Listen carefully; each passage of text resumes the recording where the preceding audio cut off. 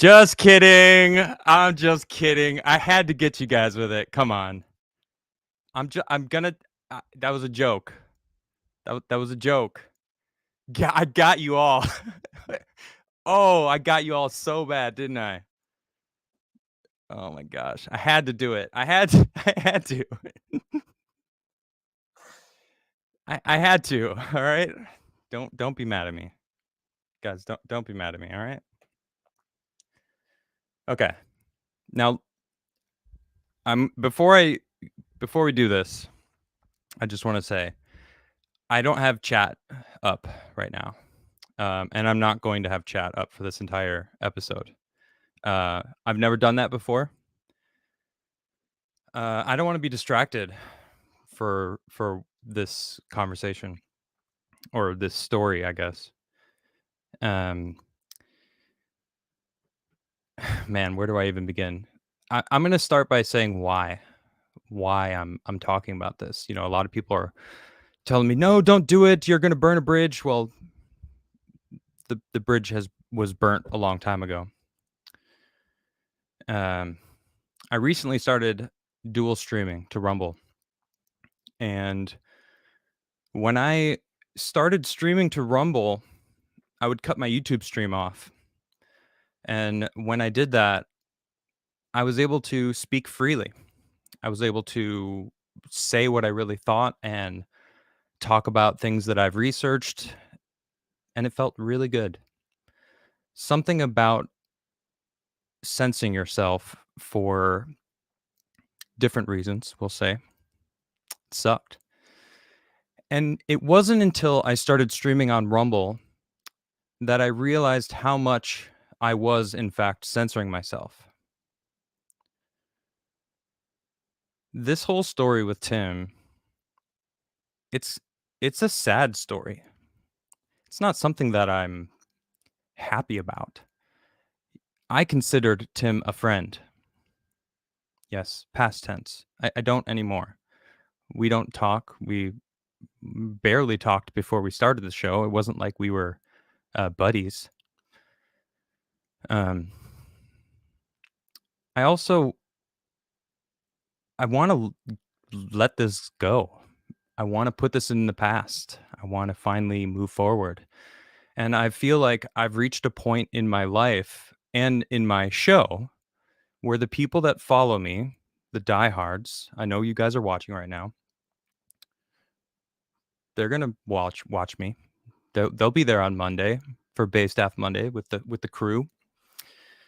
You know, I feel like I'm starting to grow again, which feels really good. You know, and the people that are following me for me, which is nice. You know, I owe a lot to Tim. And don't think that I don't know that. Don't think that I take what I've gained from Tim for granted, and I'm very grateful for that. Yesterday was Thanksgiving. Happy Thanksgiving. I'm very grateful for all of you. And I'm grateful for Tim, you know, for the things that he helped me build, you know, and I will never forget that. I'm not doing this video out of spite, which people love to think that I'm coming from a place of anger also, which is not me. You know, those people clearly don't know who I am. I have more of a persona on Twitter than anywhere else. When I'm live, when I'm sitting here talking to you, you know, you know, the people who watch my show, you guys know that I'm just sitting here talking about my view on things. Twitter, I'm a little more spicy and I enjoy it. I really like being spicy on Twitter. I have a lot of fun with it. It's been a lot more fun lately since Elon Musk took over. And I unmuted Tim. I had him muted, so I hadn't seen him for a year. And one thing that I've come to realize is I've finally dissected everything that happened. You know, all the things that I went through, my relationship with Tim, and my relationship with myself. There's some things that I'm going to talk about tonight that are hard for me to even talk about. It has nothing to do with Tim. but it is directly involved in this story.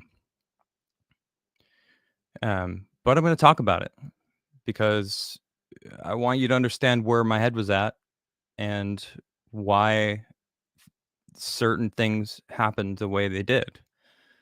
And for that, I have to open up about some stuff, and it's a tough conversation that I had a hard time with myself.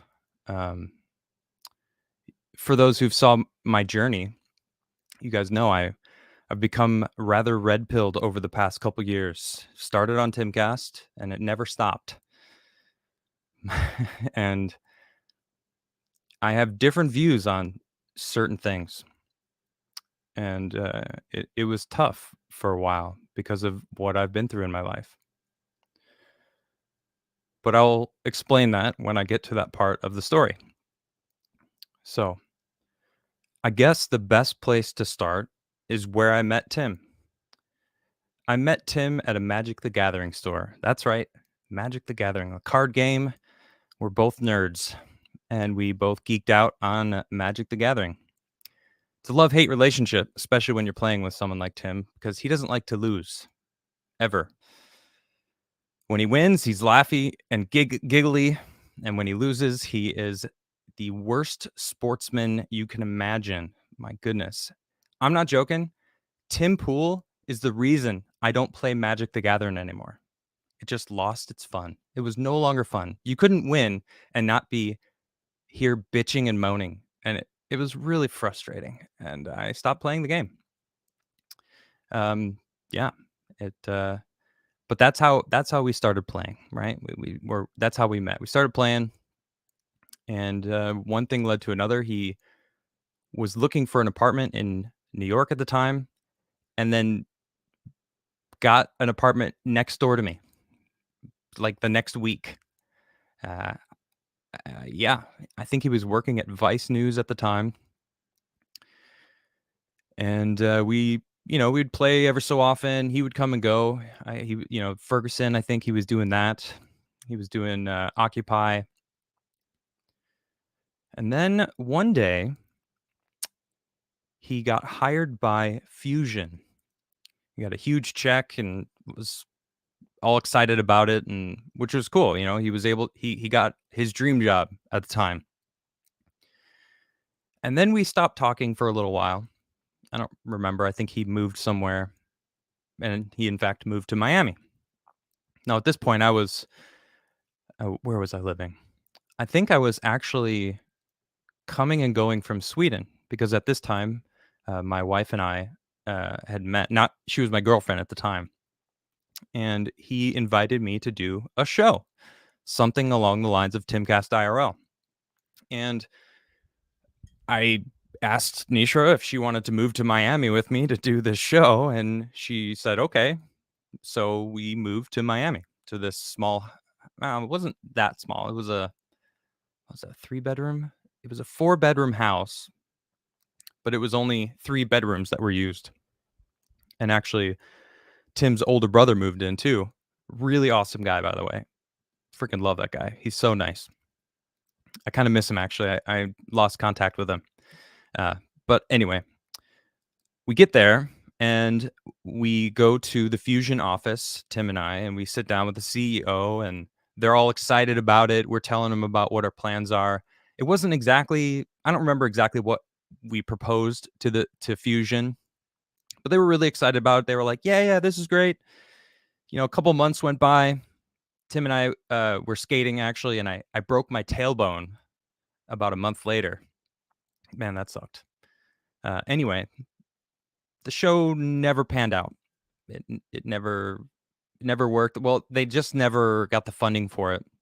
But around the same time, Tim was kind of, you actually might have remembered his speech, his rant on YouTube, where this was when I was still on TimCast IRL, talking about golden handcuffs. Do you remember that?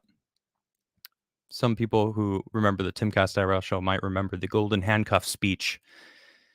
It was a great rant, and I kind of coaxed it out of him because I piss him off. Let's be honest. I aggravate the piss out of him. and he's told me as such. Actually, I recently reread some of our correspondence via Facebook around that time.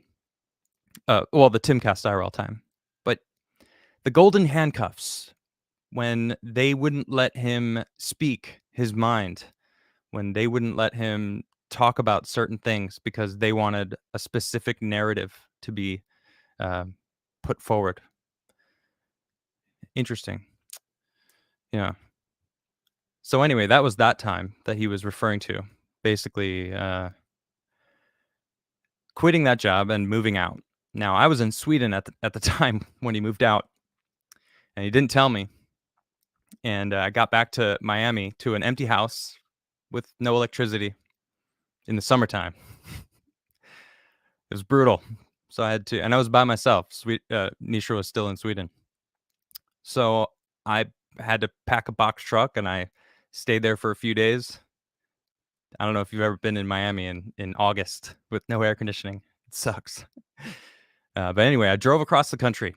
So I had moved my wife and our life. We moved our shit all the way to Miami, and then we left because it didn't come to fruition. Now, that's not really Tim's fault. I don't blame him for that. That was Fusion and the TV studios, whatever. They never had it come to fruition. So a few years go by. I hadn't spoken to Tim pretty much this whole time. I think he was in Connecticut doing something with mines, maybe. I know Bill Ottman's up there. This is when I think when he met Ian. Anyway, he was up. Maybe it is in Connecticut. I don't know. We really didn't speak much. But I was living in New York with Nisha at the time, and I had just moved from New York. New York was kind of dead to me. I don't know. I have a love-hate relationship with New York. I feel like New York died when CBGB's ended. I don't even remember that was 2010, 2008, somewhere in that time span. I don't really recall, but I don't know. There was a decline in the vibe of New York. But yeah, we moved to Arizona, and we were building our life there. Nisha just got a job and started getting some friends, and I was finding some solace and actually a purpose in designing video games. Nothing ever came of that, but I still kind of want to do that maybe one day. But I was talking to Nisha one day, and I said, you know what? I'm going to take every opportunity that comes my way. I'm not going to turn it down. I really want to. I feel like I've missed opportunities in my life. I've made decisions that, are against my instincts, and I always regretted that. So if it happens again, I'm going to follow it. And I'm not joking when I say this. The next day, Tim called me and he asked me if I wanted to do a show again. And of course, I was like, I really, like, we did this. I moved to Miami and you kind of left me high and dry. And Tim was like, no, I'm funding it this time. I'm going to do it. I want to set it up. I've been doing well on YouTube. I've mastered the algorithms. No, he didn't say that, but well, he didn't say it at that time. But and let's be honest, he has mastered the algorithms. He's definitely good at that. So I said, all right. I talked to Nisha about it, and she wasn't really keen on the idea. She just got a job. She actually got two jobs. She was going to be a dive master for a dive shop. She loves scuba diving. Like, it's in her blood. Her and water are one and the same. So it was kind of hard for me to even accept that, because I would have to uproot her yet again, and we had just moved 6 months prior. But ultimately, we agreed that it would be good. Tim and I have a good dynamic together, as we proved with TimCast IRL. So we decided to move there. So It was like January. I don't remember exactly the dates, so I'm gonna kind of like roundabout when uh, I made my first trip to New Jersey. I think it was like January, middle of January of 2020. So I flew out and it was freaking brick cold. I remember that. And we were discussing what was going on, what we were going to do. And it seemed like it was going to be awesome. And I was pretty excited about it. And it was just a short trip. And while I was there, Tim's brother stole my jacket, my only winter jacket. Like I was freezing. And he took my jacket and freaking bolted. Now, I don't want to get into why he left, but it wasn't on good terms. That's not really my place to get into. I'm just really pissed off that he stole my jacket. And Tim even confirmed it with his mother later on. So like we found out he did take my jacket, but I still don't have that jacket back. I would love to have that jacket back. It was actually custom made for me. I got it in Alaska. So it's still kind of like, damn you, Chris, fucking thief. Yeah, so I went back and now he moved out. So I wasn't gonna see him anymore, which was fine by me, like whatever. Um, and I think it was like a couple weeks later that I came back with more stuff and moved into Chris's old room. So that became my room, and it was pretty sweet actually. Tim gave me, because Nisha was going to be joining, he gave me the master uh, bedroom, which had the private bathroom, and for reasons you'll come to know, that was a saving grace. Like having my own bathroom in that household. Uh, Now this is I'm gonna remind you a few times throughout this segment of the story that this was right before COVID hit. Okay, right before the lockdowns when everything closed and we couldn't go anywhere. Because that really changed the atmosphere of that house. So I started building the set, and I built the entire set for TimCast IRL. I got fake walls, and I put the backing and the foam and put it all together. Tim got the like technical stuff because he's such a geek with like technology. He really loves his gadgets. I mean, who doesn't, right? What guy doesn't love their gadgets? And when you're successful like that, good. And it was awesome, and it really started so fantastically. Like I've really loved TimCast IRL. I really did. I had such a blast on that show. And at the beginning, Lydia didn't have a camera. I don't even think she had a mic.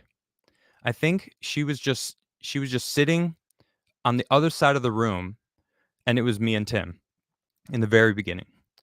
And I thought that was kind of weird because Tim would like yell to like, okay, okay, can you do this? Like he'd be talking to her, and everyone's like, who's he talking to? Like, what's going on? And I actually advocated for her to get a mic and a camera. I was like, it's kind of weird. Like, she should have a camera. She should have a mic. Like, she should be like a part of this. And that happened. And you know, there was a time where things just felt awesome. Things were smooth. And that was March, February. It was like the first month and a half, maybe the first 2 months.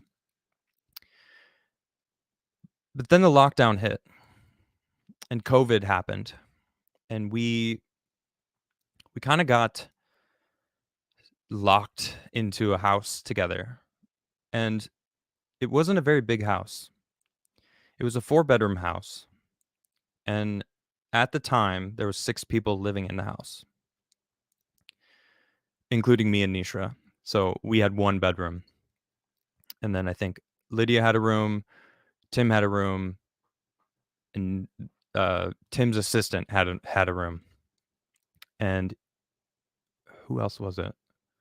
I don't remember when Ian moved in. Do you remember? Ian moved in right away as well. Right. I forgot about that. Right. So yeah, Tim hadn't originally planned on this house being like the main place. He was looking at property around the corner, like in the neighborhood, so that we can like kind of spread out. And I didn't have to pay rent. It was an awesome situation, right? I mean, like I said, there was a time where it was awesome, like it worked. Um, but it feels like it very quickly devolved. And I blame the lockdowns mostly, because had we all been able to get away from each other and maybe get our own place, get our own space, n- you know, you couldn't go see other places. You couldn't even see a house. No one was showing anything. There was no uh you just couldn't do anything. Restaurants were closed, bowling alleys. I mean, we all lived it, right? I don't really need to, explain that to you. I feel like everyone remembers March of 2020, and April of 2020. There was something that really started irking me, and that was the way that honestly both Tim and Lydia had this mentality of being high and mighty and know best, and they're the smartest people that have all the answers. And I don't like that attitude. I never want to be the smartest guy in the room. I never want to claim I have the answers, because no one has all the answers, right? I'll have advice, I'll have opinions. There was yeah, I don't know. There was something about that really bugged me. And there was this vibe of both of them teaming up on me. And this wasn't just on the show. This was persistent at all times. And uh, let's just be honest, Lydia is a yes man to Tim. That's all she did. She had no opinions of her own. And this was not just live. And it was so irksome.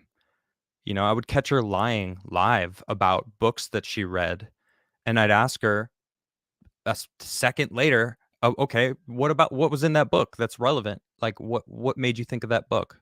"Oh, I actually didn't read the book." I was like, "You just said you read the book." Um, I wrote a lot of stuff down that happened through this time period. Um, oh man. So Tim and I skated a lot in this time period, right? Tim built a mini ramp in his backyard. It was awesome. It was freaking that was that was probably the best thing about being locked up in that place, is that we could go out and skate. And Tim and I did often. We would go out and skate. I learned a lot of new tricks. Tim taught me. Tim's insane skater. He can do some crazy tricks.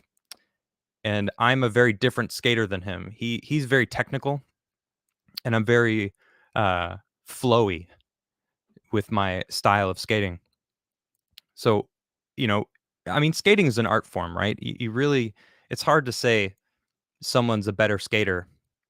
Although Tim actually, Tim was telling me how, what's his name? Aurelian Gerard? I think that's what his name is. I think he's Spanish or something, or French. European though, and amazing skater, very technical, very Tim style of skating, very clean and precise. And Tim was sitting, he's like, man, he's the best skater in the world. And I was like, I don't agree. Not to be a contrarian, because I didn't agree. As I said, skating's an art form. And I bet you can guess what he said to me. We weren't live. We weren't streaming at the time. That's right, you guessed it. He told me I was wrong. And Lydia chimed in, yeah, he is the best skater in the world.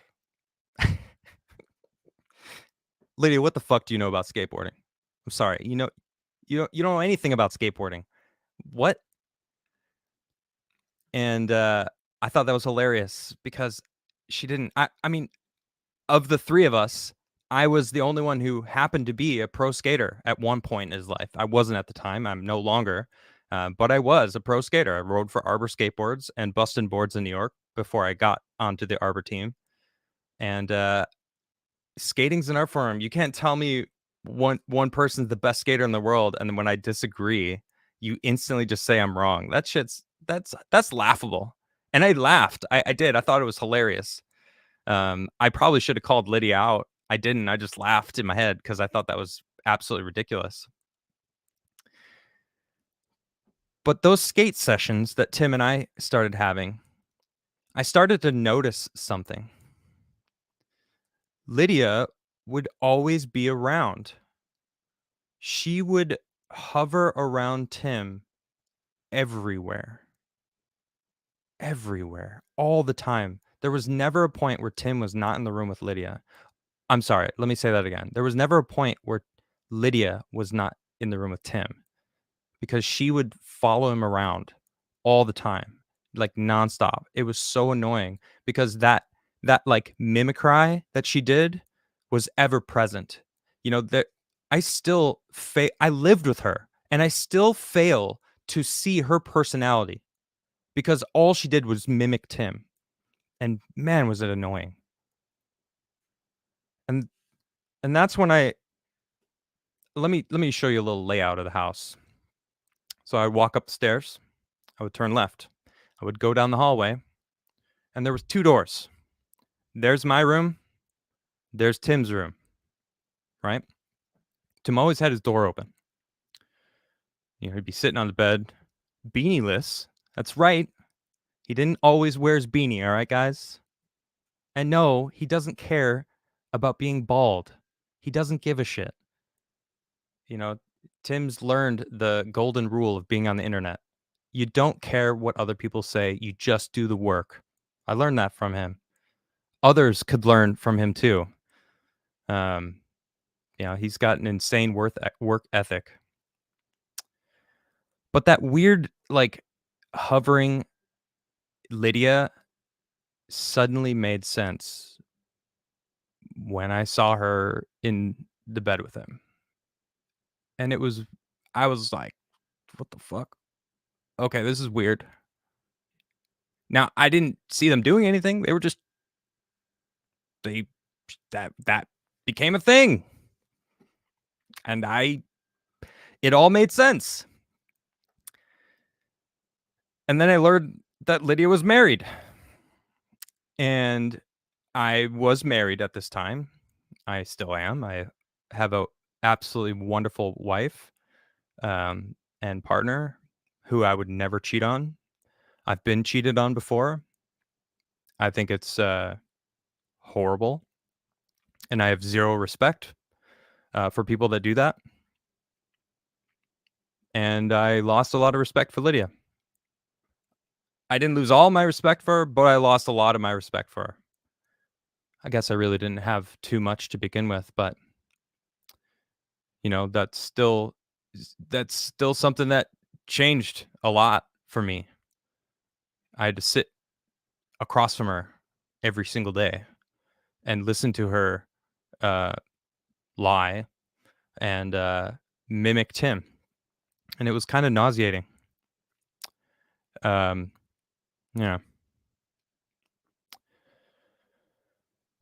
So that what is that, like April, May? It's starting to get a little nicer outside. And Tim told me about his girlfriend, Allison, who's very lovely, by the way.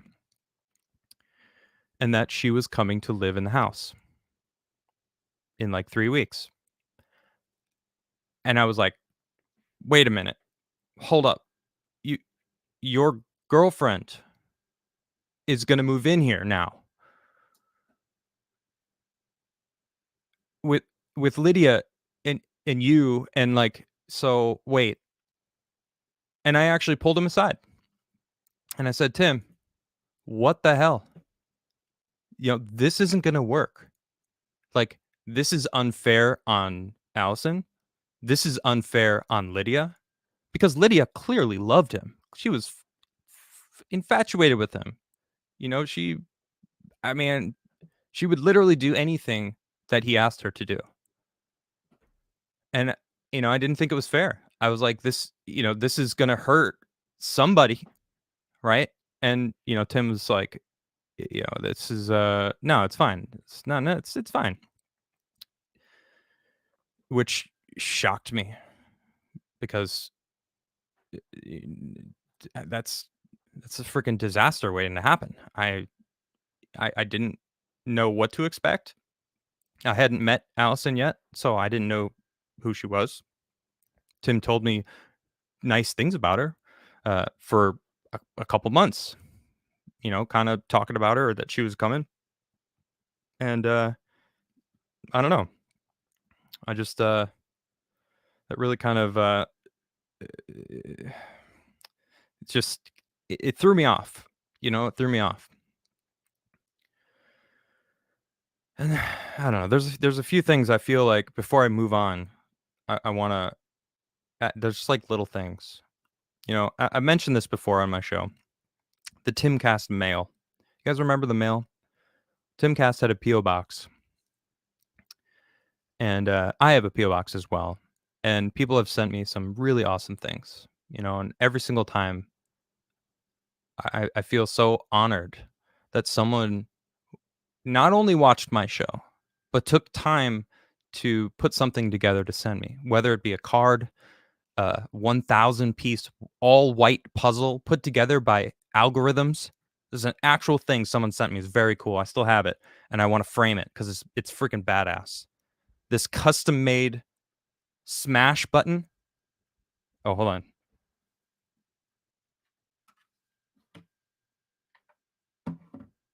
There you go. Now you can. Oh, it's way too bright. There we go. Boom. The Hulk hands. You guys remember the Hulk hands? Classic. This Adamcast skateboard. Someone made that for me because I took over the TimCast IRL show when Ian and Lydia took a van and drove it all the way to Texas in April. You guys remember that? Yeah. A lot of people were questioning things online. I'm not saying that they did. I don't know. All right. I don't know, guys, for certain. But someone sent me that because I did Adamcast. The original Adamcast was actually on the TimCast channel. And I just renamed it. I wrote Adamcast and I did the show. I didn't do the full 2 weeks. I think I did 7 episodes over the 2 weeks, just here and there. It was a lot of fun. Nisha joined me for one of the episodes. It was awesome. And someone sent me that board, and it arrived like a week later in the P.O. box. And it was marked for TimCast. So Tim saw it and was like, "Oh, I guess this is for you."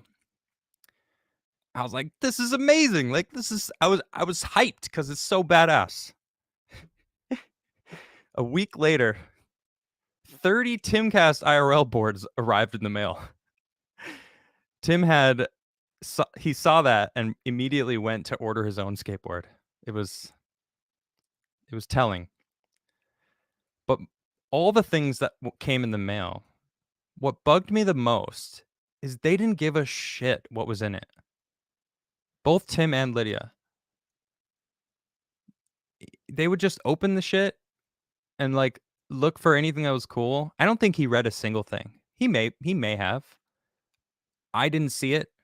From what I did see, and heard, all he did was see if there was any money in it. And it was so like gross to me because I really love my chat. I loved the TimCast chat. I loved the TimCast chat. It was so much fun because Tim would do the reading. Tim was the host, and I give him that. It took me a while to learn how it was to be a host, to read things out loud. I sucked at it when I first started 2 years ago. Jeez, it's been 2 years. I really did. It took me a long time to really get a flow, a vernacular of how to say things and how to read things in a way that wasn't jarring on the ears. That was it was an experience, something I needed to learn. I wasn't very good at it. But that bugged the shit out of me, man, because the fans are everything. The fans, the people that watch, your viewers, that's the reason why you're there. That's the reason why it's successful. That really irked me. I don't know. I feel like I'm missing some stuff. Yeah. I guess this is about the time that August hit. Now, for those who don't know, August 12th was my last day on TimCast IRL. And Tim had a conversation with me about a week before I was let go. And this conversation was about money. And this money conversation went something like this. Hey, Adam, we're doing so well that the cut that you're making, my accountant is telling me it's too much for us to pay you that amount. Like we were crushing it, and I was getting a percentage of the show. I won't get into the details about that, because Tim it was a fair share. I wasn't complaining. Tim got a larger cut than me, rightly so. It was his show. He led, and I was the co-host. But that conversation stuck with me. I was like, well, whatever we need to do to figure it out. And at this time, that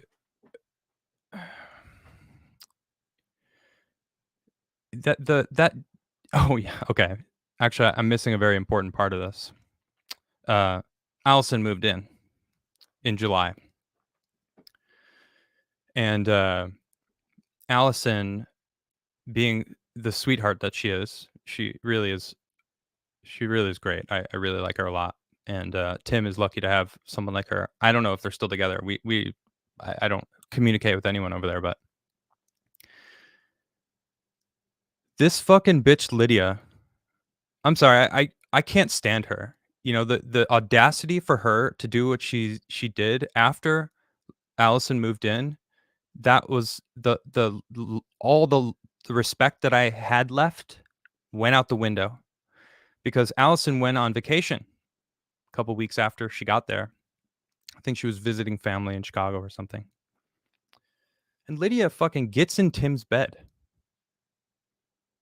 and like waits for him.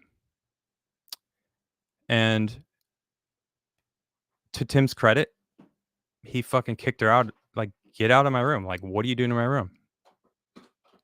Respect. And I heard she said, it's better to ask for forgiveness than permission. And it's just like, what the fuck? Like, have you no respect at all? Obviously, she doesn't. And that was like the worst of it, right? Because that hovering that she did with Tim, once Allison got in the house, it didn't stop. Like, you'd think that you would respect Tim and his girlfriend to like maybe watch a movie together or maybe do something together, just them, and let them do it. But no, she was always there. And let me remind you, this was during COVID still. Everything was still locked down. We couldn't go do anything. So the only place that we had to be was in that house. Tim and I would go skating, and Allison, she could skate a little bit, so she would pad up and stuff, and like Tim was teaching her some stuff. It was rather cute, actually. They they're a cute couple. I'll be honest. They're a cute couple together. And then Lydia Lydia comes out and gets on a skateboard. Like, can you show me some stuff, Tim? It's like, oh my gosh. No, Lydia, come on. Seriously? Like the first time I had seen Tim and Allison without her there was like that day. And she comes out with a skateboard. It was just the definition of cringe. My goodness. So that added to my like with Lydia, right? So my red pilling was in full effect at this point. I'm doing my research. I'm reading about cultural issues, political issues. I didn't want to sit on a desk with Tim and be told I'm wrong without being able to back up what I was saying, my opinions. So I started doing that very well. And in doing that, I became a formidable co-host to Tim, as many of you may remember. I know a lot of people don't even know that I was on that show, and that's fine. I'm that's not what defines me. A lot of people do remember that because it was a really great show, really good dynamic between the two of us. But in doing that, I started changing some of my views on things. And one of those things is abortion.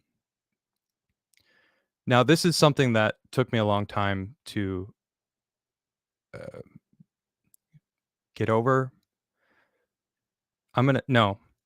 To forgive myself for, because I had gone through an abortion and it was very difficult for me. I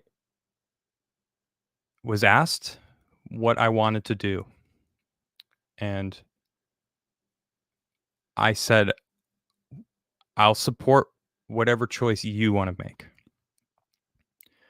And she chose to have an abortion. And there's not a part of me that doesn't think back, and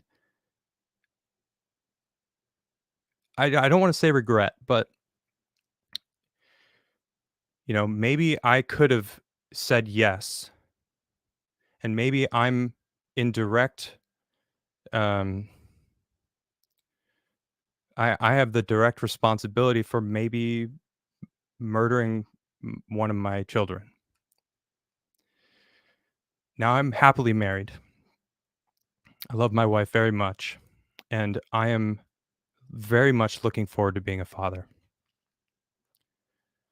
And going through this red pilling process, basically like really understanding life is a lot more challenging and intricate than being a child, more than you would ever understand as a ignorant youth. Well, I mean, it's still, and it will always affect me. It'll always be something that I'll remember. I have to live with that for the rest of my life. And I've forgiven myself. I've forgiven myself for that. And being able to forgive myself is the only way I would have ever been able to tell this story, because this is kind of an important part of the story. Because Lydia, being the high and mighty righteous slut that she is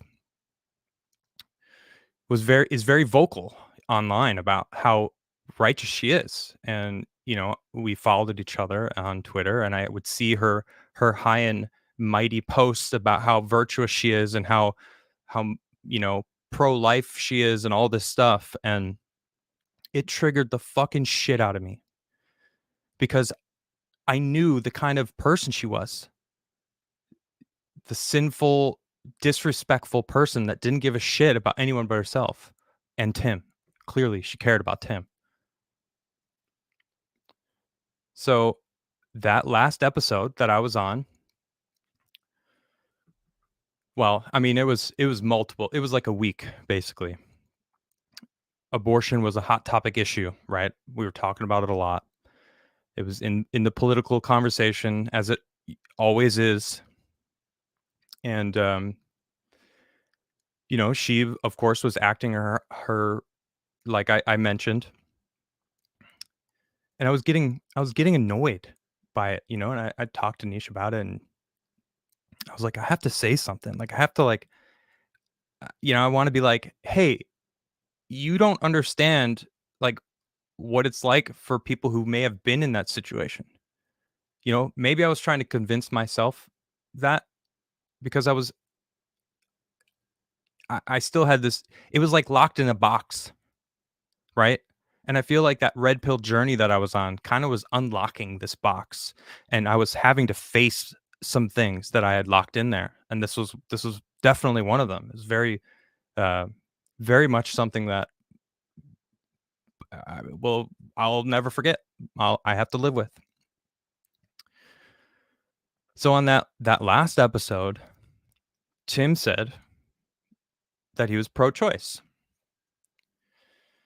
and the way that I sat, I was here, and Tim was here, and Lydia was there. So Lydia was facing me 100% of the time. So I would always see her face, and I would always see her like nodding yes to every single thing that Tim ever said. And this is the first time I ever remembered her disapproving of what he said. And she looked right at me with this like disapproving scowl when he said I'm pro-life, or that he's pro-life, right? And she shook her head at me with like the most disapproving glare. And I'm like, fuck you.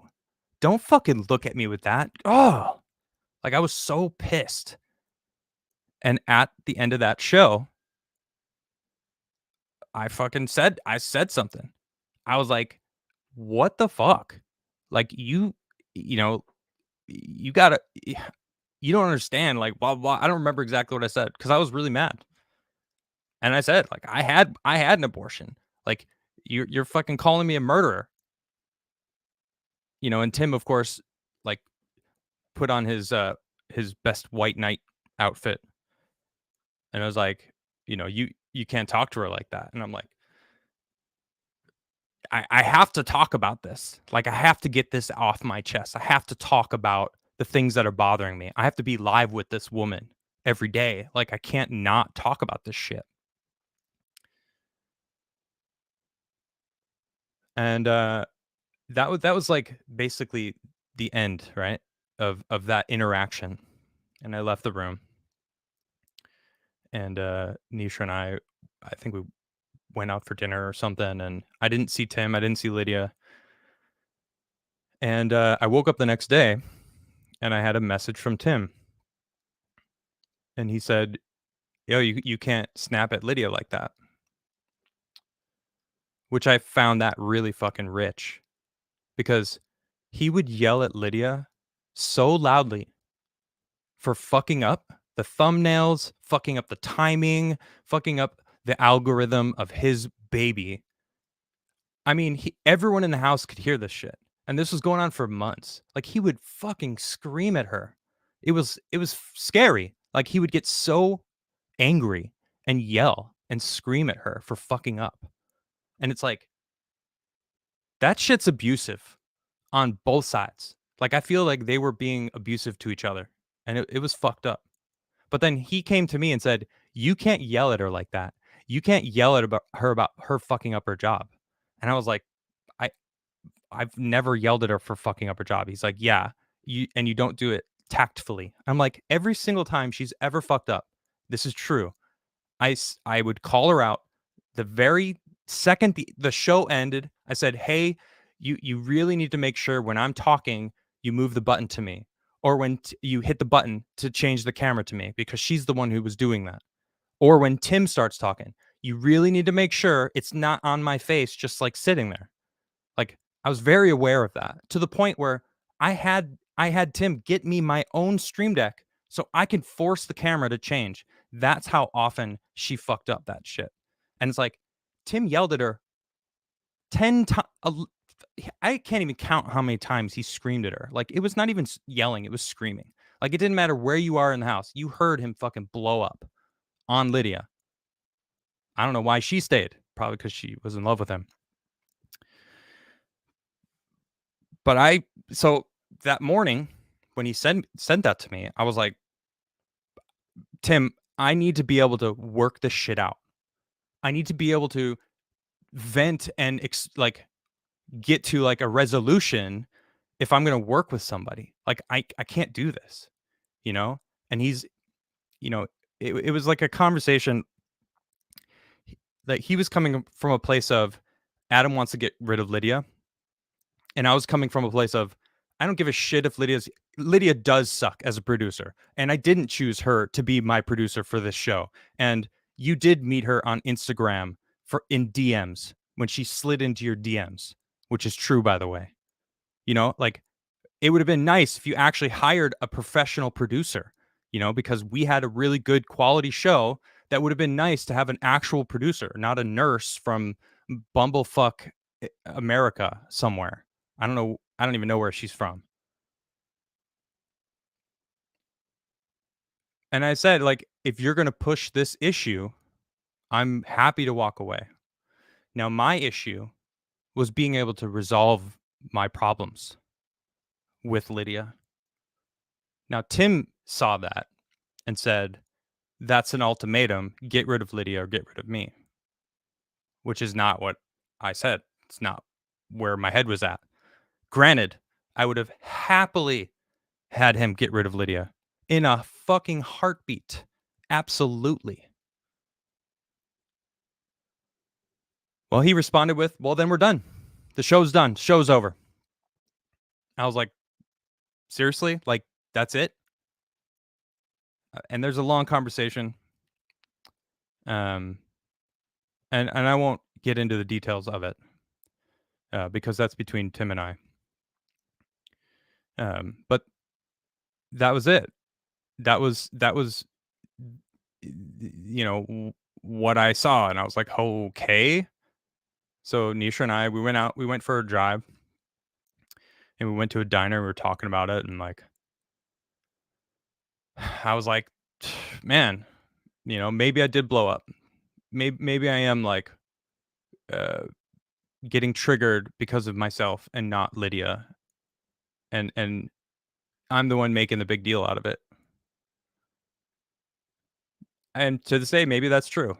You know, maybe I was dealing with inner issues, but I had nowhere to go. We were all stuck in this house for fucking months, you know, and all I was seeing, there was a freaking, his assistant would spy on everyone. Like there was a literal spy in the house. You'd be like talking privately with someone and she would walk around the corner and sit down and be like, oh yeah, that thing you said like 2 minutes ago, like I have something to say about that. I know about that. And it was like, what the fuck? So there was this constant feeling of like being spied on in this house. Every single person in the household, other than me, because I didn't give a shit, walked around Tim on eggshells because they were so deathly afraid of being fired. You know, yes, man, Tim. Yes, Tim. Yeah, yeah, yeah. Of course, Tim. Everybody acted like he was like this fucking, I don't know, cult leader or some shit. I'm not calling him a cult leader, but that's the vibe I got, right? It was weird. So I heard that while I was at the diner, Tim called Joe Rogan and said, Joe, what should I do? What do I do, Joe Rogan? You are my idol, the person I want to be. And I don't know what he said exactly in that instance, but he asked him about me and what he should do. And he told Joe that I gave him an ultimatum, fire Lydia or I'm walking, which is not the case. And Joe said, "Wow, you got to fire him. You can't have someone that's going to jeopardize your business," which I found very rich. Now, I didn't find out about this until later. Uh, I think he told me, he should have told me, because I think he wanted me to know, like, "Oh, it was Joe Rogan. Joe Rogan told me to do it, so I did it." Now, you could have changed. You could have, well, whatever. I'll let you take with that what you will. So that night, um, I don't know if you remember the community post on TimCast, but there was a fairly lengthy post. I don't have a screenshot of it. I didn't really feel like trying to find it, although I know the date. But basically what it said was Adam will no longer be on the TimCast IRL show.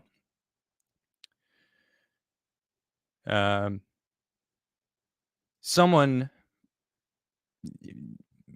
I don't remember how they worded it, but it was basically saying like he didn't he needed to air out his dirty laundry, or like he'd never aired out his dirty laundry, something along those lines, some snarky ass shit, which I know Lydia probably fucking put.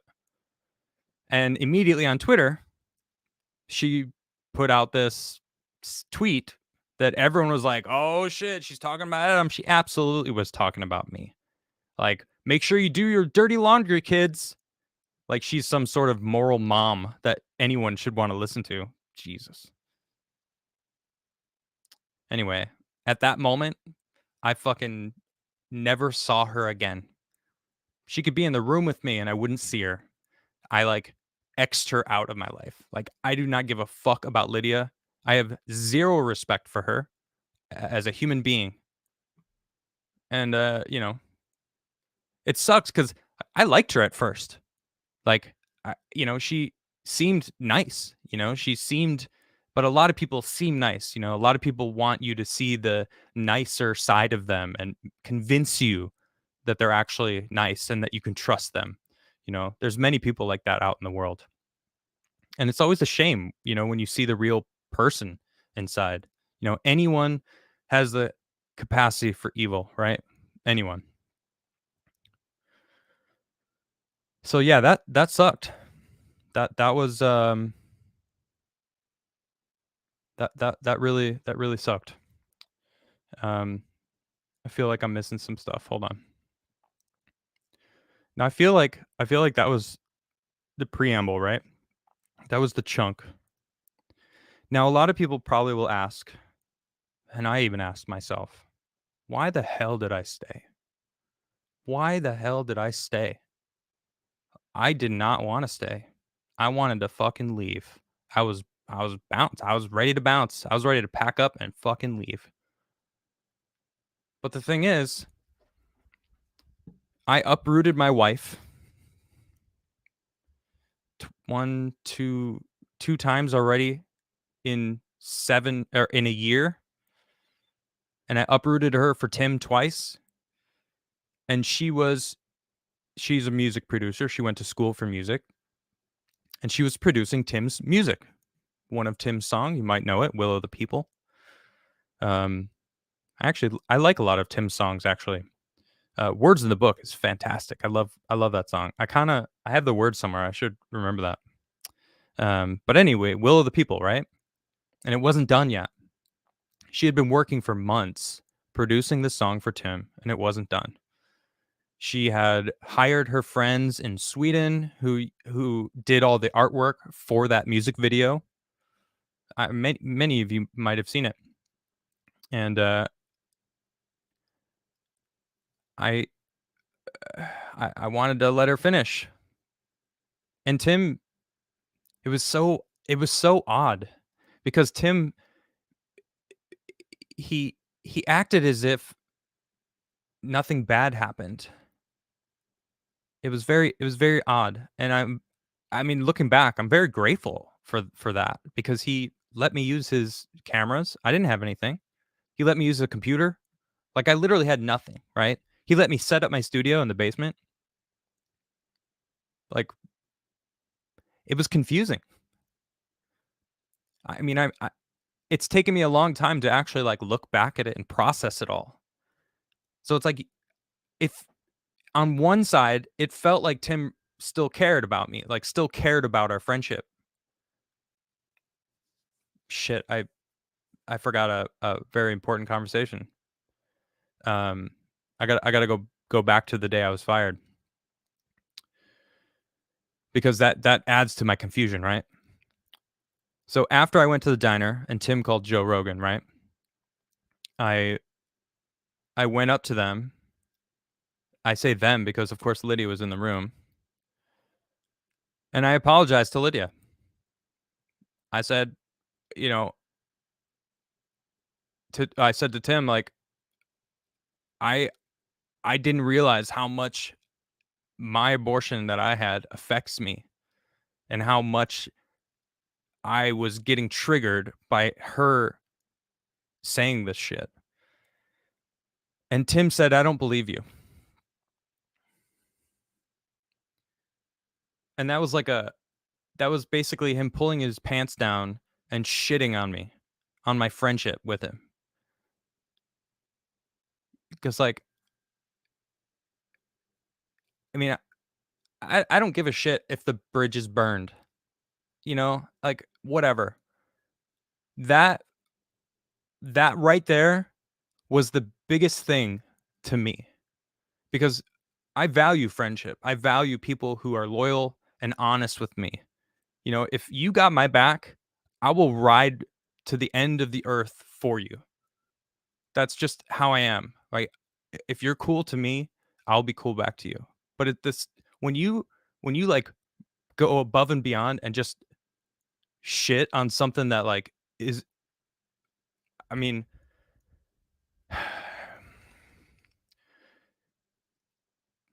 I'll never get over that. That was really a shitty feeling. He said, "I think you're just using this to get rid of Lydia." And mind you, like I said, like I would have happily had him fire her for me to stay. That would have been great. But I also would have been fine with her staying and me continuing to do the show. I was like, and then I weighed my friendship. I said, you know, man, like we've been friends for 7 years, and like I really feel. And he cut me off. He's like, we haven't been friends that long. And it was like, damn. Okay, so you don't believe me? We haven't been friends that long. Like, eh, what the hell is your friendship anyway? And I was just like, at that point in that conversation, I didn't care anymore. I was like, I fine, actually. If that's if you're acknowledging that to me, like you're basically telling me that you don't give a shit about my feelings or our friendship at all, then like, all right. And I looked at him and the last thing I said to him was, "You know, the show is bigger than this, right? It's bigger than you and me. We're we're showing the world that friends can disagree and argue and still laugh and still have a little whiskey and jam on a Friday night." And you know, he's proving that wrong. Like the world is so divided, especially in 2020. I mean, even now, I don't feel like that divide has changed at all. I don't think it's necessarily gotten worse. I feel like it's just there. It exists. And the Timcast show really showed that, you know, we could be friends and shit on each other. And we did. I mean, I shit on Tim all the time. It was a lot of fun. Tim's fun to make fun of. And I'm not saying that out of spite. I was friends with him and I made fun of him. It was fun. Like he's very easy to make fun of, but he takes it in stride. He doesn't care. You know, so all those Twitter people that get mad when I poke fun at him, it's like, why are you guys thinking that I'm doing it out of spite? I literally did it every single day for years. And then it was publicized and people laughed at it. Thought it was funny because they thought we were friends. But now that they don't know the story of what happened, suddenly I'm like spiteful and petty and all this shit. It's like, no. I poke fun at people that deserve it, especially the people that I'm closer to. Now, my relationship with Tim is fucking weird now because like we don't talk. Yeah. But I'm not angry at Tim. I'm saddened by this whole thing. I didn't want to end the show. I didn't want that. I didn't want it to be awkward because it was. So when he came to me like 2 days later, right? We hadn't spoken. He took the day off, I guess, and then I think Friday he did the show with just Lydia, and everyone shout out to every single person who said no Adam, no peace. You guys are the best. Fucking shout out to all of you. Thank you very much for that. That meant a lot. Because people were telling me, they would hit me up like, "Where are you? No Adam, no peace." I saw it online for months. I still see it, which is so cool. Like people still remember that and still compliment me on how much they loved the show that was TimCast IRL with me because it's a different show. And I find it interesting too because in that I read this conversation with Tim, and he tells me that the show wasn't what he wanted it to be. He wanted it to be guests. Now it's him and I. And it's like he wants to be Joe. Oh, you want to be Joe Rogan. You want to be like this interviewer guy with guests. Well, hey Tim. Joe Rogan listens to his guests and he also lets them speak. It's pretty important. Just a little bit of advice. If you're going to listen to Joe Rogan for advice, which you obviously do, maybe you should take that advice.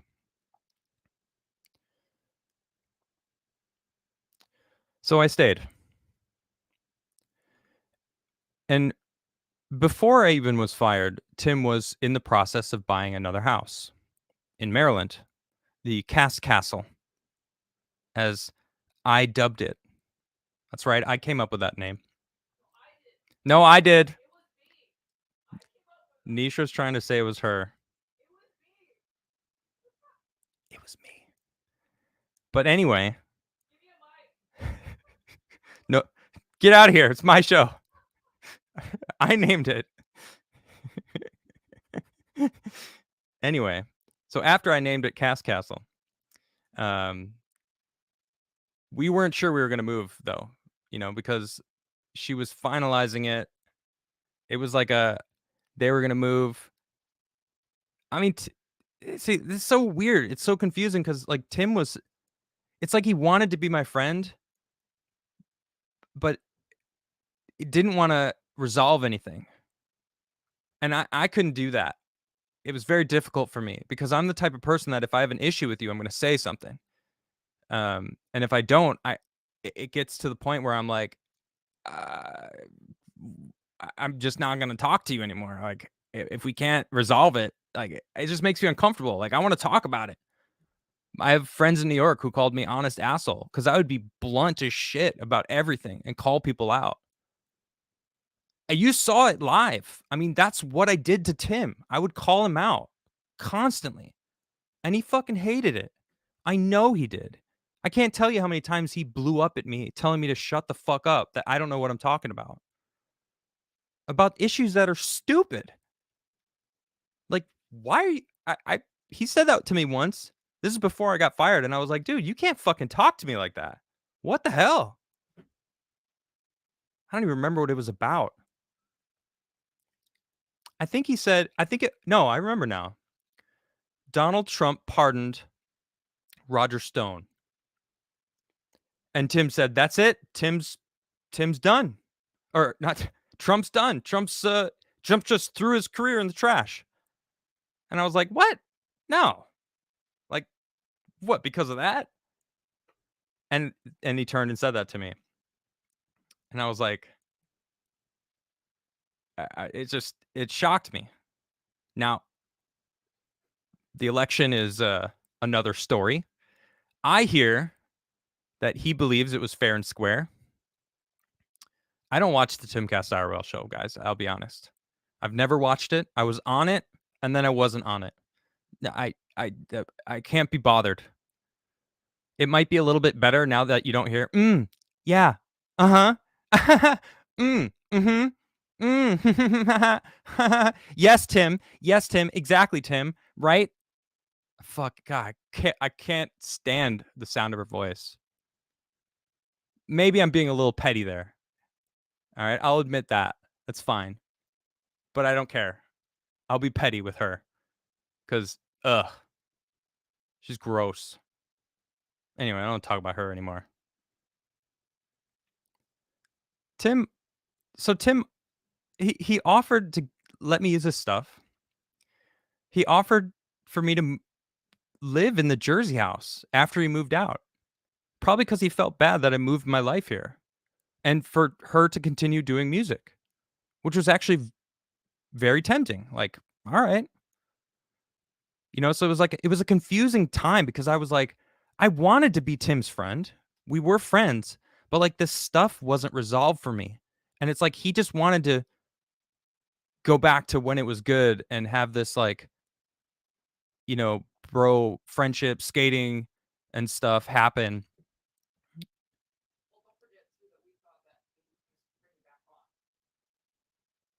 What, before we moved to Maryland?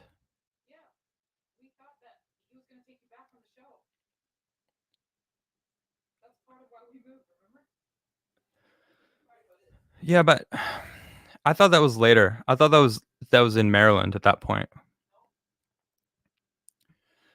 I don't even remember that. So, well, I guess she's got the better memory than me. Um, that's the only time you're ever gonna hear me say that. Damn it! Shit, she's got it recorded. She's gonna play that segment to me whenever we have an argument. Like, who came up with the word "cast castle," which is me, by the way. She's gonna be like, "Who has the better memory?" Damn, I gave her that. Well, I mean, but I honestly, I always had hoped that I'd be back on the show. I mean, I didn't believe that I was truly kicked off the show because it was so successful. Like it worked so well. It's like we were locked in with COVID. It's like Tim blew his fucking top towards Lydia in more ways than one. I meant more times than that, more than one time. Sorry. Bad joke. On the nose, but bad joke. So it's like, what? Because I got upset one time? No, man. You were sick of paying me as much as you did because the show was doing better and better and better. He told me I have an ego issue with the day he fired me. He said I have an ego problem. Me? I had the ego problem, Tim? Seriously, dude? Fuck out of here. So I guess a part of me always wanted to be back on the show. I wanted that energy back because it worked. And I was willing to do it. Because as I said, this is what I told Tim, that it was bigger than us. It was a show that showed two friends that could freaking poke and prod each other and still be friends. And in the end of the day, the world needs to see that. We have to understand that you can disagree and it's okay. You don't have to just suddenly become mortal enemies because this person voted for Trump and this person voted for Biden or this person didn't vote at all. It's like, okay, I'd rather there be informed voters than uninformed voters that vote blind. That's a different conversation. It really boiled down to a trip that me and Nisha took with Allison, Tim's girlfriend, or former. I'll be honest, I don't know. At the time, his girlfriend. And we went hiking and we went tubing. She needed to get out of the house. And she was like, I know you guys need to get out of the house too. Come with me. Because we were friends. She was really cool. And we did. And we went down, we went to this, they got an Airbnb in a cabin somewhere. It was freaking rad. We stayed there for a weekend. And on the way back up to Jersey, we stopped at the new Maryland house because at that time they finalized the purchase for this place, which I guess got doxxed right away, which is really sad because like and shitty. Pardon me, because I know Tim went through a lot to try to get a house like off the beaten path that no one knew about.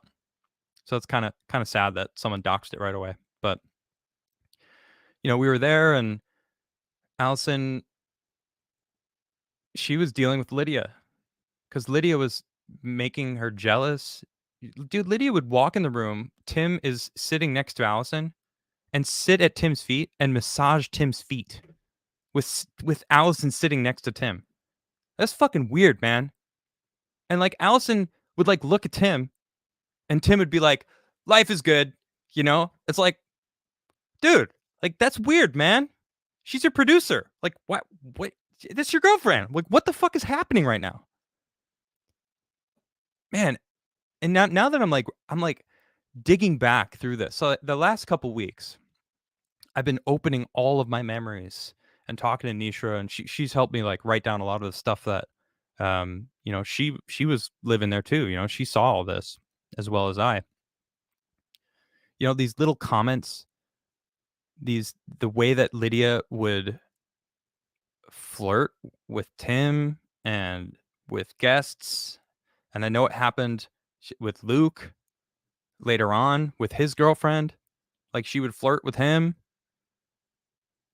I heard, I'm not going to say names, that she threw herself at someone and they denied her and that someone got fired like the next day. That's that's what I heard. But anyway, Allison was like, "I can't stand this. Like, I'm going nuts. And like, I would like it if you guys came as well." Because she liked us. We were all friends. Like, we all got along really well.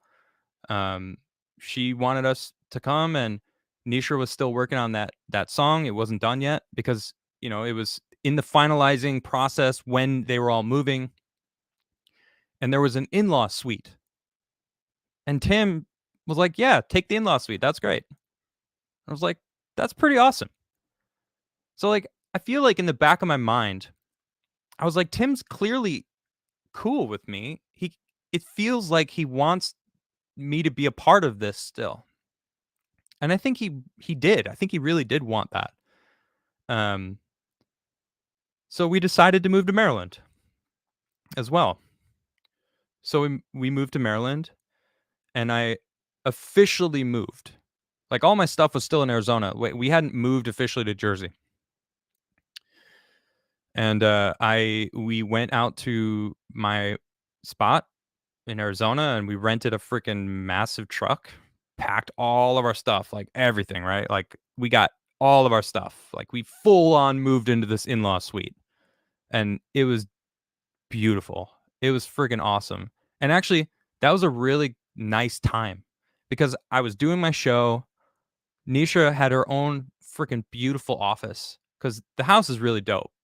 I'm sure you might have seen it. You might have followed the Cast Castle.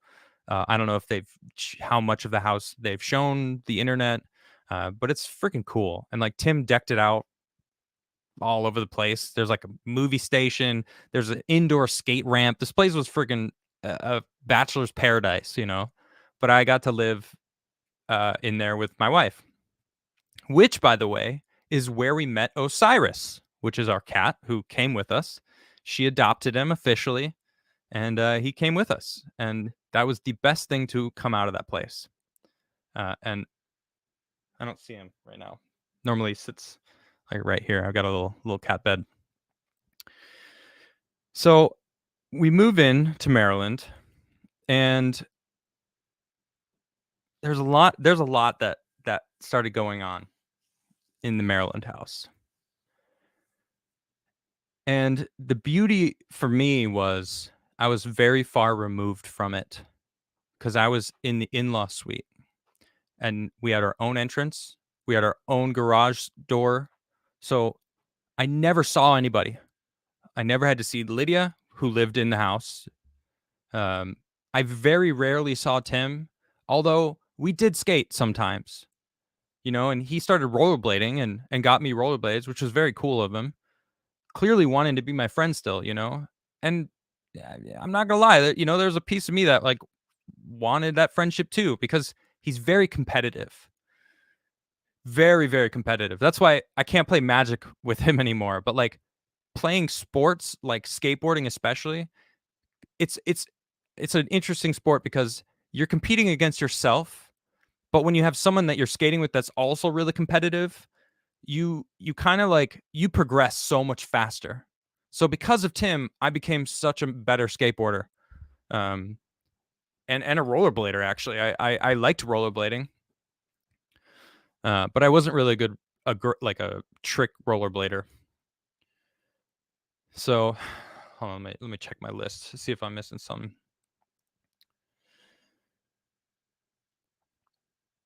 Oh yeah, I can't say any of this stuff. Actually, I gotta. There's certain things that like aren't my story to tell. Um, Crazy shit that happened though, dude. It was that like if that whole house was a Big Brother episode or season, like if they truly were honest and like talked about the shit that was going on, that would be more viral than anything Tim has ever done. I'm not joking. It's crazy. But then Tim hired a longtime friend of his, and she was awesome. She is awesome. Um, I don't I don't know if I'm gonna keep names out of it, but she was uh she was fantastic. I really got along with her. Nisha got along with her. She dated Ian for a while, um, which was cool. Like they were like a super hippie couple. But Tim hired her for HR in this house, and he made some promises to her about like where she could stay. And she came in the house, and it was basically like like rugs in a house. You got to shake them out every so often, airing your dirty laundry, if you will, which I love to do. I love airing my dirty laundry. I like getting it all out of the air because then I can move forward and be clear of part of the reason why I'm doing the show right now. Well, she wanted to clear the air. She saw a lot of pent up angst, and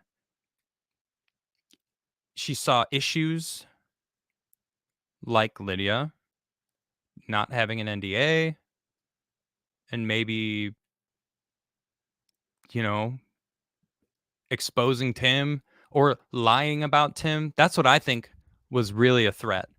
Like she could have said, that Tim forced her, into anything and like boom, Tim would have been canceled.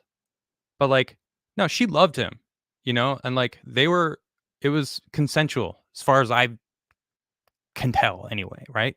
Again, I never saw them. Uh the door was closed a lot of times. That's all I know. I'm not I it's not like I saw them doing stuff.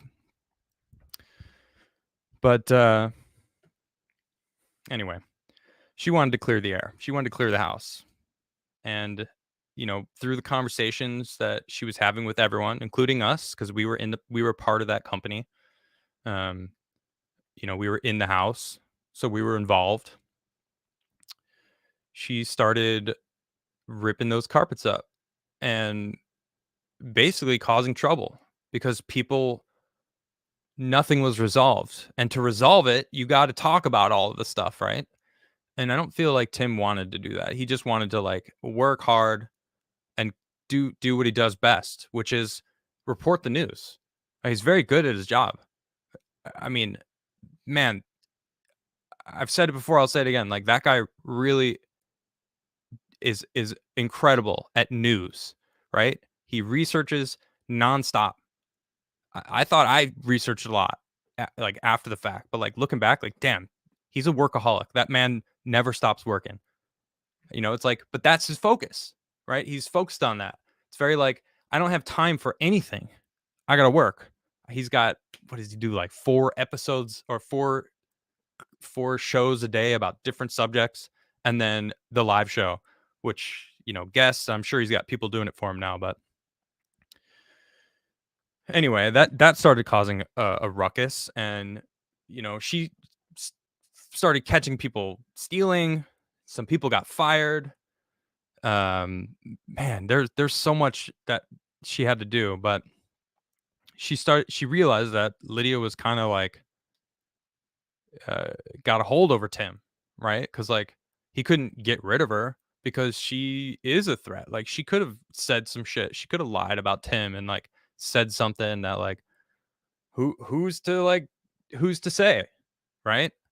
I mean, I would come in defense of Tim because I feel like she wanted to be a part of that. She chose to be a part of that. Um, but anyway, this is just where I was at the time.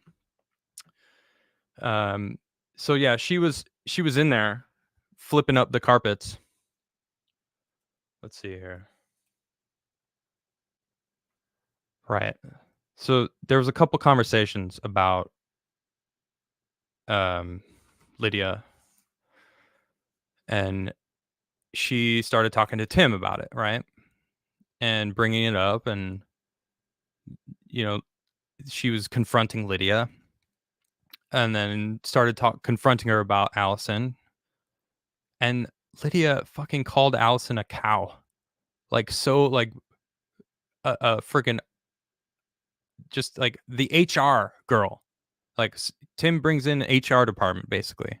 And Lydia, the producer, calls Tim's girlfriend, who became the a high-ranking person in the company. Like Tim promoted her to something to help like work with the company and whatnot.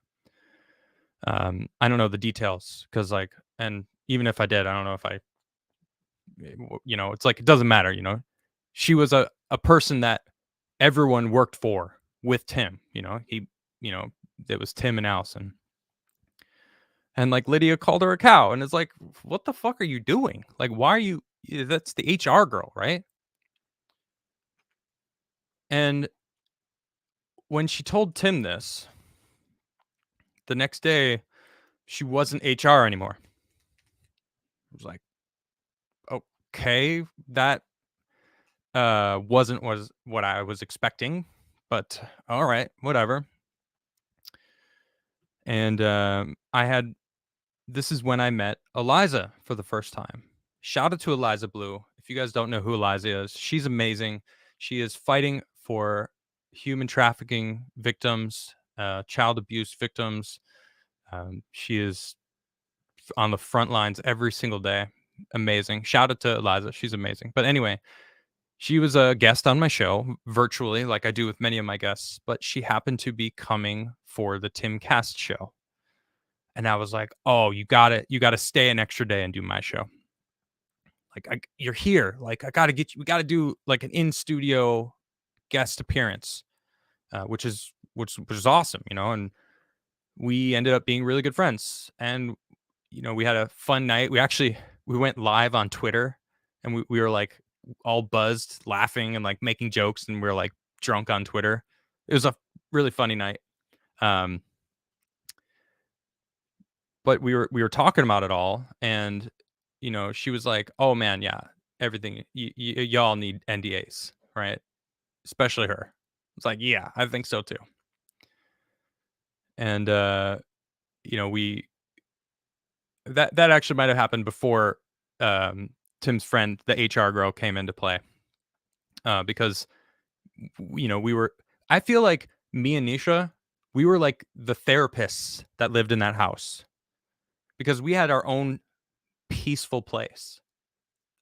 Like Nisha has an incredible aesthetic with our house and all of our homes that we've had, but obviously now our house because we own this place.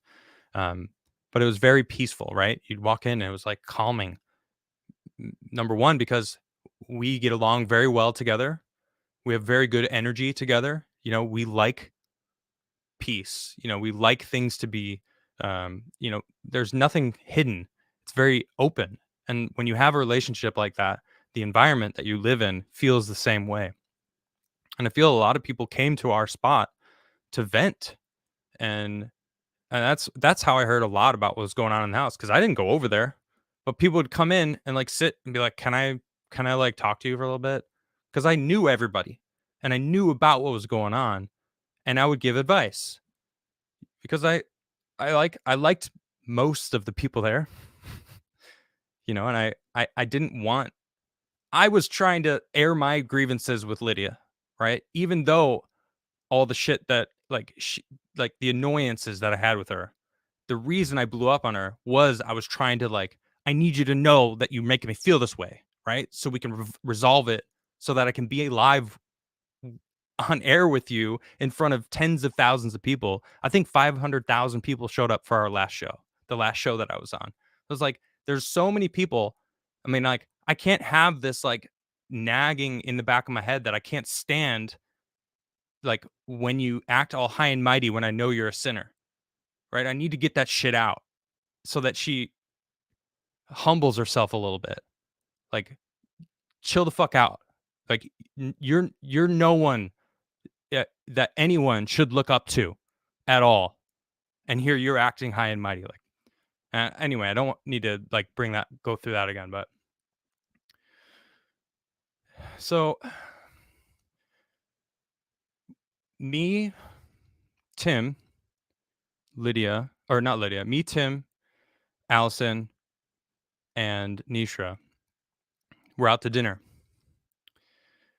Now, this is early 2021. I didn't document this stuff, right? I didn't write down in my journal when these things happened. But there was some time after this, and we were out to dinner, and me and Allison and Nisha were basically saying like you need an NDA. Like, she is a problem. Like, you could get it, like shit could hit the fan. And he agreed. And I was shocked. It's like, yeah, she is a ticking time bomb. It's like, wow. That felt really good to hear, right? Because I know I wasn't alone, because a lot of other people agreed with me, not the internet, like in that circle, that she was an issue and that she was just causing issues because she would be jealous of anyone that Tim was giving attention to or that would give attention to Tim, like a jealous ex-girlfriend, which she was. I mean, literally, she was. Like, they were like together for in this weird like relationship that was going on while her husband was like in Europe somewhere going to veterinary school or something. It's like, okay. So he admitted it. He finally admitted. It's like, wow, that feels good. And he was like, I don't know what to do. And Nisha was like, I'll work the cameras. I went to school for audio. I'll do the mics and the cameras. That's fine. And I was like, I'll walk back on that set tomorrow. It was the weekend, so like Monday. I was waiting for that. That's what I was waiting for. I'm like, this is actually happening. We got back, and I remember having this big fucking cheesy grin on my face. Do you remember how happy I was that night, Nish? Yeah, but I think you forgot what Tim said in that conversation. What did he say? I don't remember. The compliment sandwich? Yeah. Right. Oh yeah. Yeah, he wanted to give her the compliment sandwich. So he admitted that he was scared. Like that whole thing. I forgot about that. Yeah, he was. He was scared of her. She had control of him. It's like he admitted she was a time bomb. And I hear she's not with that company anymore, which is, I'm grateful for him. I don't trust her. I mean, I've told this story before. I had a friend in high school who was falsely accused of rape and went to prison for 2 years. And then she was eventually so guilty about it that she fessed up. She didn't get in trouble at all, and he lost 2 years of his life. A good man. Shout out to Antoine. What's up, dog? He's living a happy life, though, just in case you were wondering. He's a top chef. I'm proud of him. Yeah. I don't trust her at all. Zero trust. And we were, you know, I was trying to protect Tim. I wanted, and all three of us were sitting there like, we you got to be like careful about this shit. And he was like, all right, I'm going to do this. I'm going to give her a compliment sandwich. I'll promote her. She'll do the thumbnails and the cutting of the videos. She won't be in this house anymore. She won't see anybody. She'll be in an apartment in the city, like the closest city, whatever. And we'll do that. Like Nisha can do the cameras and the mics, and you'll come back on the show. Like he straight up said it. Like we'll bring it back to the way it was without Lydia. And I mean, I didn't believe it at the time, and I don't know if you noticed, I never went back on that show. Yeah, Monday came around, nothing changed at all. It's like, oh, okay. What happened? Like what I don't understand. Like how did that you said all that shit. Like you admitted that you're scared of her. Like she's a threat to your business, right? Like why aren't you like taking care of it? Like you'd think that he would protect himself like that.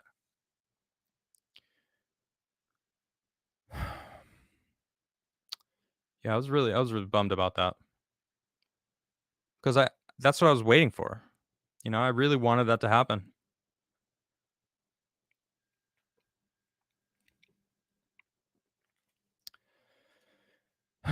Let's see here. No. Oh, yeah. Okay. I forgot about this. So, around this time, now I mentioned Tim's brother, right? He stole my jacket from me. While we were doing TimCast, his brother, not his older brother that I lived with in Miami, because he's awesome. I think this is also his older brother, but his closer brother. That's like his full brother. His other brother's a half brother. So it's whatever. His name's Chris. Dude stole my shit. And then he sued Tim for like millions of dollars because of some subverse shit. I don't really know about the business. I don't really care. Tim beat it because it was a stupid lawsuit and his brother was making shit up. He also hacked the house multiple times to try to shut the electricity off, to shut our Alexa system down, to do all sorts of funky shit to try to fuck with our show. And Tim was fucking pissed. And I don't blame him, right? Your brother's suing you, trying to literally hacking your house. And I was like, fuck this guy. And he's a thief too. I think he stole a bunch of Tim shit too, but I don't know what he stole. But I know he stole my jacket because Tim confirmed it with Tim's mom, who of course he was living with. So right after this time, when we had this chat with Tim, we were skating outside, whatever, because it was like a nice day and it's good exercise of skating. And he looks at me, he's like, so I hired my brother. And I was like, the one that sued you, the one that stole our shit, that one, the one that hacked your yeah. He's gonna be doing like coding for my website or some shit. And I was like, I said this, I was like, you're gonna hire him back, but you're not gonna bring me back on? Like, what the fuck? Well, keep your enemies close. He's family. You know what? All right. He's family. All right. I can't argue with that. But that stung. It's like, damn, dude. Really? This wow. All right. Okay. He said we've always fought like this. We've always fought like this. So it's just how it is. I don't. Oh, he's always sued me for millions of dollars. It ain't no thing. He's always hacked my computer system to try to shut me down while I'm live with thousands of viewers, potentially ruining some income. Ah, yeah, it's how my family rolls. Oh, well, then that makes a lot more sense. Interesting. Yeah, so that stung. That was weird. So a lot of my relationship with Tim, I was confused. Like I couldn't understand why he made some decisions that he did.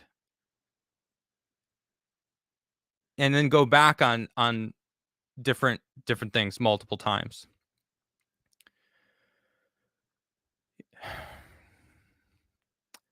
I don't recall when, but he did ask me to come back on the TimCast show. But he also said that I wouldn't be able to do my show anymore. And then I wouldn't get paid what I got before. And I couldn't accept that. It's like, no. Like, you and I had magic together. Like, we were fire and ice. Like, I'm not gonna come back on that show and not get the cut that I was getting, because that would be making it the show that it was and not the show that it is now, which is a very different show, so I hear. You know, Tim loves being the smartest guy in the room, and he loves telling everybody that he's the smartest guy in the room. I can't stand that attitude, and I never let him make me believe it. You know what I mean? Everyone else believes it in that company. They believe it, and I don't care who you are. You are not the smartest man in the room, ever. You'll never be. I'm certainly never going to be the smartest man in the room, and I'm okay with that. But that also means I know I can learn from others. I don't like that attitude. But he got what he wanted. You know, he admitted to me after he fired me that he wanted the show to be him with guests. Him not having to think about what segments to do, which is such bullshit, because he invites guests on and doesn't even talk about their expertise. He talks about the relevant shit every single day. You know, it's like, come on, man. If you're going to have guests, Joe Rogan brings guests on and talks to them about what they're interested in and what their expertise is, and does a 3-hour episode about it. Yeah, sure, they might dip into DMT, not literally, but figuratively, about, some cool side path, but it's because the person's interested in it. And then he listens to their side of the story. It's very different. Tim got exactly what he wanted. He wanted to be the person everyone in the room listens to when he starts talking. Right? I was like, you know what? Good for him. Like, honestly, I'm happy for Tim. Like, I want him to be successful, right? I don't want him to fail, and he won't, because Tim's a fucking workaholic. That man won't stop working ever. You try to make him to stop work, it won't. That man's gonna work, and he's good at his job. And the people need good news sources that tends to be non-bias. Everyone has a bias, of course, but I mean, he owns the he doesn't own it literally, but he owns up to the milk toast fence sitter moniker, because that's someone's got to play that part, right? He's riding the line right in the middle. It's like, that's fine. Someone's got to do it, and he does it very well.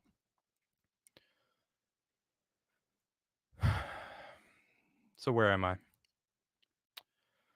So Tim asked me to be on the show. He also said he was going to fire her, bring me back to full status, like where it was before. And that didn't go through. I wasn't going to just give up on my show.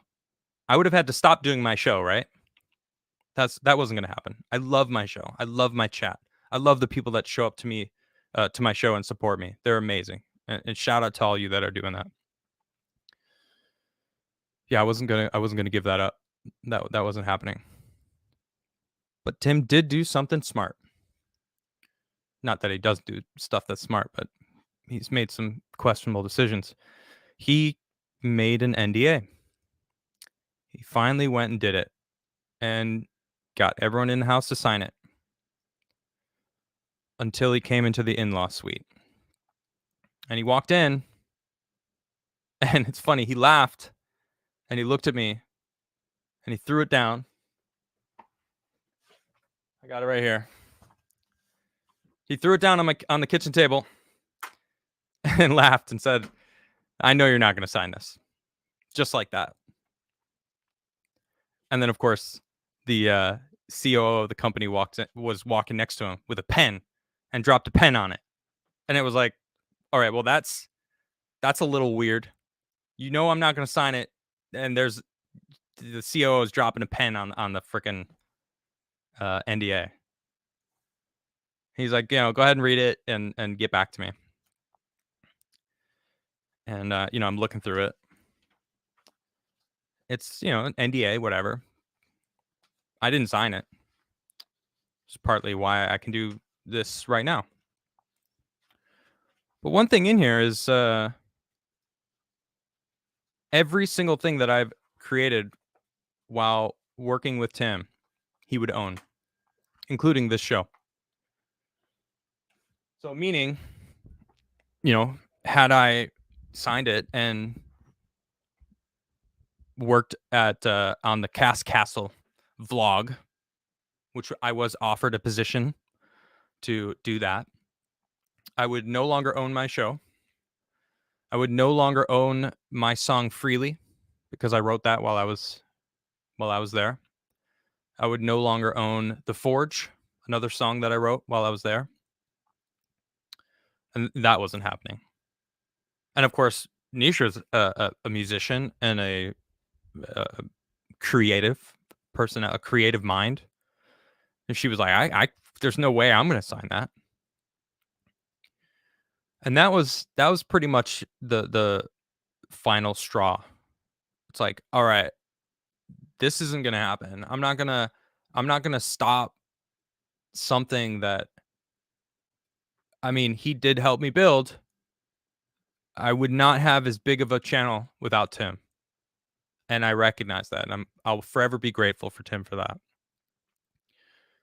But I'm not going to give it up for a different job. And I don't make that much money. I'm not Tim Pool level at all. Not even close. Trust me. I know the numbers. That would be amazing. I had the algorithms against me. I've gotten 9 strikes on this channel since I started it because I spoke the truth. And everything that I got a strike for to this day has been proven true in the past 6 months. Every single thing. Maybe not the election, but that remains to be seen. But I wasn't going to give that up. I was never going to give you up. I still have the Rick Astley video sitting here. I'm literally I'm not joking, like this is still sitting here on my monitor right in front of me. So that's Rick's message to my show. Never going to give you up. Or maybe to my chat. I'm never going to give you guys up. Did you guys think that was funny? Did you guys think that was funny when I Rick rolled you at the beginning? Come on, that was funny, right? I haven't seen, it's kind of weird not seeing chat. I haven't seen chat this whole, I don't even know how many people are watching. Could be no one. I could be talking to no one right now.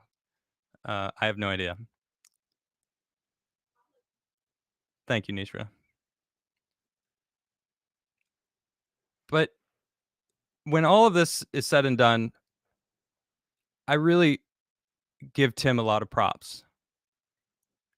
Because when we found out that we weren't going to be staying there and we had to move, we had to figure out where we were going to move. Now, I hate the American education system. I hate it with a passion. And Nisha and I are going to have kids soon. I think she set a date of when the trying time is gonna happen, which, yeah, it's fine with me. Um, but that's happening soon, and we wanted to raise our kids in Sweden.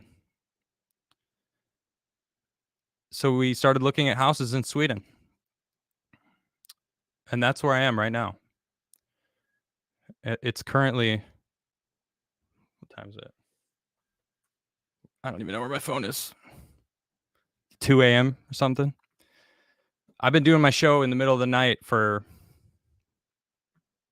I don't know, almost a year, and it's been a lot of getting used to living in a different country. And I finally got my residency stuff set, which is something that I really wanted to be in place before I talked about it. Um, but when we found this spot, Tim offered to move us here, and it wasn't cheap, and it was really awesome of him. You know, I really really appreciate it. I feel like it's kind of like my severance package because though it was a lot, it was like nothing. It was like 2 episodes, of TimCast IRL. At least the last month that I was on the show.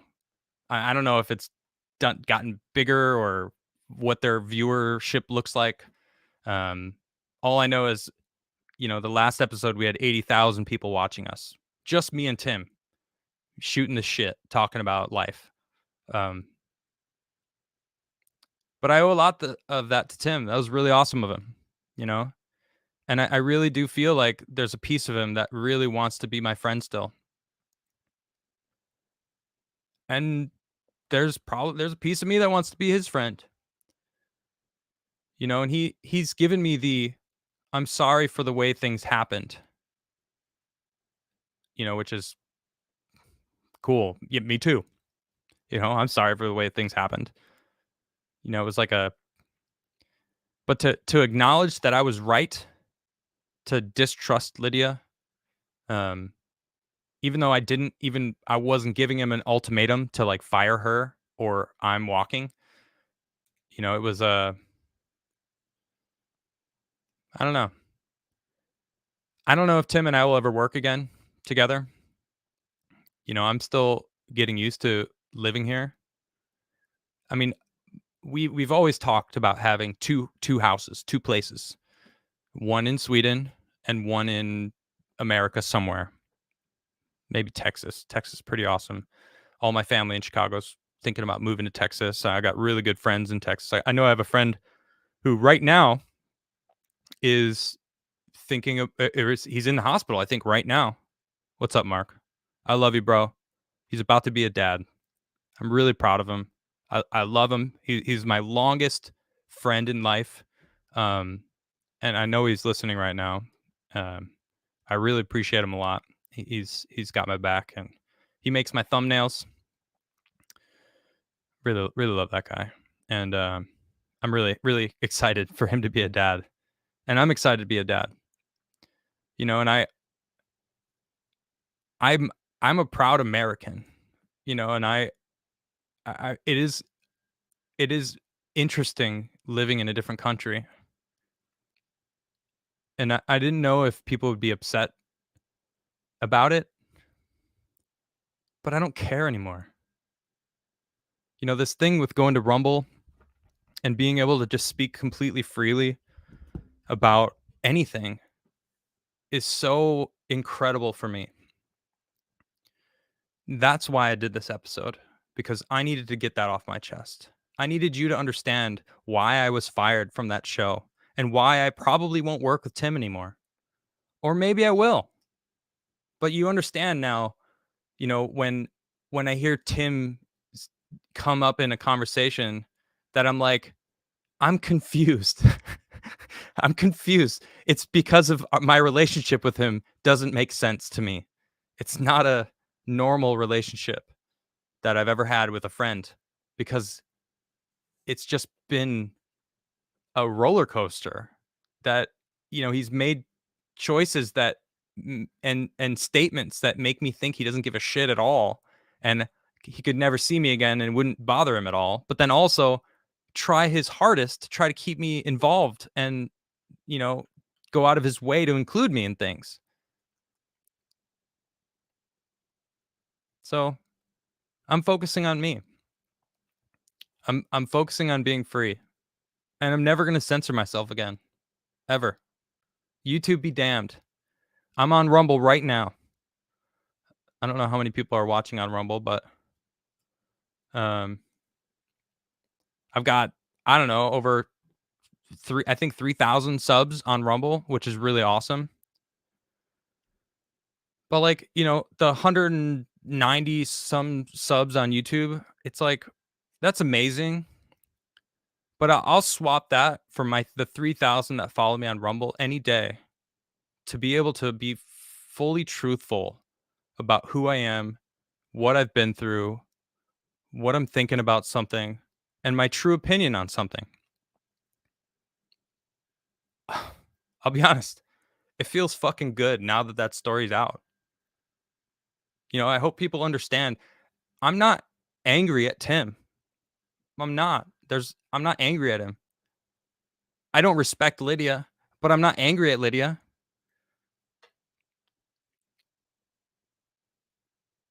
I think I said it. It's more confusion with Tim, because I want to be his friend, but I also just like, I don't care anymore. You know what I mean? It's a weird. It's hard to explain it, but I feel like now that you know my side of it, maybe it'll make a little more sense when I have different views on what I'm, on different things that I'm talking about. So,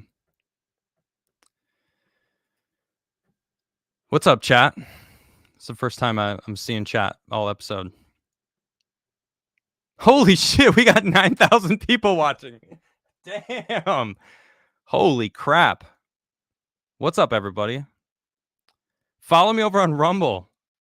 YouTube sucks. It's so much more fun on Rumble.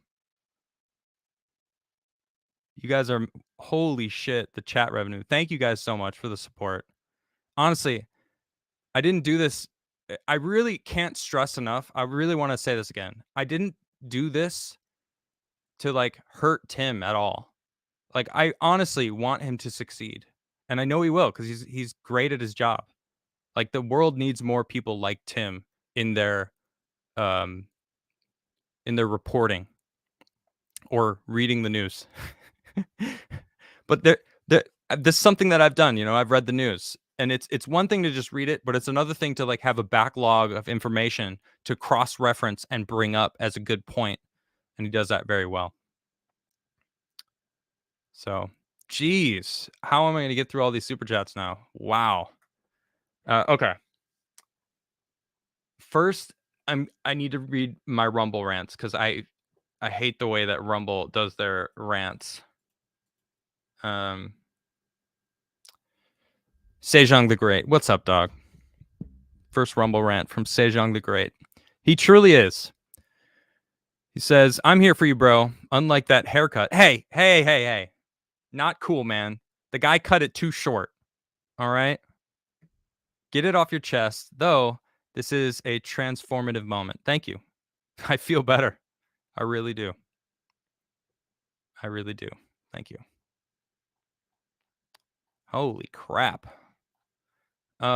Red Pill Fight Club says, this is personal growth on display. Thank you for sharing this. By the way, you were the best aspect of Tim's show. Tim's dangling and bailing on TimCast Records for musicians like me was the final straw. TimCast Records? I don't even know what that is. Is that what he put your song on, Niche? No? Okay. Yeah, I don't know what that is. He didn't want to sign any contracts. What a surprise. Julian Delficki. I don't know how to say your name. Sorry. I feel you, Adam. A girlfriend and I made a choice that I very much regret. I am older and single now. Very few days go by without me wondering if I had missed my best shot at fatherhood. I'm sorry to hear that, man. I'll never, I will never not think about that whenever the word abortion is brought up forever. So thank you for that. That means a lot.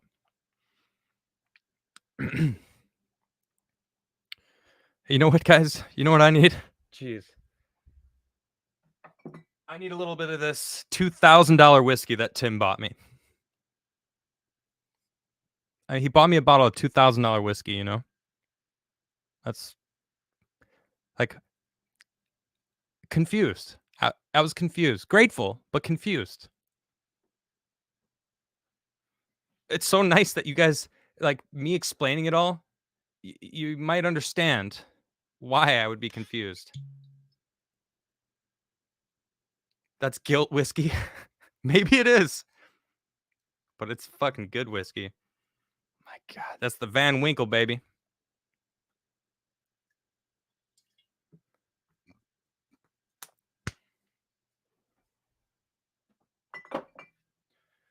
So to Tim Pool and to Rumble and free speech and to never censoring yourself ever again.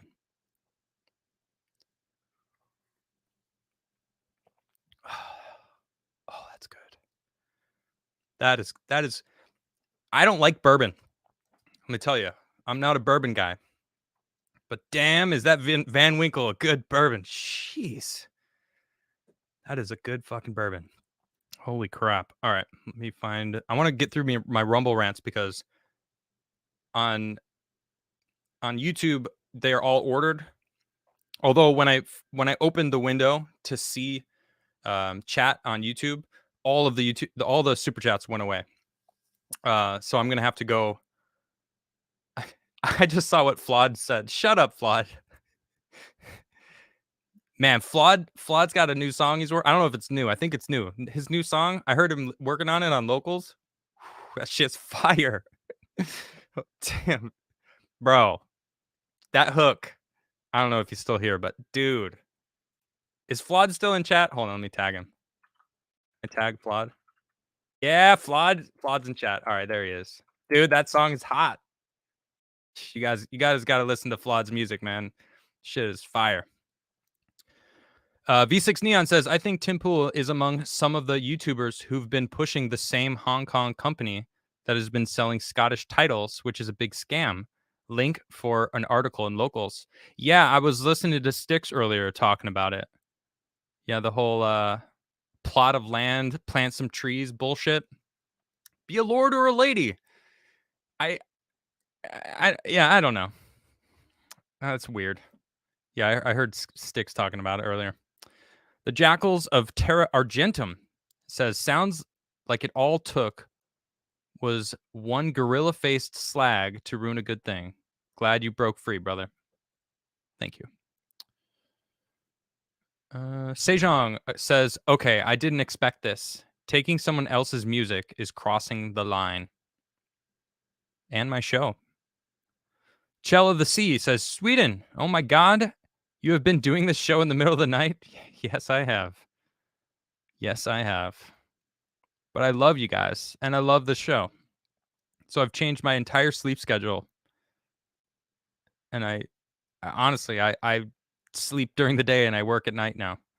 Honestly, me and Az should hang out. Because I think they're on Friday Night Tights right now. And Az he's always up late. I don't know, you know, it's interesting. Hey, Christian, how you doing, man? I see Christian Watson just super chatted. I'll get to that in a little bit. I just want to get through these Rumble rants. Sejong says, this is literally going to be the #1 topic for the next 72 hours. Well, I'm glad it's over for me. I'm done with it, and it feels fucking great. I'm still going to poke fun at Tim on Twitter, okay? But now all these people can't bitch at me and be like, just fucking let it out. Stop being a salty bitch. I'm just going to be like, I'm just going to post this video. Like, just watch this video, all right? Shut the fuck up and let me criticize Tim. All right. No one's above criticism. Jeez. FNT lost 4,000 viewers when I went live. Damn. Well, I love FNT, and when I'm done, definitely go back over there. Horror Amarada. Hey, what's up, Amarada? How you doing? I'm happy you've been able to get this off your chest. I hope things keep getting better from here. You are an amazing man. Thank you very much, Horror Amarada. And she hosts, co-hosts the Midweek Hump on Shagworth's channel. You guys check that out. They're great over there. Superman, if he wasn't scared of green rocks, is on there as well. Chell of the Sea says the truth has set you free. Honestly, it feels good.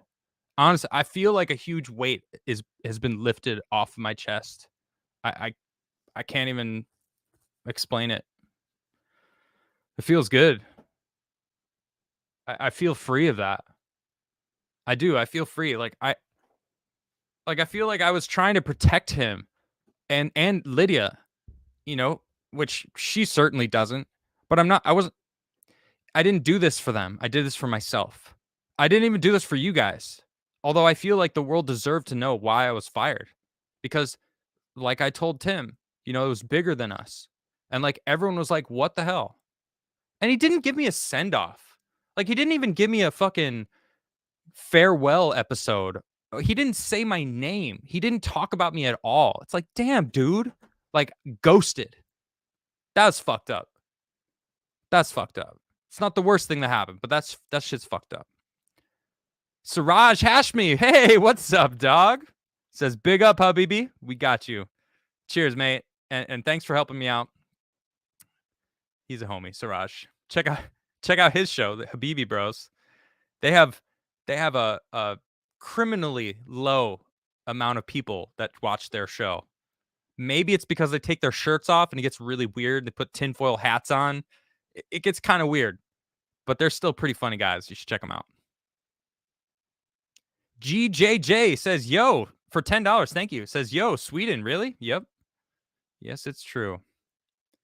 Which just shifted pretty conservative with their elections, which is pretty sweet, if you ask me. And I've learned a lot about Sweden. I don't know if you guys remember, they're one of the few countries that didn't lock down. You know why they didn't lock down? Because it's written in their constitution they're not allowed to. Right. The Constitution, they actually adhered to it. Wow. Anyway. Dark Helmet says, my wife informed me 1 month ago she had an abortion 12 years ago, and we've been married 13 and a half years. She said she didn't tell me because it wasn't my business. That's fucked up. Damn, dude. I'm sorry to hear that. I hope everything, like, I hope it works out for you. That's a tough situation, man. V6 Neon says, I raise my glass to you and the missus. Thank you very much. That's Aaron Bacon, right? V6, that's you, right? I think so. Nowhere is all roses, man. The Last Crow says, glad you were finally able to get that off your chest. We love you, Adam. Keep up the great work. Love to the future and tear it up. Yes, thank you, mate. I appreciate that. Dit W for 10 says, I knew it. I was so happy when I found out Lydia left the show. She's annoying. Adds nothing but Tim is right all the time or acts smart reciting what she heard on Daily Wire. Love you, bro. That's exactly how she was off the air, too. Thank you, buddy.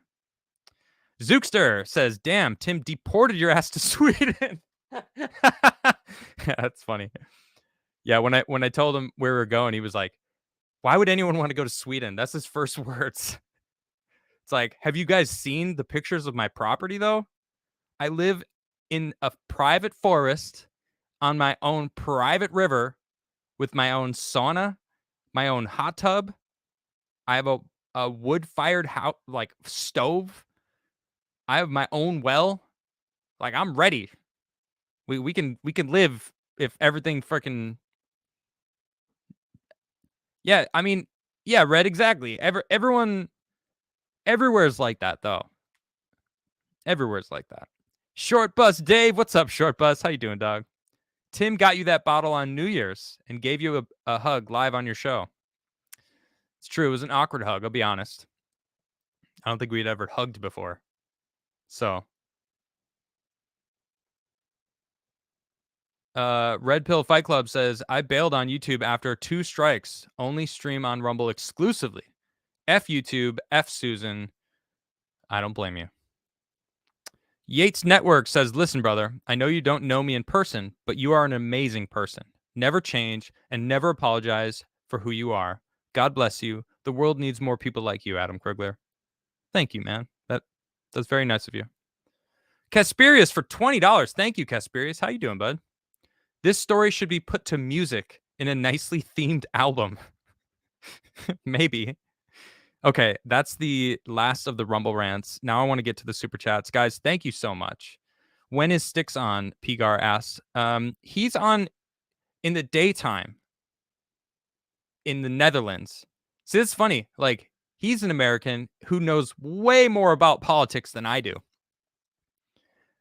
And also lives in Europe.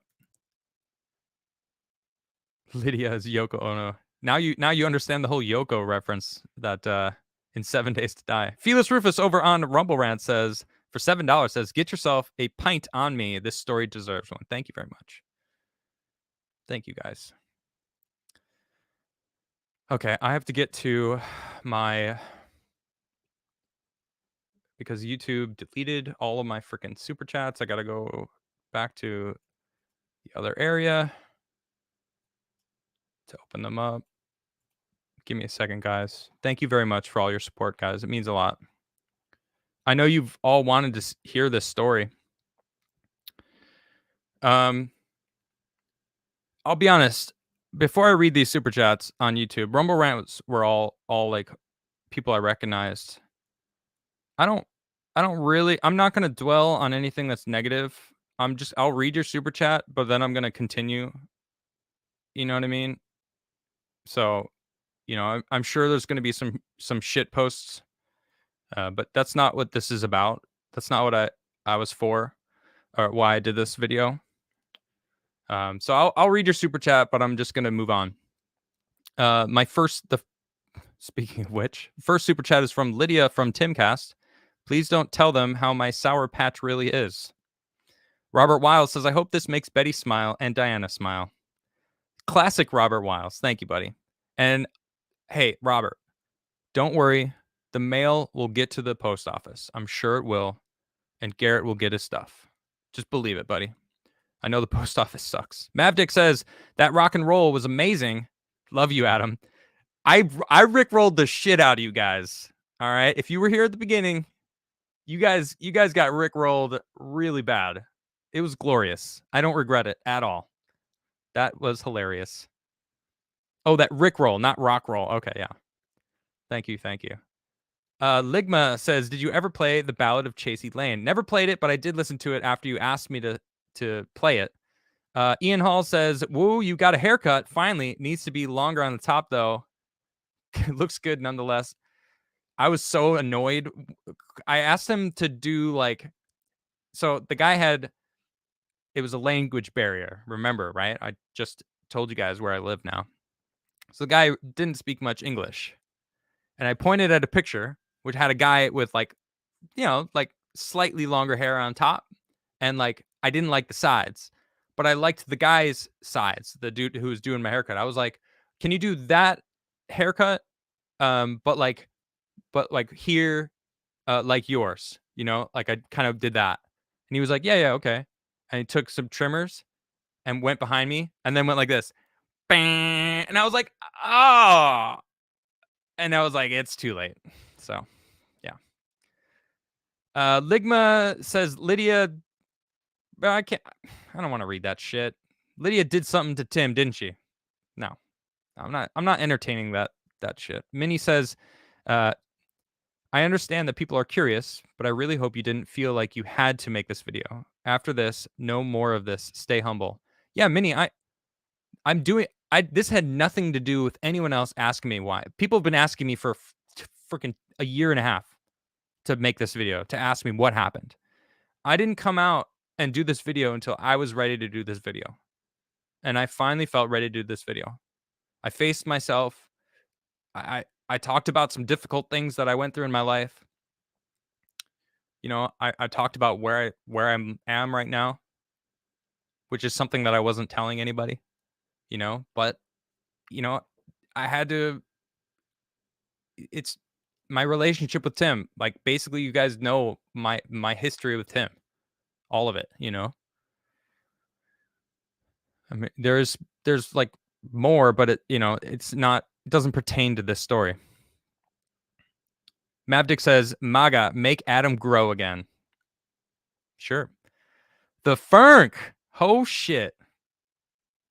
What's up, buddy? It's another one of my longtime friends. Fernk, I love you, man.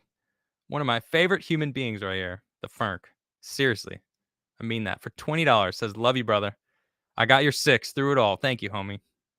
He actually came to visit a couple times while we were in Maryland. It's pretty cool. He's been on the show before. A couple times.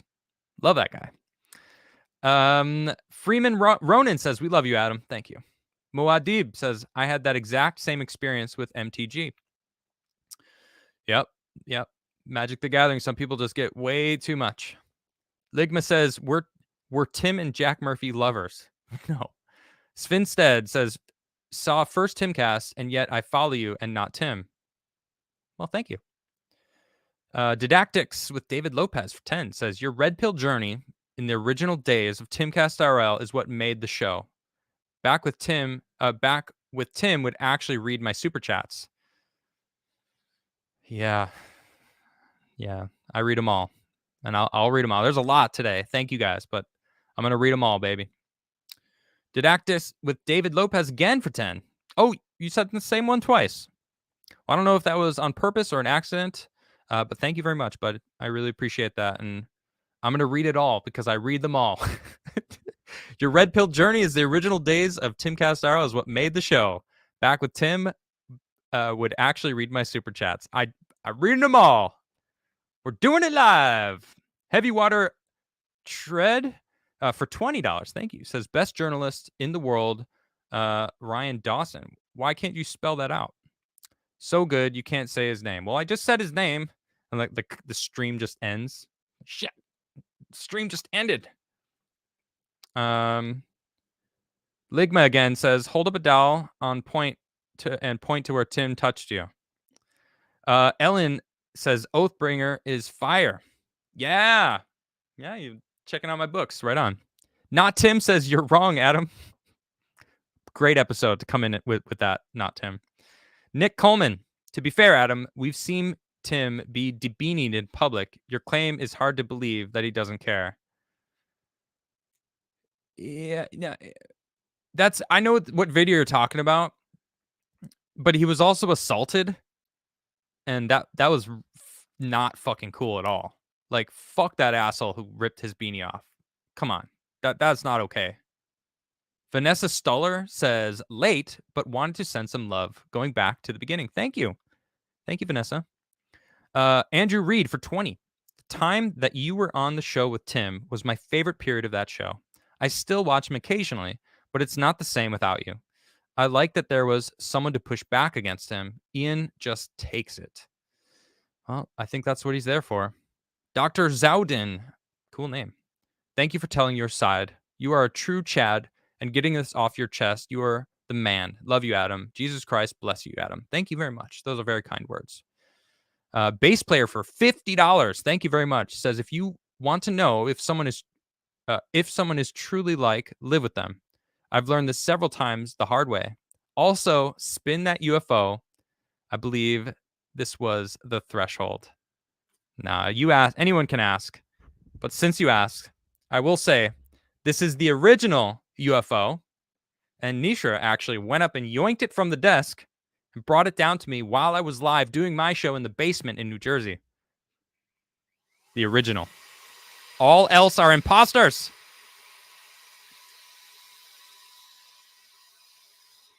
There you are, guys. Spinning the UFO like the classic days of TimCast. In honor of TimCast, let me read some Rumble rants. I like to read the Rumble rants right away. Yes, it is Aaron Bacon. Just a quick question. Would you be setting up and giving out a European/Swedish PO box for this side of the pond? Might make it easier and cheaper for some of us fans. Cool. Okay. Yeah, I never thought about it. My PO box is near my mom's house, and she's been getting the stuff for me, which is why I haven't showed you guys anything that I've gotten. I've talked about some of my stuff, but I haven't been able to show you because I haven't actually been able to get it because it's at my mom's house. Jay Russ of Auburn Valley says, "I'm late. Did I miss everything? Miss anything?" Well, yes, you missed everything, but you can always watch this episode as it is on my channel. Psyche says Adam has solidified the 6:30 p.m. slot. I will be watching from now on. Hey, thank you. Yeah, I don't talk about this. This is not my normal shows about politics, science, general life experiences, relationships, just all around whatever. I really love it. Psyche says everyone flood Adam with $1 rants. No, I got to get through these super chats. Don't do that to me. I mean, I guess I wouldn't mind, but that's fine. See you later, Mr. Poopy Butthole. It's a great name. Peace out, dude. All right. Where was I? Kevin Donnelly says, "Ayo, this 7-Eleven bacon, egg, and cheese be banging." I love a good bacon, egg, and cheese. Is it on a bagel, though? Because if it's not on a bagel, you lose a little bit of points. Just being honest. Everything bagel or bust. Sectus Gaming for $20. What the hell does that say? Thank you for being you. I will. Thank you very much, Sectus. All right, guys. We got a lot of people in here. We're gonna go old school with this. All right. I'm not gonna do the 100-sided die, but I am gonna roll the 20-sided die. Good luck. Have fun. This is for absolutely nothing. But I just rolled the die. First person to guess it wins absolutely nothing. Good luck. Have fun. Enjoy. Yo, Ember Miss is in chat. What's up, dog? I miss you, homie. Come back to the Discord, dude. We got a winner. It's Derek M. Derek M, congratulations. You just won absolutely nothing on this show. Bring this coupon into absolutely any store. Grab nothing from the shelf, and it's on the house. Just remember to tell everyone you know that you won nothing on the Crigler Show. Actually, maybe you can buy nothing nice for someone you love. Call your grandmother. Tell her that you won nothing, wanted her to have it. I think that would be wonderful. And then talk to her and see how her day was. But congratulations. I'm also going to give it over to Deathwave on Rumble. I'm going to give it to Rumble as well. Deathwave, I know it's a delay. Rumble's a little delayed. So Deathwave, congratulations. You also won absolutely nothing. Don't spend it all in the same place. Man in the Mask says, wow, that's bad. I don't know what you were referring to, but I said a lot of my story here.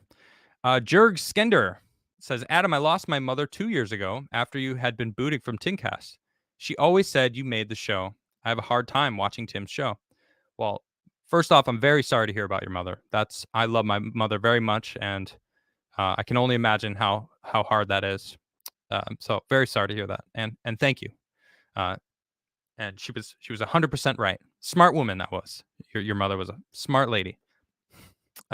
Super Dank should have made this a pay-per-view stream since so many people are dying to hear it. I know, grifter move, but random people don't need to know your story. That's fine. I wanted the people that follow me to know. There's a lot more people here, which is great.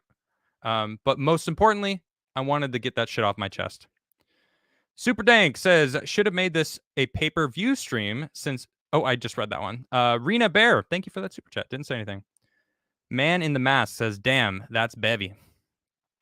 X says, dude, you did become a formidable co-host. I started watching around the time the pandemic started, actually.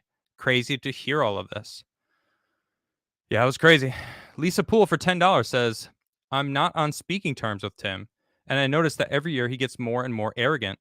I miss them, but I really hope Tim will one day realize the person he's become and change for the better. Lisa Poole. Are you related to Tim? Are you like a family member, I guess? Well, that sucks. From what I've heard about Tim, family is family, and he'll go out of his way for family. So, only speak. Sorry to hear that, Lisa. Though that sucks. Only speak meme for $10 says, "You're not alone, Adam. After 10 years, I still have dreams and cry for my child that was taken before its time. Begged like a dog for months for my child's life. But I'm a man. What say do I have? Uh, do I have a right?" Man, that's really tough.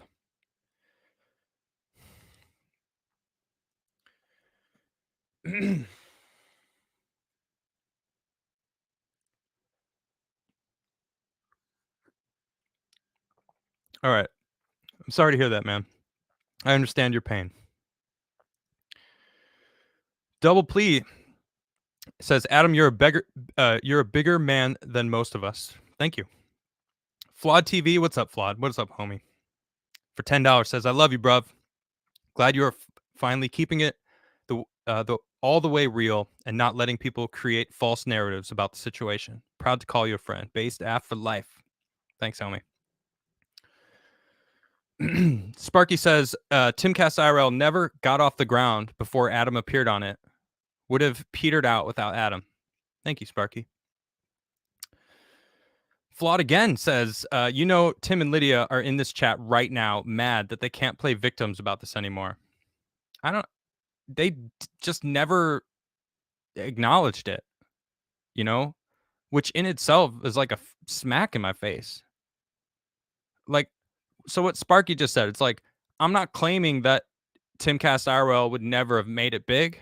I don't know. COVID hit, people were online. That helped. Maybe it would have petered out. Who knows? Or maybe you're right. Maybe me and him would have it blew up just because of our dynamic. I don't think it was just me. I think it was me and Tim together. I think it was really our dynamic together. Like I can't claim it to be my own. But Base Half Monday is a lot of fun. I got a lot of awesome co-hosts on that show, and it is Flawed's one of them. It's amazing. Stunner 900 says, "Tim is a weirdo. You are better than him." Thank you. Uan for $10 says, "If Tim invited you to do a reunion show and explain what happened, would you go on?" Yeah, if it was on my channel. Sure. I wouldn't go on that. I would ask for every super chat. Every single super chat. I'd be like, "I want the every single super chat or I'm not going on his channel." No fucking way. No way. Or he'd have to come on my channel first and allow me to grill him. I'm talking like brutal questions. Like, why did you do this? Why didn't you do this?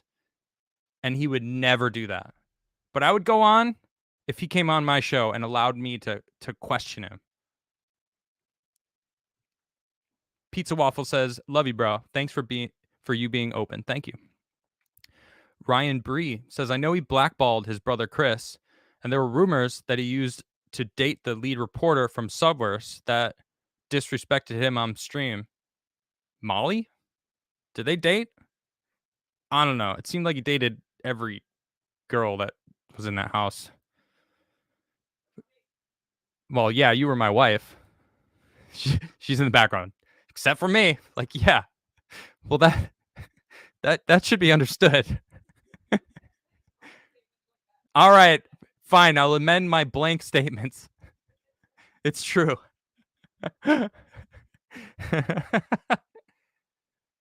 Lisa is in chat. Yes, I am his sister. I didn't even know he had a sister.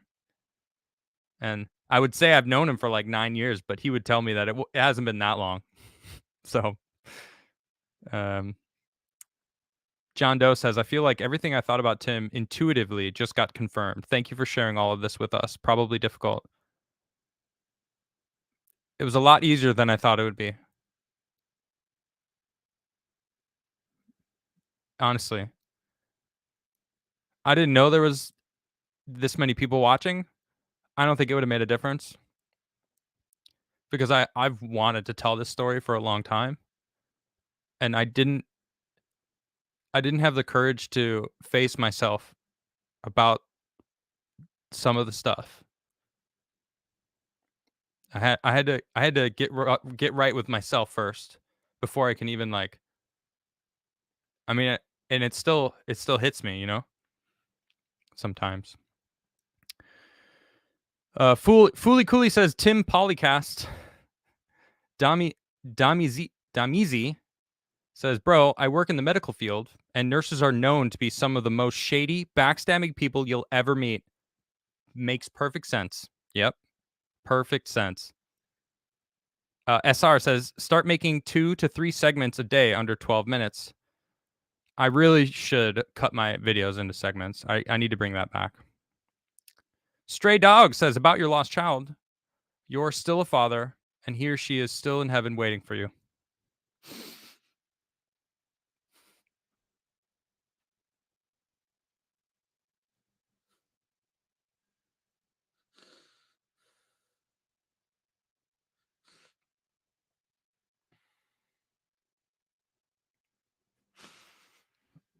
Thank you.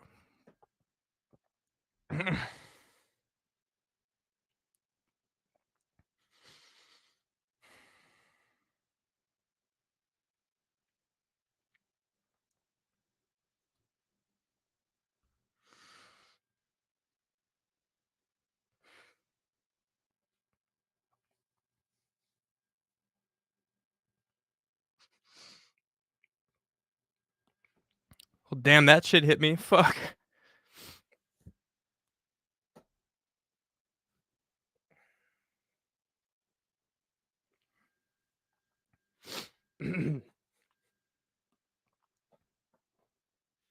Jeez.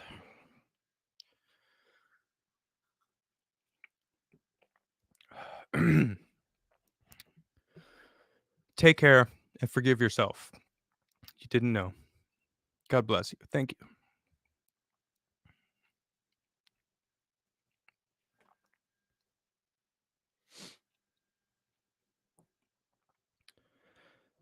You know, I told you earlier in the episode, the thing that hurt the most with Tim was when he told me he didn't believe me.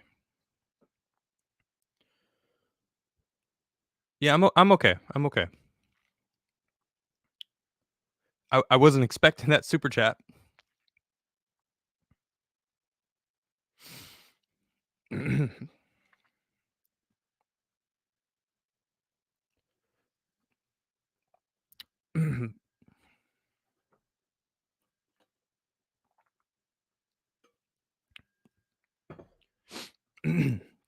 All right. Random user name says, hey, man, just want to let you know about the Orthodox Church is always open. Start the healing process. Thank you. Couch says, I'm sorry, man. Thank you. Flawed TV for 10. Thanks, Flawed. Anyone claiming you have hate in your heart for this man is dumb as fuck. The fact that it took you this long to even speak on this situation shows that you ain't mad. Yeah, I'm not mad at Tim. Yeah, anyone who thinks Nick Ricada is gonna grill me, good. He should. I should be shamed. No, I'm just kidding. Thank you, Flawed. Delusioned Man says, stop watching TimCast soon after you left. Wasn't the same without you.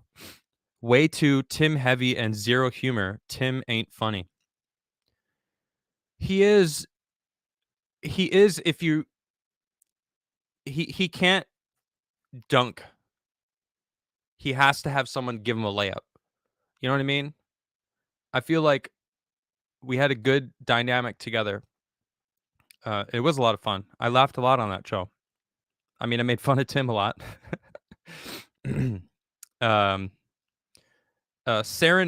Serenian Moth says, it's about time you tell us what happened. It sucks having to wonder. So cheers. Thank you.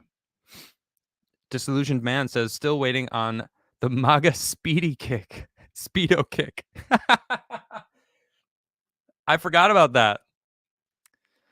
I don't even know how it started, but someone super chatted me one time. I was wearing my MAGA beanie, and they said, how much money would it take to get you to wear a MAGA speedo and do a kickflip? And I jokingly said $30,000. And I remember Nisha was like, you're not really going to do that, right? You remember that, Nish? Oh. Oh. I'll tell you'll hear it. Naples live music for 10 says, "Rock on, Adam." Thank you. Testudo says, "You made the show fun to watch. Now it's the same thing every episode with different faces. Lydia added nothing to the conversation." I agree. John Smoth says, "Abortion is horrid. I'm glad you've been able to forgive yourself. I pray you'll find full forgiveness in all of your sins in Christ." Thank you. Thank you, John. Daniel Kerr for $20 says, "Those of us in Arizona know our elections are uh, far from fair and square. Spin the UFO. I will happily spin that for you, buddy." Carl Gumperts. What's up, Gus? What's up, dog? I see you. He didn't even say anything. He just dropped a little super chat. Bro, I see you, homie. So OG friend of mine. What's up? What's up, dog? I hope you're well, man. Good to see you. I like that. I got the homies in the chat, dude. That feels good. And I got my wife on if I forget anything duty.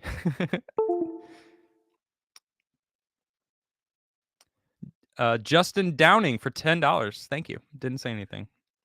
Anomaly. Hey, what's up, Anomaly? How you doing, dog? Good to see you. If you guys don't know Anomaly, that dude is fire. That guy can spit. I mean, he's so politically aware as well. He's been on my show. Fantastic. I'm setting you up for whatever his super chat is, but seriously though, you should check out his song. He's got he just retweeted, I think today, his song Shadow Band. It's got Bryson Gray on the album. Whew, all my friends are Shadow Band. It's so good. It's a good song. Anyway, let me read his super chat. It says, "I got booked to be on the TimCast show from Lydia. They booked the flight. It got delayed for a bit, and then they locked me out of my own podcast while talking to me like I was a piece of shit. I got stranded for days." Damn, really? That's fucked up, yo. That's pretty fucked up. That doesn't surprise me though. Same thing that happened with Jeremy from the Quartering. They cut him off because he was on my show and no one came downstairs to freaking be like, "Can you come upstairs and get ready for the show?" Stupid. Jeep Pigar says, "You got to watch the RA Rugged Man episodes. You are not that guy." Tim and Lydia voice. Excuse me. I didn't see the episode, but I saw the clip floating around. And I don't know like the full context of everything leading up to that engagement, but when someone, it reminded me of me being on the show. Someone who isn't going to instantly recognize Tim as being as smart as he thinks he is. You know, there's this like oh, my mysticism doesn't work. Oh, what is this shit? Like you could tell RA wasn't taking any shit at all. And I was like, I get that. I understand that, man. Like, I get it. So, and then Lydia in the fucking background, like, "You are that guy. Shut the fuck up, Lydia. Jeez." So annoying. So that was the first time I had heard her voice in a long time. Hey, Nish, can you give me a tissue, please?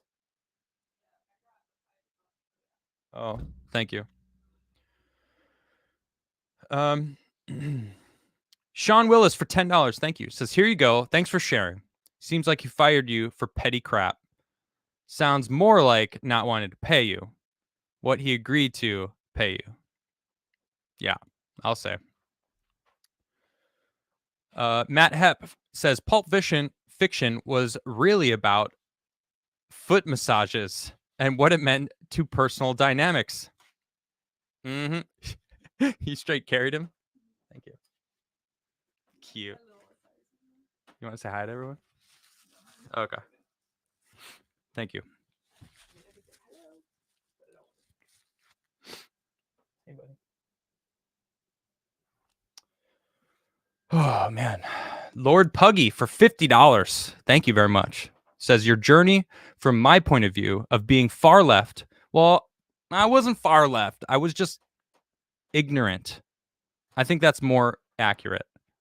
Far left to becoming more right leaning is what gave me hope that our worlds could reach rational lefts. Your development was so great to see. You brought an energy that to this day hasn't been replicated. Thank you very much. It's very kind of you. Appreciate that. Gonefall for $20. Thank you. Says Adam. That's it. That's all you said. Vasidius for $5 says got in late, about 40 minutes behind. So did Jack Murphy ever bring in his wife over? Guess that's one way to get frequent guest spot. Oh, jeez. No. And Jack Murphy was always very nice to me. It shook me. Like, I was shocked when I saw him blow up on Sydney Watson. And he lost a lot of respect. And then lost the rest of it a few days later. We'll just put it at that. My goodness. Psyche says, Adam, will you do a marathon stream tonight? Well, I'm going to read all these super chats. I mean, I'm going to read them until they're done. No, I read them all. I don't care how long it takes. Heartfelt.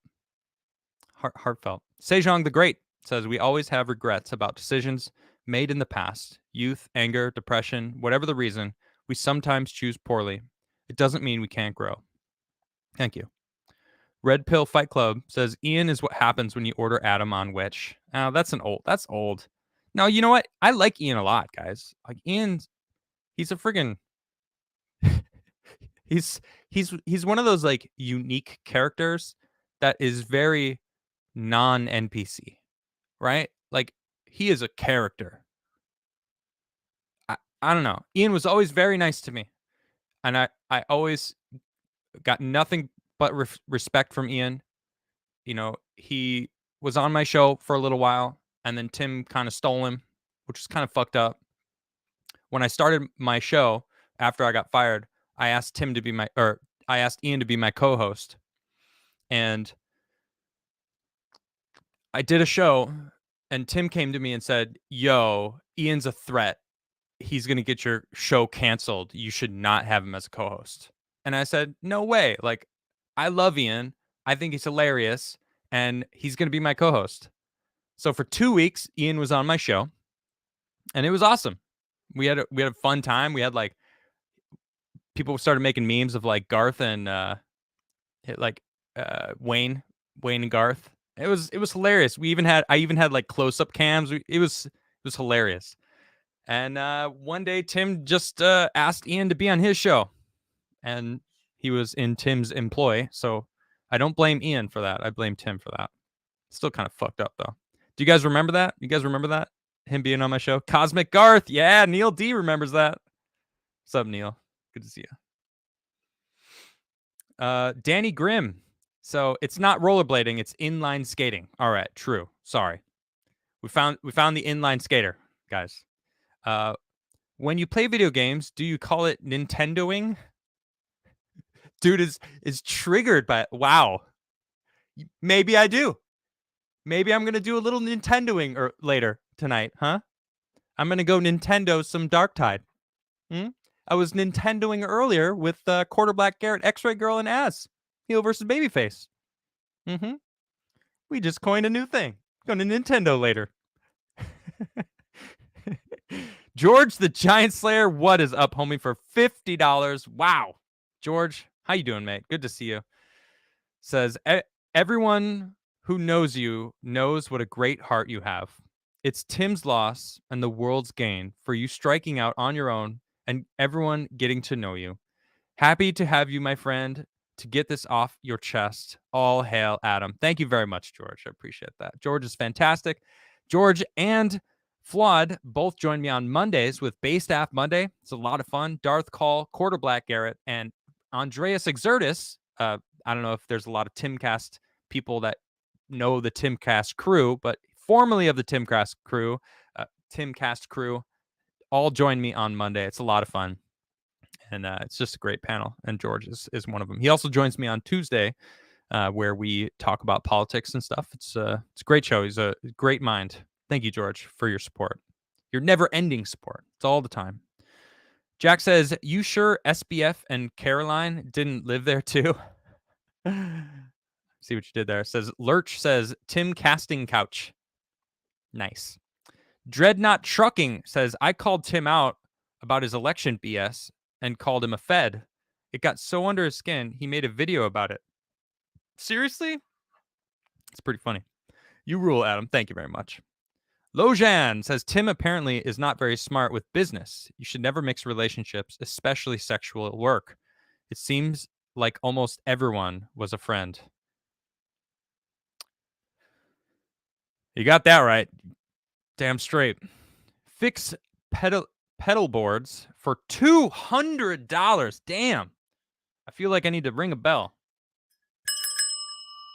Another thing that was sent to me in the mail by Jason Dixon. I called it the Dixon Bell. It's amazing. Look at this thing. Anyway, $200 super chat. Thank you very much, Fix. Wow. 2 bits of advice from the king himself. Always TCB, and nothing in life is a sure thing except hookers and Coupe de Villes. Shazam! Nice. Thank you very much, Fix, for that support. Wow. And for the 2 bits of advice. I actually really liked Shazam, the first one.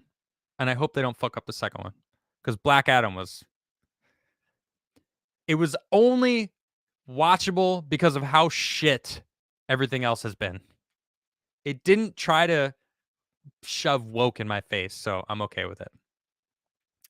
Ricardo Rocha for $10 says, hello from Panama. Hey, what's up from Panama? Good to hear from you again. Thanks for sharing. Been an avid viewer since the early days, and I miss that vibe, but Bay Staff Mondays are even better. About the baby, I'm glad you've seen the light. Big hug. Thank you very much.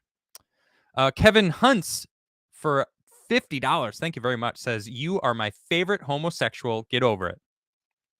Thank you for that $50.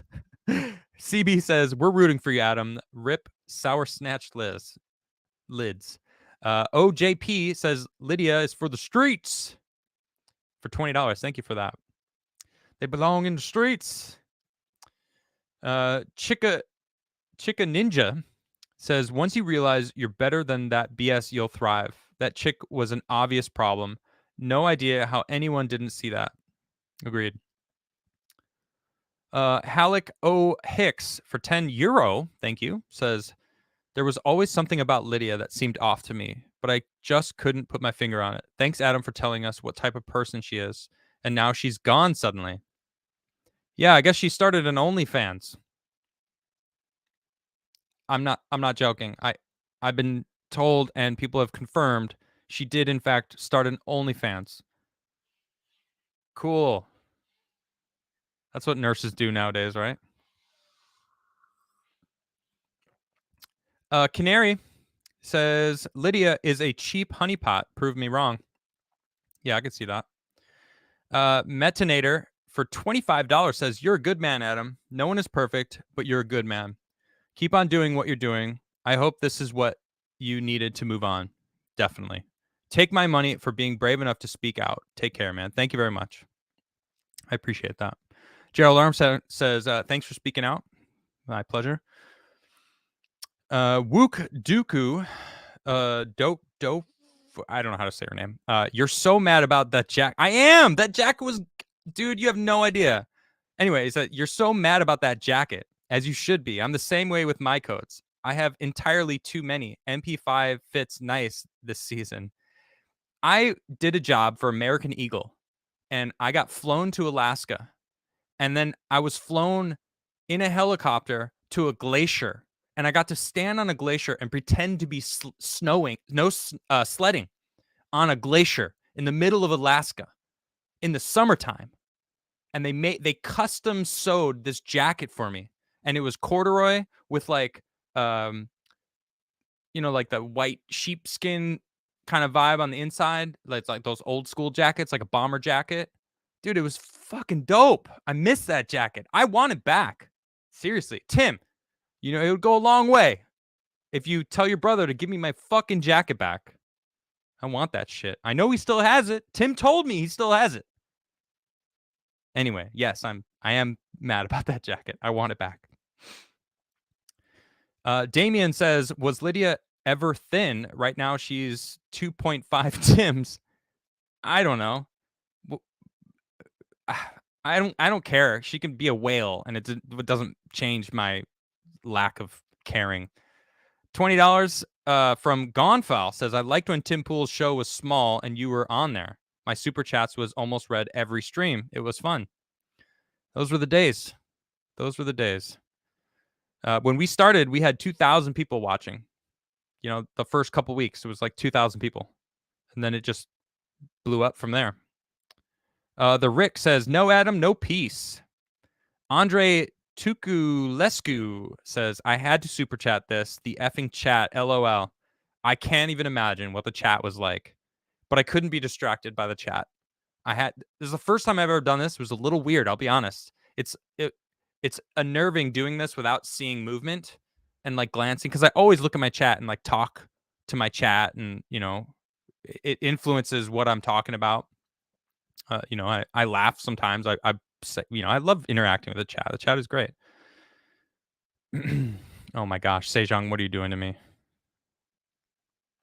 Okay, this is from Sejong over on I don't know what it just says read sensually, and it's a Rumble rant. I think I'm gonna regret this. Anyway, it's Sejong, so I gotta do it. They fell, but his massive arms wrapped around her, shielded her from the fall. He reached down, brushing her ginger hair to the side. She reached up, stroking his peppered beard. He muttered, I'm so embarrassed, but I need to grab Big John tonight. I want to get pegged like a schoolboy. Damn you, Sejong! No! I didn't know! Damn it, I didn't know. You bastard. J. Russ of Auburn Valley says, long distance hug. Thank you very much, buddy. Appreciate you. Damn, dude. Aaron Bacon says, Adam, if you need to end this stream without saying anything suddenly, we who have been here for some time will understand. Take care, you big softy. No, I do not care with you seeing the real me, because that's what this show is. That's why I'm doing this. It's so I can finally just, you don't understand my like why I act the way I do and Tim's name is brought up. Go watch my fucking video. Like, I made a video, go see it, so you understand like how weird of a relationship it is. You know, it's like half of my brain wants to be his friend, the other half wants to be like, fuck off, I don't care forever. You know what I mean? It doesn't make sense. Psyche says, I'm willing to watch this till midnight. Thank you. J. Russ of Auburn Valley says, also to add, don't let Tim, Swamp Patch Liz, or Miss Borisenko get you down. Also, no insulting whales by comparing them to Lydia. Gives the I'm not mad, I'm disappointed look on the whale's behalf. Yeah, people are going to do what they're going to do. That's fine. I've just come to, and like, you know, whatever. Hold on. J2 Corp says, you're fired. Rob says, for $10. Oh, J2 Corp said it for $20. Told me I'm fired. Thank you very much. Rob for $10 says, you're awesome, regardless of TimCast. Love you, Adam. Martinator for $10 says, 3.5 million a month. Those are the numbers. How do you know that? How is that a known thing? You able to see it? That's crazy. Someone on my Twitter today was like, said something along the lines of like, oh, you're only bitching because you're rich. I'm like, the fuck? I'm rich? Like, I don't make that much money. I mean, you could check my Social Blade, or I don't remember the site. There's a site that you can like check. It's like, you can check. I mean, I don't make that much, but I have an awesome following of people that that follow me and support me, and I'm able to get by. And if I just get bigger from here, I'm successful. And I feel successful right now. Damn it, I just spilled this delicious whiskey. No. I just spilled like $50 on the ground. There goes like $50. Hey, Epic Mike, I see you in chat. What's up, dude? There goes like $50. It was like, you know. Damn it. I haven't even had half a glass.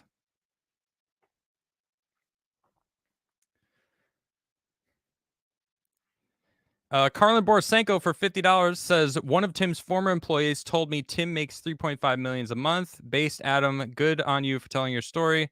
This is all Tim's fault, not Lydia's. It's Tim's fault, and very nice thing he did to Adam was about control, not friendship. X says, I watched Tim more than this show. I miss you, dude. You changed the room. I'm so glad to join you tonight. Tim's useful to curate news. You have a heart. Thank you, X. I appreciate those kind words.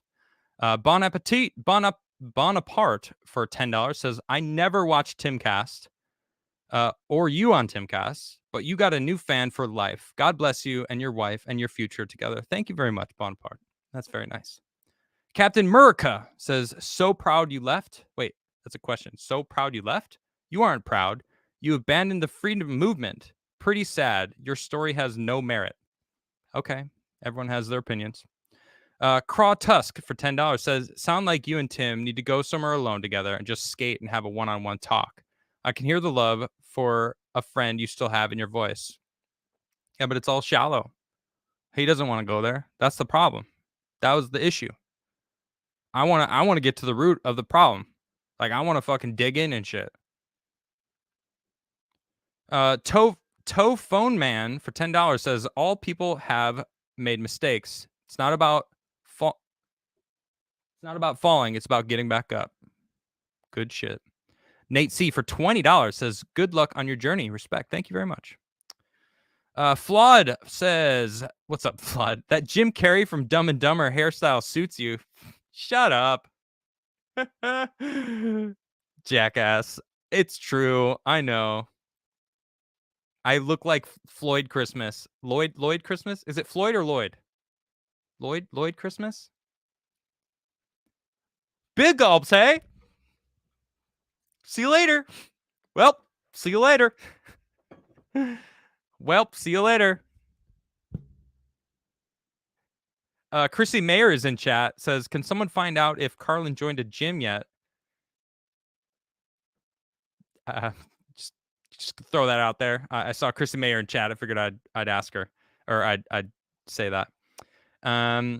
Red Pill Fight Club says, now that was funny, Sejong. Yeah, freaking Sejong. You know I'm gonna read your chat. I'm gonna read it sensually like you asked me to. Bastard. Love you though, but bastard.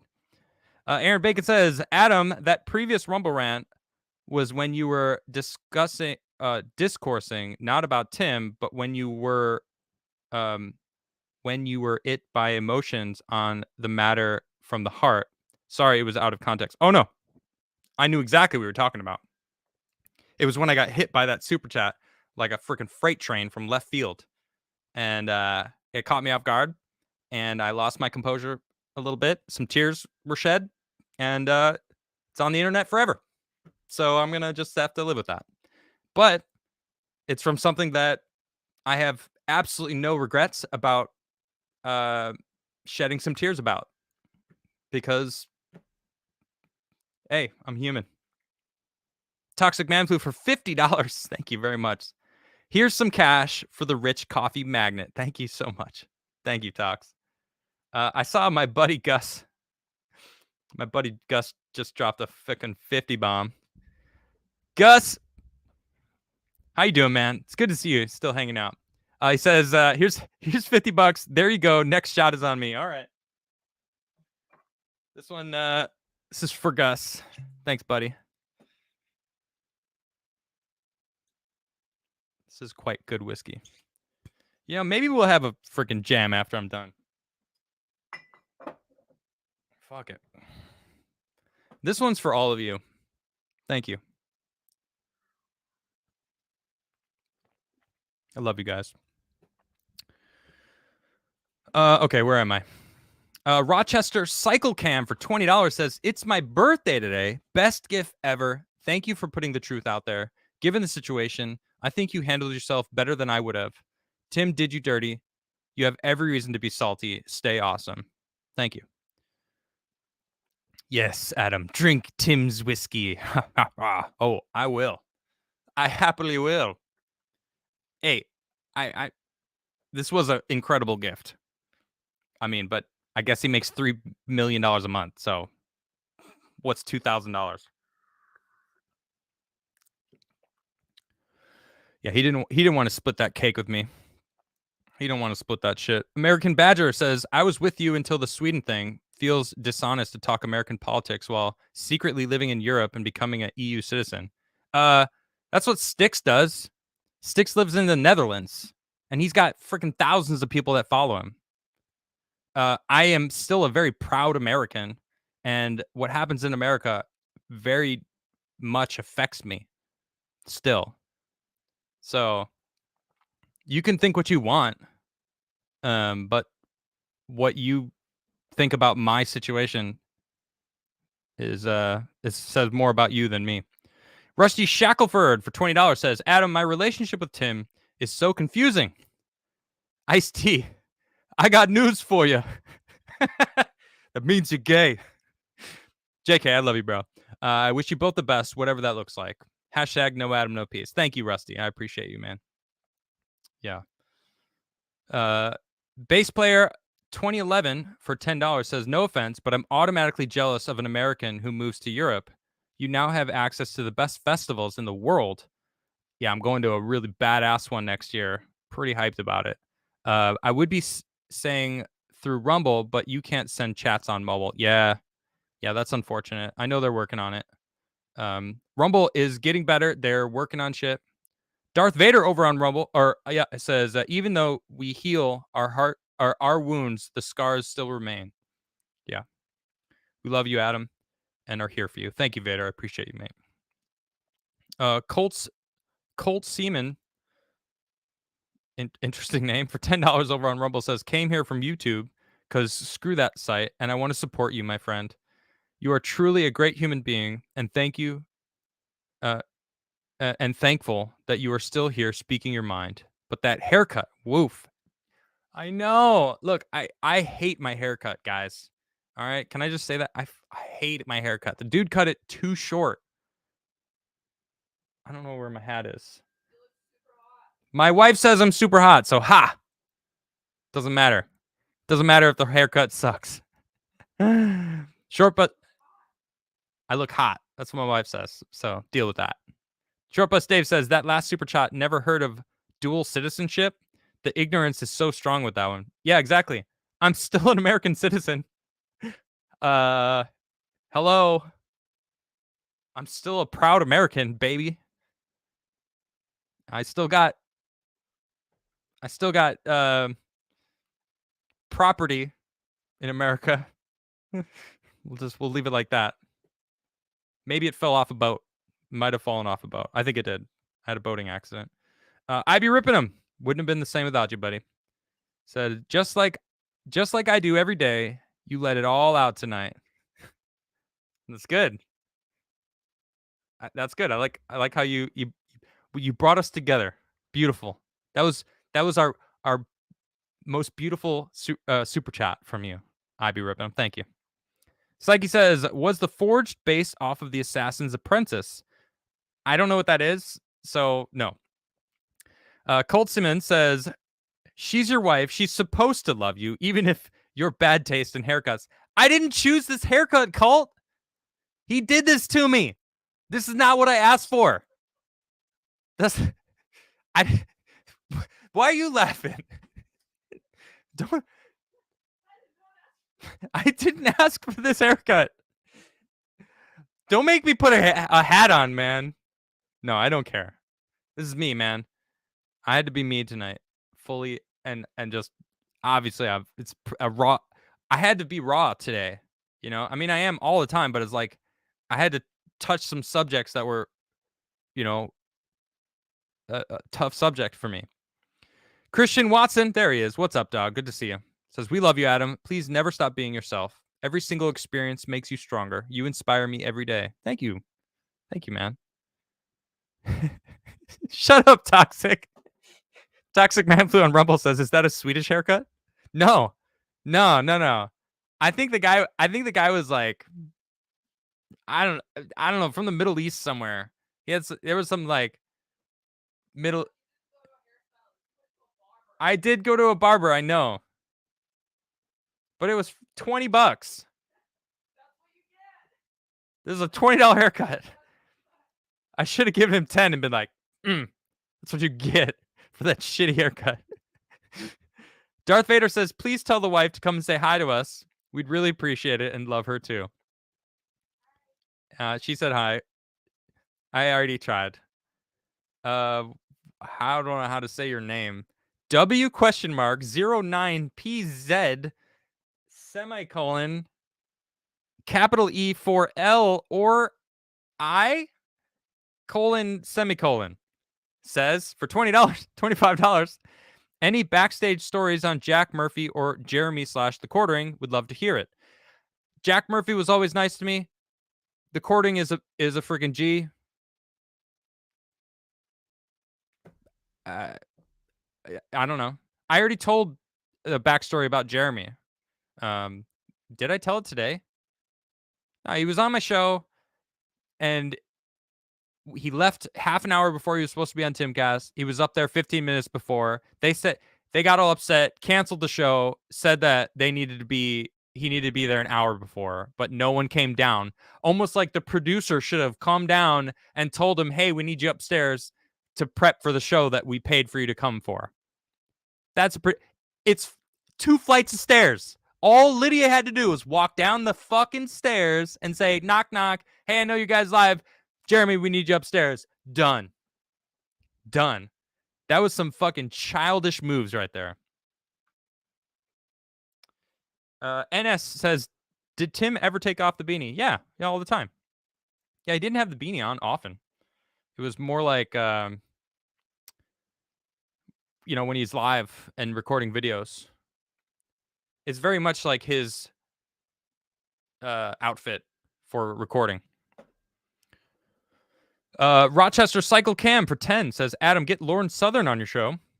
She put out a similar video earlier this year. Milo featured prominently in it. I'm sure she has thoughts about his recent appearance on IRL. I don't really know much about Milo. I don't really know much about Lauren Southern, actually. I don't know about either of those two people. All right, let me switch over now. Okay, if you guys, just to let everyone know, if before this point, if you are a member and you re-upped your membership to say something to me, YouTube gets rid of those. It's a stupid thing on YouTube's end that I can't actually access, which really sucks. So if you had sent those messages, I'm sorry, I can't read those. I do see one from Kelly House, celebrating 11 months, says, friendship is never toxic. If it is, they are no true friend. Never look back. Much love. Yeah, that's kind of where I'm at. I mean, I love my show. I love my fans. I love the people that show up for me. I love the different people that hang out with me. Base Staff Mondays. I'm really grateful for all the people that bring me onto their shows. Looking at you, Friday Night Tights, Nerdrotic, Geeks and Gamers guys. They're all really awesome. And I really appreciate them all. They really kind of took me in and didn't try to talk about Tim. They didn't try to. In fact, Jeremy from the Quartering, I was on his show like the next week. Didn't talk about Tim at all, which was like kind of refreshing. I know he wanted to talk about it, but he didn't. It was pretty cool of him. Craw Tusk for $10 says, sound like you and Tim need to go somewhere alone. Oh, okay. So I did read some of these. Hudson became a member. Thank you very much. Welcome. All new members, you guys can actually spin the UFO in chat. There's an emote with you can spin the UFO. You can also got all sorts of my different faces in there. You got everyone else. King Deplorables is shouting out my locals. Come support me on locals. Come support me on Rumble as well. Down in the description below, you can find all of that. Please subscribe here. I'm almost to 200,000. I mean, when I know I'm going spicy, I cut my YouTube stream. I go over to Rumble so I can be fully like, I can say whatever I want. It's fantastic. I could talk about election stuff. I could talk about jabs, certain things that go in your arm. And it's really nice. Pigar says, when is Sticks on? Well, I think I got there already, but I'm going to say I would love to have him on my show, and maybe I'll pre-record it, and then, I don't know, do something like I'll go live, play the video, and then talk about the video. So I don't know, maybe something like that. I got to find out where I was. D What says, plot twist, y'all are still bros. I don't know. I haven't talked to him in a year and a half. Scott Sherrington for $10 says, hey, Adam, not usually live due to work, but it's Saturday here in Australia. Just wanted to let you know. I've watched every show since the start, even shows I missed until I found where you went. Love you, bro. Thanks. Thank you, Scott. That's huge. That's awesome, man. I appreciate that. That's huge support. Every show. Damn. Thank you for that. Rambot says, thanks for sharing, bro. Appreciate it. JR for 10 says, you living in Sweden was a plot twist that I was not expecting. I hope everything is awesome over there. It's fucking peaceful, man. I live in the middle of a forest on a river. I don't see other people. I don't hear a thing. I've heard 2 planes fly over me in a year. 2 planes in a year. Well, I got here in February, so it hasn't actually fully been a year for me because I wasn't allowed to live here yet because of the, getting my immigration shit wasn't. Flawed TV says, annoyed rhythms with Lloyd. Annoyed rhymes with Lloyd from Dumb and Dumber. Don't you make a song about my haircut, dog. Don't do that to me. No, Flawed. No, dude. No, talking about the stars aligning. That's, I like that. I like where you're going right now. You got a good direction. Don't shift directions, dog. The Doge Bird says, no long hair, no peace. Yeah. Yeah, I was over the long hair, man. The Rumble exclusive expired unexpectedly. Has over 8 million views. It's blowing up. Which one? What are you talking about?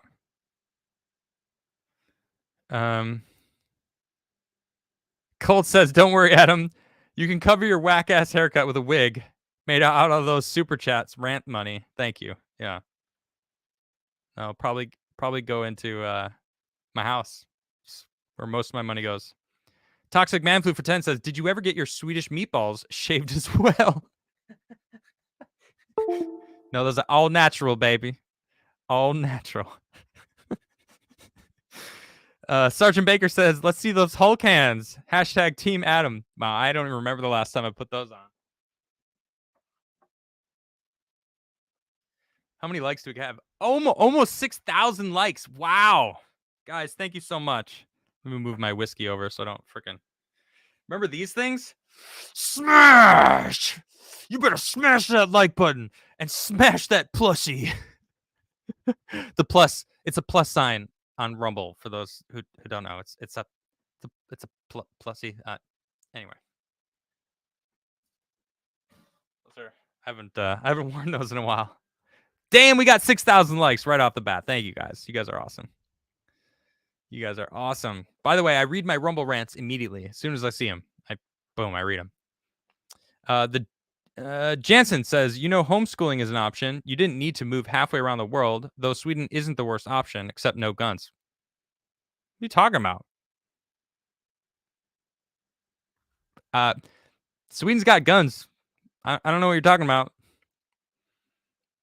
I hear gunshots from like hunters, but there's There's guns here. We'll just leave it at that.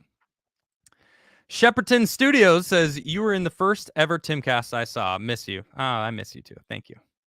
Noah Sanders says, so you are an expat now or still on the hook for U.S. taxes? I've been thinking about getting out of America for a while, but I'm not sure how to execute it. I'm still working on all of that, but I'm not going to be an expat. Like, I'm always going to have my citizenship. I don't ever want to like renounce my American citizenship. That feels wrong. I'm a proud American. I'm just living here. Vampire Slayer for 10 says, I figured Lydia was a majority of the problem. No NDA before hiring isn't good. Sounds like both you and Tim both still want to be friends, but don't know how. It's okay. Thank you for sharing. It's pretty accurate. Yeah, it's pretty accurate. The Dogebergs again says, love you, Adam. You rock. Doge to the moon. No one says, keep speaking truth. Hey, I recognize that profile pic. If it's no one from Twitter, cheers. Thanks for tuning in. And you keep speaking the truth too. I see you out there. Scott Sherrington says, did you take the WRX or did you leave it with mom? It is still at my mom's house. It doesn't work right now because it needs a lot of rewiring. But it's only got 70,000 miles on it. And it's an O2. An O2 is 70,000 miles. And it also has cold air intake, upgraded turbo, a turbo timer, turbo tuner, strut bars front and back, a mounting kit on the battery that mounts every electronic separately. Oof. I love that car so much. That thing is so fast. I know, Red, right? Man, I love that car. I love that car so much. I miss it. It's got, yeah, all of them had the hood scoop. The thing is about where I live is it's like every single time I drive anywhere, I'm like, I want to drive this car with my WRX because this is these like beautiful, the roads here are absolutely perfect. And like everywhere I go from my house is like through forest. So like it's just beautiful roads through like forest with these like windy roads with never a car. It's amazing. You want to race me with your 240 SX? I've only lost one race. One race. I've only lost once. I've raced a lot in that car. I only lost once. And you know what I lost to? A fucking Jeep Cherokee. I'm so mad. And then my brother went and bought the freaking Jeep Cherokee, the one with the freaking Hemi in it. I don't remember the name of it. SRT? Oh no. What, you guys know what I'm talking about? The freaking insane Jeep Cherokee? No. You guys are laughing. Hold on. But if you guys know cars and you know that Jeep, the SR88, yes, SRT8, that's it. Striker Red knows it. Dude, that thing is a beast. You guys don't know how fast that thing is. The thing's a freaking beast. And he had it souped up. And I had a bad start. Okay? If you have a bad start in a turbo car like that against a freaking automatic Hemi, you're screwed. Anyway. That was a fun little conversation. Fedo Methodist says, pick up the guitar and strum a chord. We'll add another $5 if it's in tune. Okay.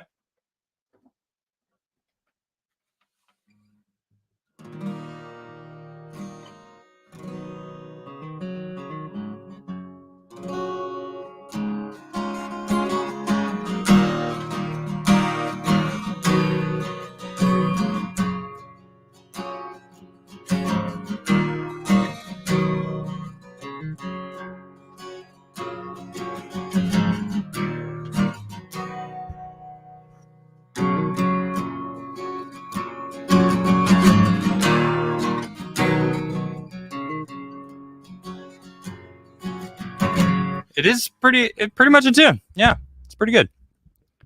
It's slightly out on a string or two. All right, let me check. Oh yeah, that's out. It wasn't bad though. Come on.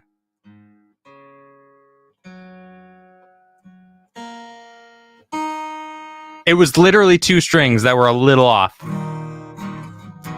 Oh, it's way better though. You guys remember those jam nights when me and Tim would switch off playing music? Those were the nights, man.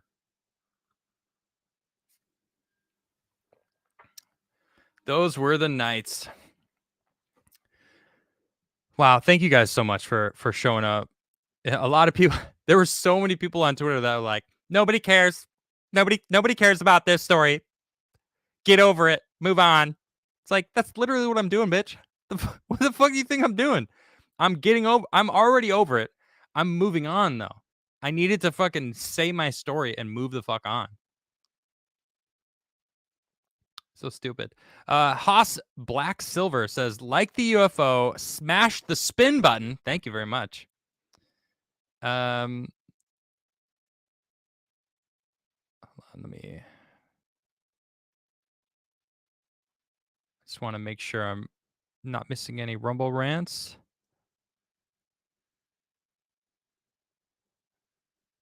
I haven't read that one. Oh, here we go. Okay. E Hong says, I used to watch your show regularly, which also featured Tim Pool. Hey, I see what you did there. But stopped after you left, and Tim refused to talk about the 2020 election. Your transformation has been amazing. Yeah, I ate a lot of strikes for that. I would do it again. Psyche says, everyone, let's all have another shot of whiskey together. No Adam, no peace. Thank you, buddy. Kofifa Fitch says, man, I miss those Hull cans. Soy Jesus and the occasional Cosmic Garth. Not missing other cast much. Other is more like Limbaugh than Rogan. Chaps his ass all the way to the bank, I bet. I don't know what NANP means, but yeah, that's funny. Twitter is fun again, isn't it? Man, Twitter is awesome. Epic Mike, I love this community too, man. You're a part of it. You're a homie. We got an Our Cat's Gay. Our Cat's Gay for $20. That's such a random name. Says, dude, I'm sorry I ever doubted you. Unsubbed to Tim and joined you on YouTube. Thank you. Thank you. That wasn't my intent. I'm not trying to like pull people away from Tim because he's very good at his job. If you follow him for news, because he does great breakdowns of shit.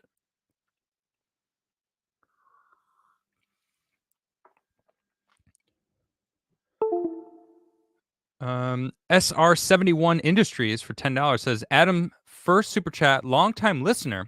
Appreciate what you do, brother. Shameless plug. I started an automotive channel about American car culture, going over budget, builds, automotive history. Thank you, brother. That sounds cool. I love that shit, man. I love cars. I can't wait to get my car back here. Or my car here. Although, I don't know though, because I might just soup it up and keep it there. Because then I have a car in America and a car here. It works on both levels.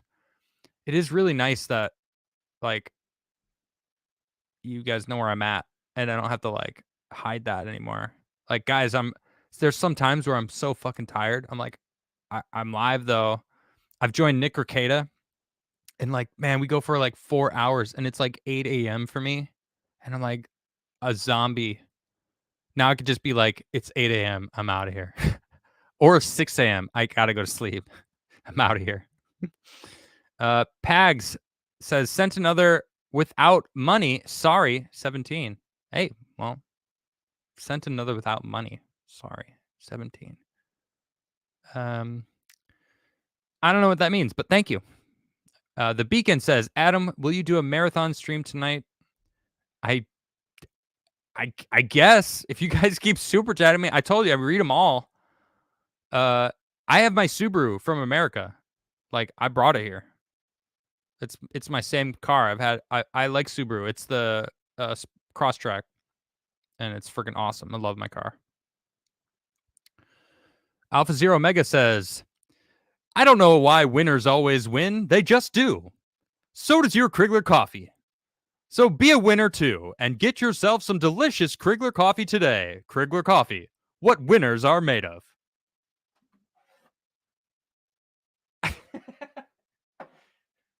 Oh yeah, I guess I should plug my coffee. You know, it's pretty funny, right? Let's talk coffee real quick. Hold on, because I found this really funny, right? I started a coffee company, and I feel like supposedly my chat has informed me that Ian loves he's always loved my coffee. Ian's a big fan of my coffee. And Tim would every so often say, we're going to beat Starbucks and we're going to carry Crigler coffee exclusively. And people were like, Tim mentioned you. Tim said your name. And I'm like, I feel like now that you've listened to my whole episode, half of my brain is saying that's because he supports me, right? That's because he actually really wants to be my friend. And the other half of my brain is going, that's him trying to convince the world that we're still cool and I wasn't done dirty by him and everything's cool and hunky dory. And maybe it'll convince me to not tell the world about everything, right? It's like I'm split. I've been rather spicy on Twitter for the past week too, because I unmuted Tim. Seriously, 2 weeks ago I unmuted him. I've had him muted, so I haven't seen his tweets for a year.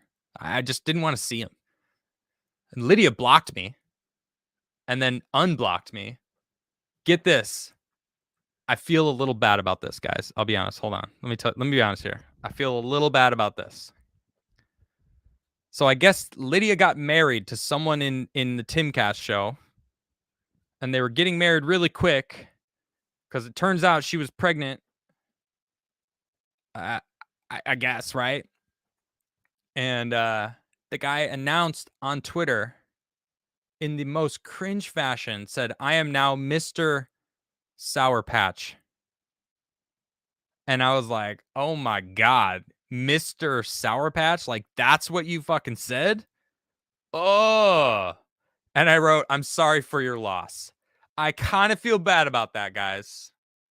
I'll be honest. I kind of feel bad about that a little bit. I don't know the guy. He could be really nice. I feel a little bad. But the bitch cheated. She's a fucking cheater. And the guy married a cheater. All right? And according to my sources, he has that disease that you can't see faces. You can't like recognize someone's face. They don't know what you look like. They have no idea. They can't see you. So the dude doesn't even know what she looks like. So I actually meant it. It wasn't a joke. I am truly sorry for his loss. So yeah. Yeah. I that's one tweet that I'm like, that was a little dude, Adam. Come on, Adam. Yeah, I felt bad about that one a little bit. Because I didn't know the guy. He could be really nice. I just really don't like Lydia. And I really meant it. I'm sorry for your loss, dog, because you're gonna marry Lydia. I thought she was married. So hey. Yikes. Manville over on Rumble says, I was watching Timcast in the beginning, and when you were fired, it hit me, or it hit home. I was fired the previous year from my job of 8 years and have similar feelings about my old boss / friend. Love your content. Thank you, Marvel. Oh, Manville. Excuse me, Manville. Thank you, Manville. Alpha Zero Mega. What's up, homie? Wait, did I just read this one? I feel like I read this one. Yeah. Oh, okay. I'm glad I went back up because I missed Manville's. Carnell says, can we get some Freely up in here? Bangarang, Adam. You are a real one. Okay. I am going to play Freely right now. And the reason why, I wrote this song in September of 2020. I wrote the song exactly 3 weeks after. No, maybe a month. No, I think it was 3 weeks after I was fired. It was early September. So about 3 weeks after I was fired, I wrote this song. And it's called Freely. So I'm gonna play it real quick. I need some more whiskey. And yes, it is exactly about my situation with Tim, the TimCast show, everything.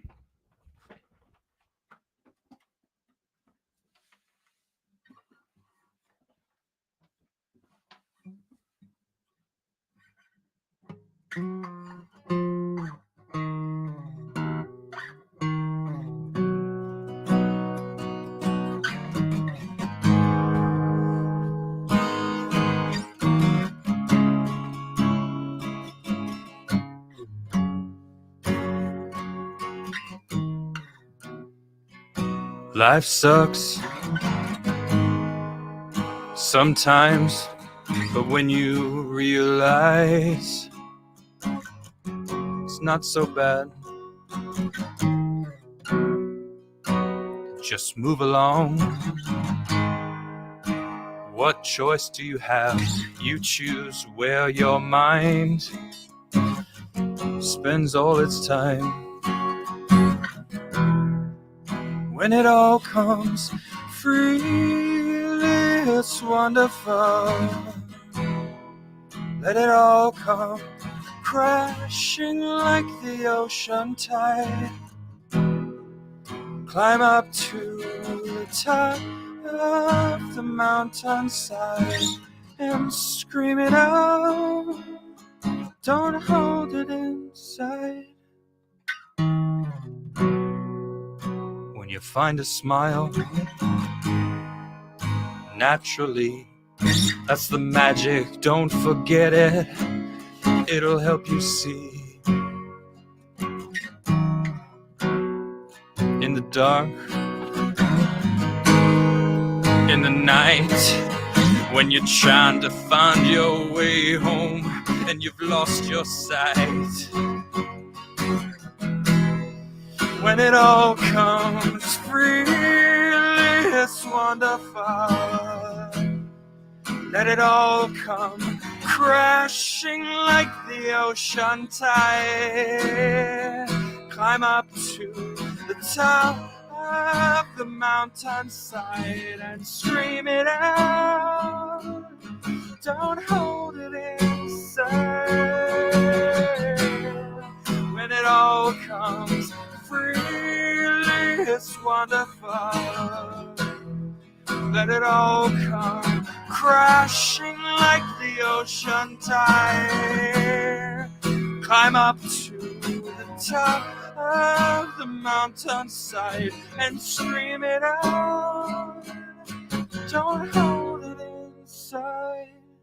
Damn, I've been holding that in for fucking 2 years. I've been holding this fucking weight on my shoulders for 2 fucking years. I'm so happy it's over.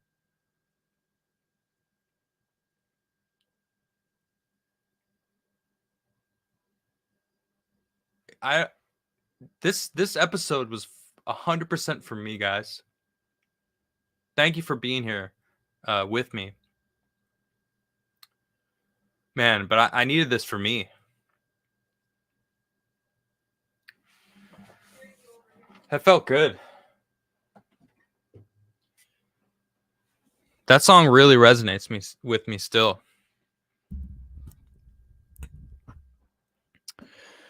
Thanks for that, Cornell. Darth Vader says, I unsubbed when he kicked you from the show.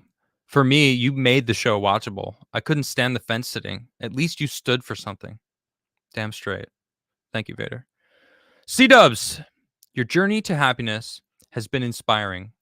I'm so happy for you. Also, my wife, who's about to pop with our child, says your voice is soothing. She fell asleep listening with me. So I put her to sleep. But she was trying to go to sleep, right? So, no, nice. Well, thank you. I appreciate that. Okay, back to super chats. I always read the Rumble rants. Shit, I guess I'm doing a fucking marathon tonight. Jeez. It's like 4 a.m., by the way. I don't care. I love you guys.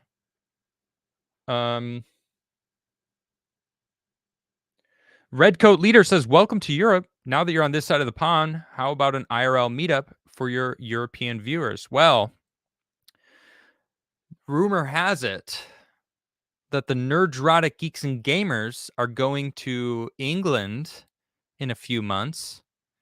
And if you guys don't know, I will be there. I haven't organized it, and they haven't actually set a date and actually like done it, but as soon as they like know when it's gonna go, like there's no doubt I'm gonna make it over there because it's like a hop, skip, and a jump, you know? It's kind of nice knowing that like I know there's gonna be those people, like someone super chatted me, like I'm some sort of traitor. It's like, you think I don't love America still? What's up, Garrett? I can't believe Garrett's here and not instantly playing Darktide. I feel like he would just like end FNT and just play Darktide like immediately. By the way, that game is fucking good. Garrett, I didn't like it as much until I played the freaking psychic guy. Now I'm all about it, dude. Got to show up for my brother. Thank you, Garrett. Garrett's another one who joins us on Bay Staff Monday. Dude is fantastic, and he goes live all the time. Works with Nerdrotic. He helps make the Friday Night Tights run smooth. He also has his own show on YouTube. He goes live on Wednesdays, and pretty much whenever he has time to video game, he'll go live. But Wednesdays, Let's Talk. It's really good. You should check out his channel. If you don't know Quarter Black Garrett, you're missing out. That dude's fantastic. Fantastic, homie. There we go. Smith, 679 Smith has got Garrett's face blasting all over the place in my chat. If you are a member, you can actually. Yeah, Vader said the psychers are awesome too. They're so much fun. I love popping people's heads. Just pop. And I was watching some streamers playing them with the freaking lightning and the freaking, I don't know what the hell. The different stabs do different shit. It looks awesome. Anyway, I can't wait to get to that level. Shepperton Studios says, please tell my dog Shep is the best pupper. Okay. Shep is the best pupper. I really hope that's a dog. And that wasn't a trick. Alahad says, who the fuck is Carlin and what has she got to do with this? Nothing. Wolfat Del Leon says, have you looked at the Q board? What do you think of Q? I have never seen the Q board. I don't know what that means. Is that like 4chan where they the mysterious Q post stuff? Hey, thank you, Jay. I saw that in chat. That's very nice of you to say. I don't what do I think of Q? I feel like half of it could be real. The other half feels like bullshit. I don't like trusting a plan. Nah. What's the fucking plan? Tell me the plan. I don't want to trust anything. I want to know. Be transparent. Who's enacting the plan? I never liked that shit. Joe Dutchman says Lydia plus Carlin, 1 cup. Oh, that is disgusting. Shame on you, Joe. Toxic Man flew for 10 over on. He is both super chatting and rumble ranting. Thank you very much. Says love you, brother. Thank you, Toxic Man flew. I appreciate you. We got to get we got something brewing. We got to get that going, man. We got to get that going. Never Obsolete says, thank you for sharing your story. I'm glad you have that weight off your shoulders.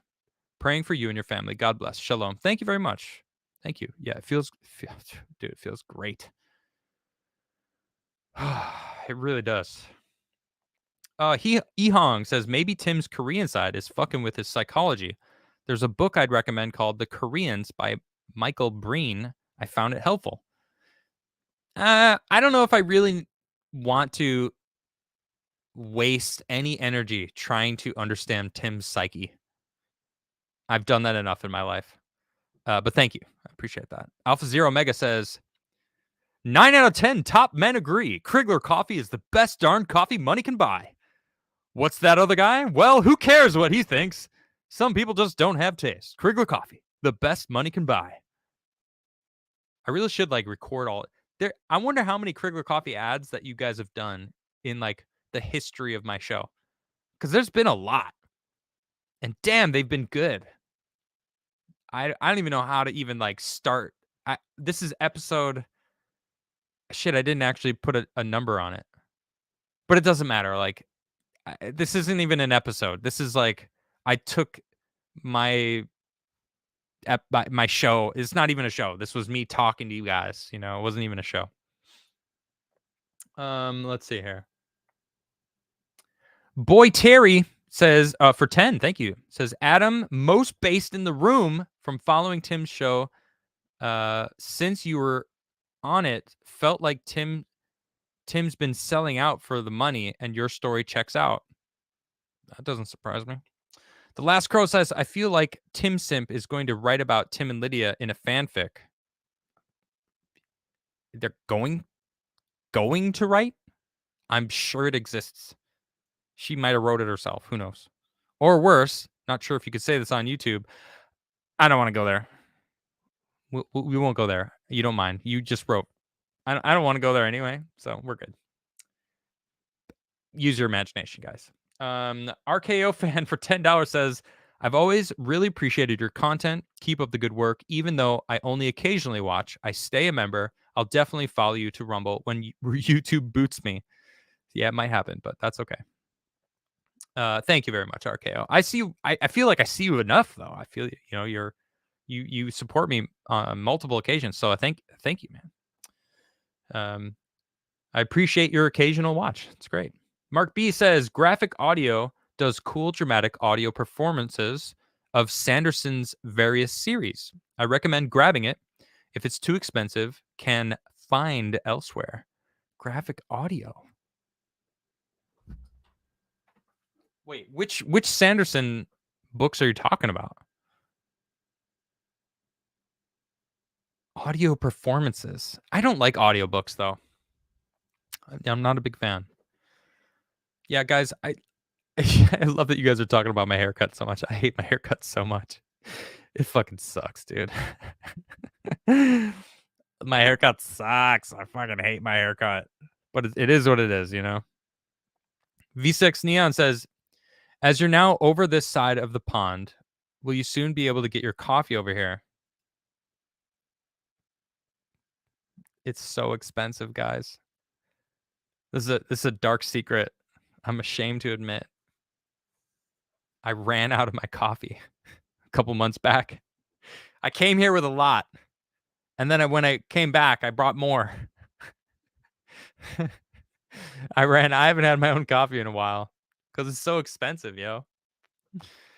But my mom, yeah, it's too expensive to ship, right, to Europe. But my mom is coming to visit in February for 10 days. I can't wait. I'm so excited. I'm like, hey, so mom, bringing me some coffee, right? She's like, oh yeah. I can't wait. I miss my coffee. Yeah, it stings, Carnell. They got some pretty good coffee. You know, the Italians know what they're doing. I mean, you know what the craziest thing about Sweden is? Everything's made in Sweden. I'm serious. Everything's made in Sweden. Except IKEA. Everything's made in China from IKEA, but there's some things. But like you go outside of IKEA, actually.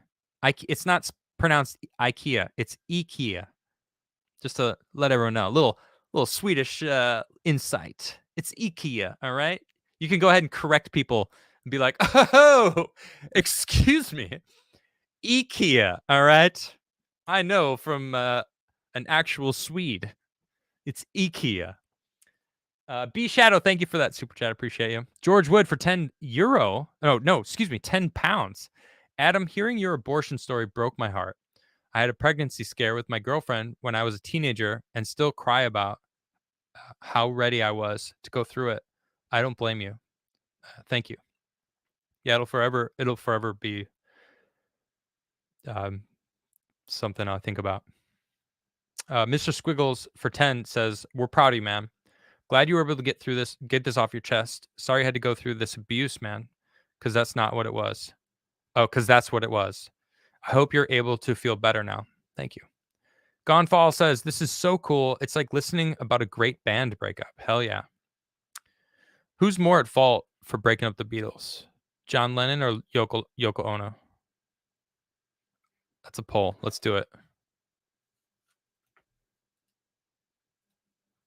Who broke up the Beatles? Lennon, Yoko. There it is. It's a poll. Let's see what you guys have to say.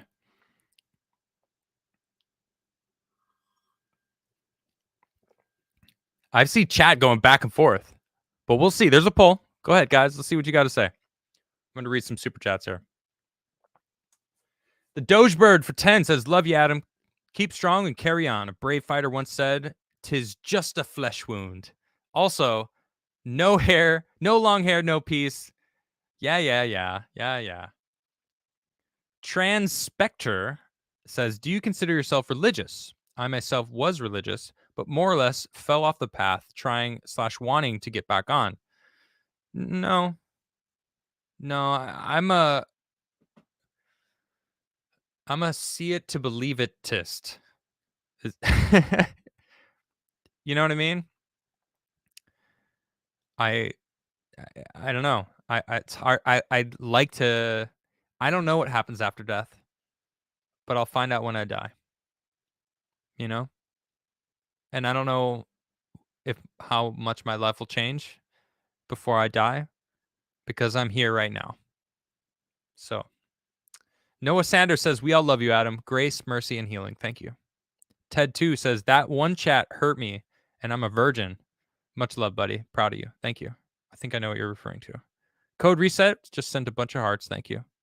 Mr. Doc for 10 says, hey, man, if ever in Eastern North Carolina, need a lot of lakes, more than welcome to be like, Tim has land, I have land. MF, try me, but I offer you my hand. That was challenging to get through. But I'm guessing there's a lot of lakes in North Carolina, Eastern, that you have land, but Tim has land. Thank you for your super chat. I'm sorry, I don't know what you meant there. All right, let's check in with the poll. 943 votes. 35% say 34% says John Lennon broke up the Beatles, and 66% said Yoko Ono. I got to be honest, guys. I disagree. Lennon is the one who chose to leave the Beatles. He's the one who turned beta and let Yoko Ono control him. Just saying. It was Lennon. That's the right answer. 66% of you are wrong. I could just see her whispering in his ear at night, yo, Adam fucking hates you. I meant McCarthy hates you. McCarthy hates you. You should fire him. Scott Johnson for $20 says, what about a 20 for a Speedo flip? No, it was 30 grand. 30 grand, baby. Our cat's gay for $20. I like that you're coming for both sides. You went to Rumble Rant as well. Dude, I feel so bad for ever doubting you. Unsubbed to Tim as of now. It's up to you guys. I'm not. That wasn't my plan. I can't stress that enough. I just wanted to get this shit off my chest. Ghost Crusaders for $20 says, Tim talks about creating culture, but appears the only culture he is interested in is creating a culture that he is directly involved in. I must have missed that Daily Wire film, Run, Hide, Fight, starring Ben Shapiro. Yeah. Did you guys see Terror on the Prairie? Did you see that movie? I liked it. It was good. Although I'm a sucker for Westerns. And it was simple, but it was good. It was like tense. Gina Carano did a great job on it. You guys should check it out if you haven't. Run, Hide, Fight. Is that the one about the school shooting? That was a pretty good movie too, actually. I like that one. I haven't seen Shut In. I think that's the name. You guys have seen Terror on the Prairie? Yeah, it's good. I liked it. I love Western movies. I wanna act in a Western. I wanna be a cowboy. Hell yeah. Wear a freaking badass suit. I would have it in my contract, though, I get to keep all the clothes I wear. Yeah, I'm definitely going into any business arrangement with a fucking contract. You best believe that. Anyway, I'm gonna need you to come in tomorrow for $20 on Rumble. It says, I truly thought he was probably just jealous of your better hair and better songwriting slash better vocals. I don't hate Tim, but sometimes he is cringe. I had a friend screw me over, and he is rich now. Yeah, man. Life throws curveballs all the time, doesn't it? Never Obsolete says, Mrs. Coffee over own mother. Based. Damn, wait a minute. Hold on. Shit. Now my mom would understand, all right? She drinks Crigler coffee every day. She fucking loves it. Actually, my dad does too. Actually, a lot of my family loves Crigler coffee. Granted, a lot of their last name is Crigler, so it's kind of badass for them. Like, oh yeah, we drink Crigler coffee. I mean, but it is. If you tried Crigler coffee, you'd understand. It's freaking good. I miss it. Wow, how long have I been streaming for? Almost 4 hours. Holy shit. Got to read them all, baby. Darth Vader says, that's the point. She was the poison that tainted Lennon. If not for Yoko, he probably wouldn't have left. I know, but he chose to leave. He still made that choice. He could have been like, nah, Yoko, I ain't leaving. I ain't firing him. Bitch, you gone. You're not even a real producer. Oh, it's funny.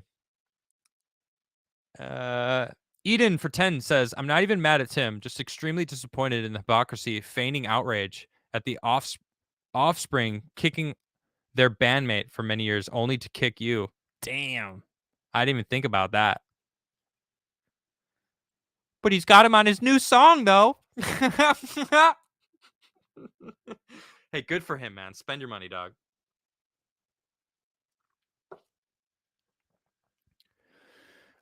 Hey, Gus. Carl Gumperts for $20. You've been supporting me a bunch tonight. Thank you, buddy. Love you, Adam. I'm coming to visit soon. I love it. Oh, I love it. I got a beautiful guest bedroom, dog. You are always welcome. That's dope. My brother was here in the summertime, and I'm hyped. He went to Poland. I can actually show you guys the full thing. This is from some Polish. It's a Polish church called Krakow St. Mary's Basilica. I always wanted one of these and got me this, and I thought it was really cool. But I've always shown it like this. Like, check out this thing my brother got me. But yeah, that was cool. He was my first visitor. Love my bro. Mounted Patrolman for 10 says, Adam, you said all the things we wanted to tell Tim. That's what made you great. And outside of the occasional guest like Milo, it's never been replaced. Also got unbanned from Twitter. Thanks, chat. Hey! Well, welcome back to Twitter. Twitter's fun now and free, minus specific things. Patriot J got banned for dropping the N-bomb. I don't know if you know what Patriot J looks like, but he's very much a black man. And I thought the rules were, if you're black, you can drop the N-bomb. I thought those were the rules. And that's hard R. Hard R. But I feel like hard R, soft A, the A, it makes no difference. I guess it does. Bring back Patriot J, baby. Millennial Chicken. Stay strong, Adam. We're here for you and Niche. Big love and respect from a fellow European resident over here in Blighty. What's Blighty? I don't know. I feel like I should know that. Wait, what's Blighty? Hold on. Is this like a place? Blighty. British English slang term for Britain. Ah, okay. Well, that was easy. All right, well, I didn't know that, and now I do. And where did my YouTube stream go? There it is. Okay. Cool. I'll be over there in a couple months. Can we get a recap? Oh my God, no. I want to read these super chats. Thank you, though. It's on my page forever. You can watch it. No jacket, no peace. I love that. Mashups. That's funny. That's funny. Okay. Mr. Grims for $20 says, "Thank you for sharing your testimony. I experienced an abortion in my early 20s and have carried shame and guilt over it. I know how hard it is to speak on that. You have given me the strength to tell my story. God bless." Thank you, man. You know that there's something about that attitude from pro-lifers that is very much a turnoff for people who may have been pro-life, may have had an abortion, that they come on so strongly about it being murder, which maybe it is, maybe it isn't. Let's put that aside. The way that how strongly they are about it, even the people who are deciding like, maybe it is, maybe I am growing up. It's like they're not giving them the room to breathe.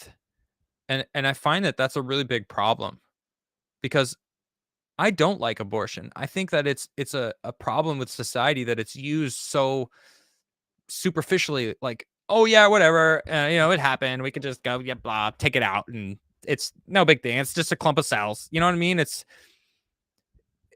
so black and white that there's no winning that war if you can't like allow people to understand and forgive themselves and understand it. Like I went through a lot of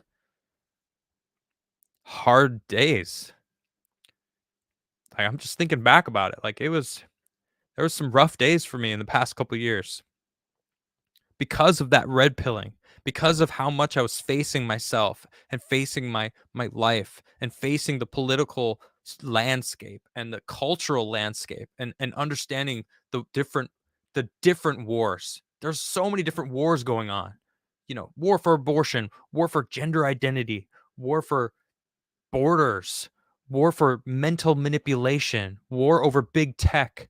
Like all these different battles, movies, Disney, don't say gay, like all this shit, like all of these different battles. It's all just left and right. I don't know.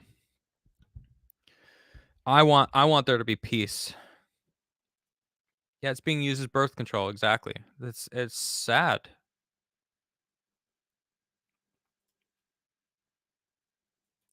Captain Kraz for $10 says, "Got on disability a few months ago after 5 years of trying.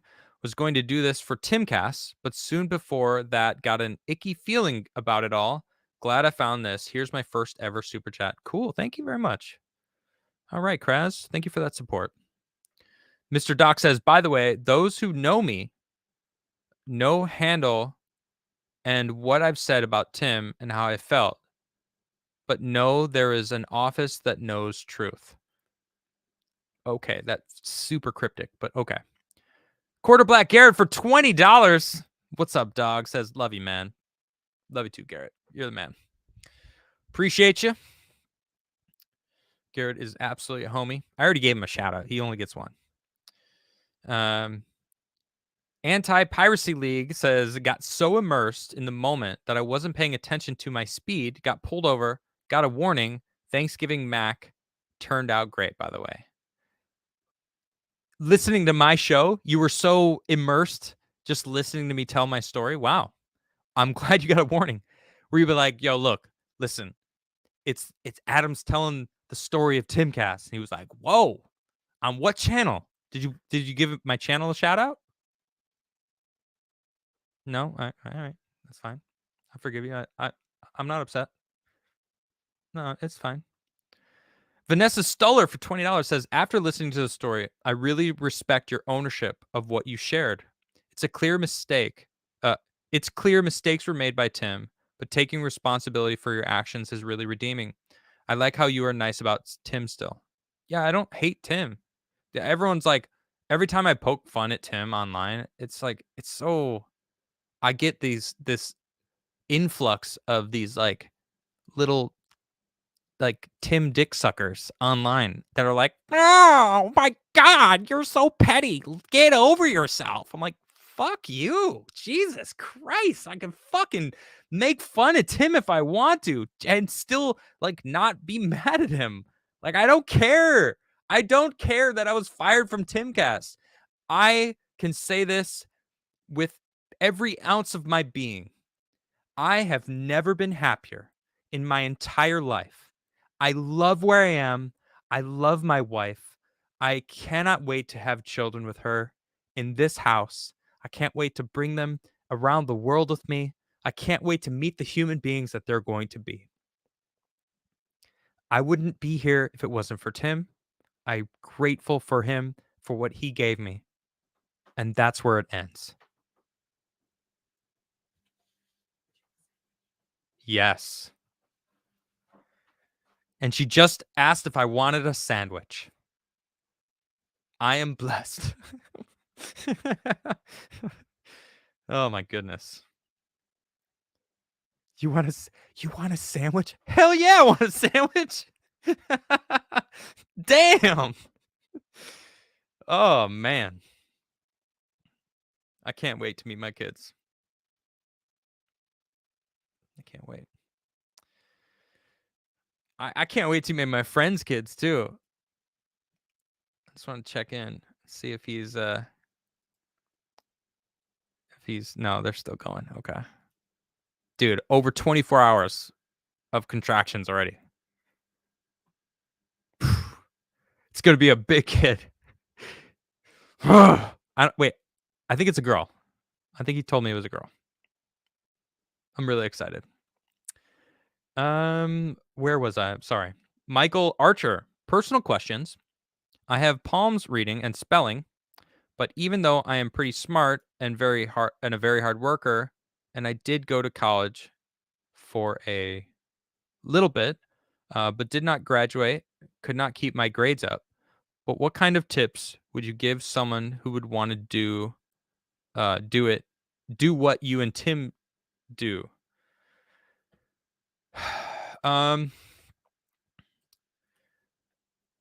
You just gotta do it, man.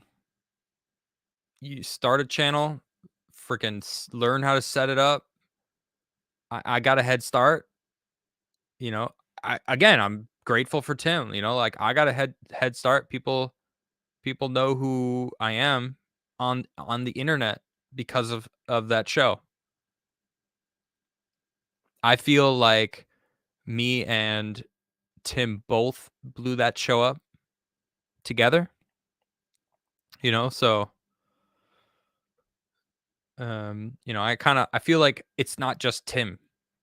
You know, people always say that to me. It's like, oh, well, you know, without Tim, you'd be no one. It's like, I was fucking happy before Tim called me. Like I was designing video games. I was a pro skater. I was an international like male model that was very successful. Like I was happy. Like I was good.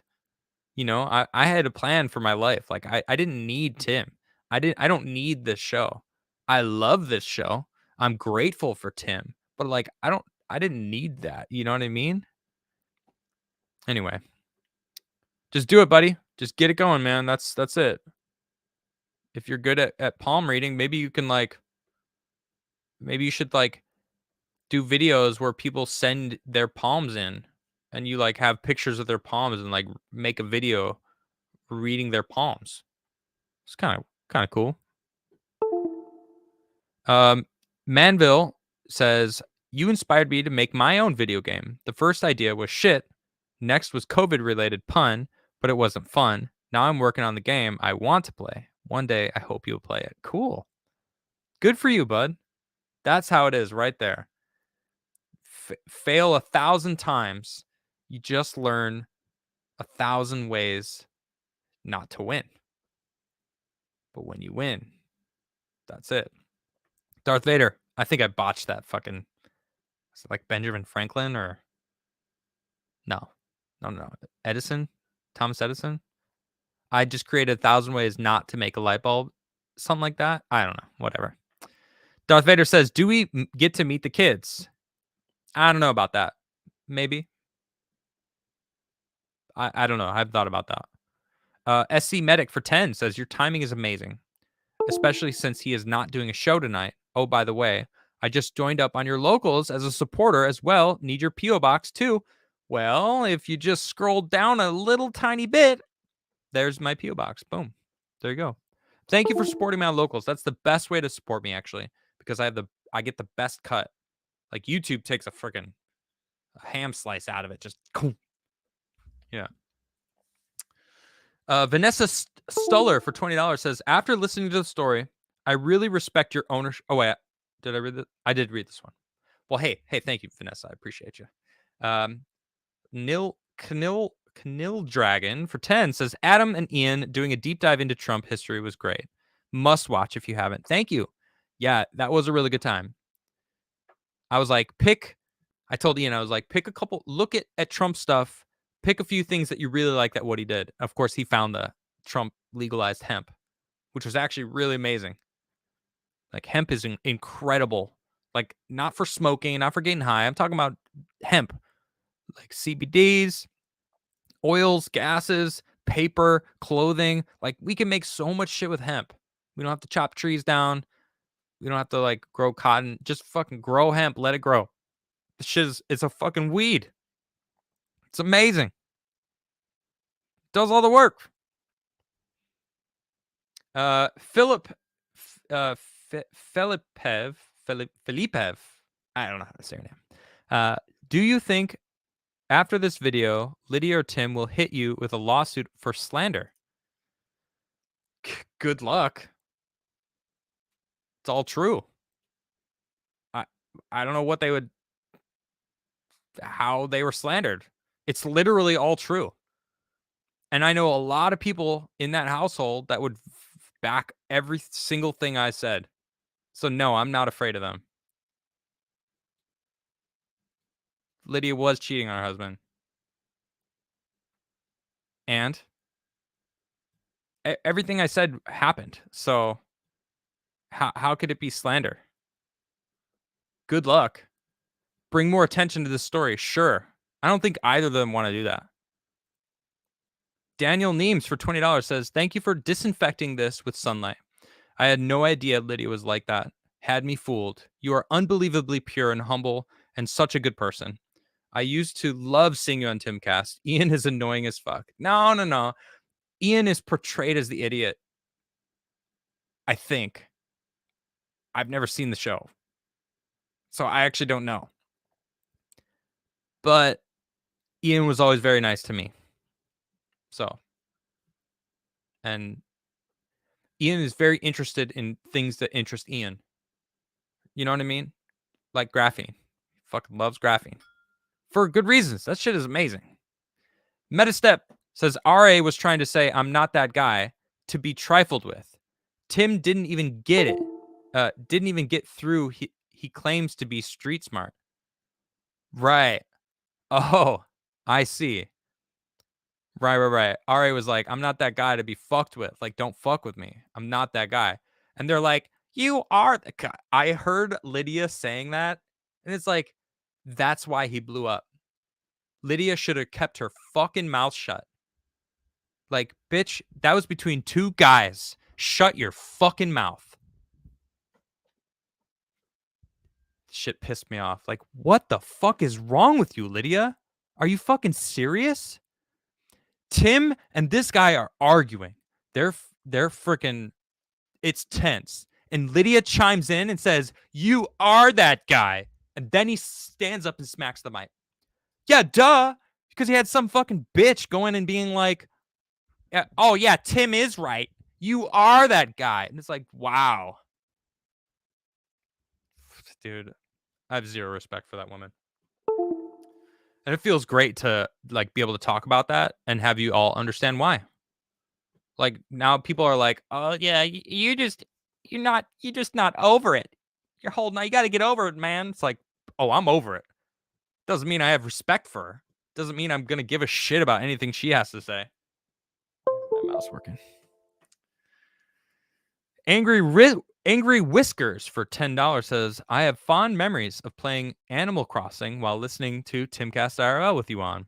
I've been loving your recent Nick Rekieta of Rekieta Law, a small law firm in central Minnesota appearances. I love Nick Rekieta. He might be my favorite YouTuber. He is hilarious. I'm sorry. Not really on YouTube anyway. Rumbler? Should I say that? My favorite Rumbler?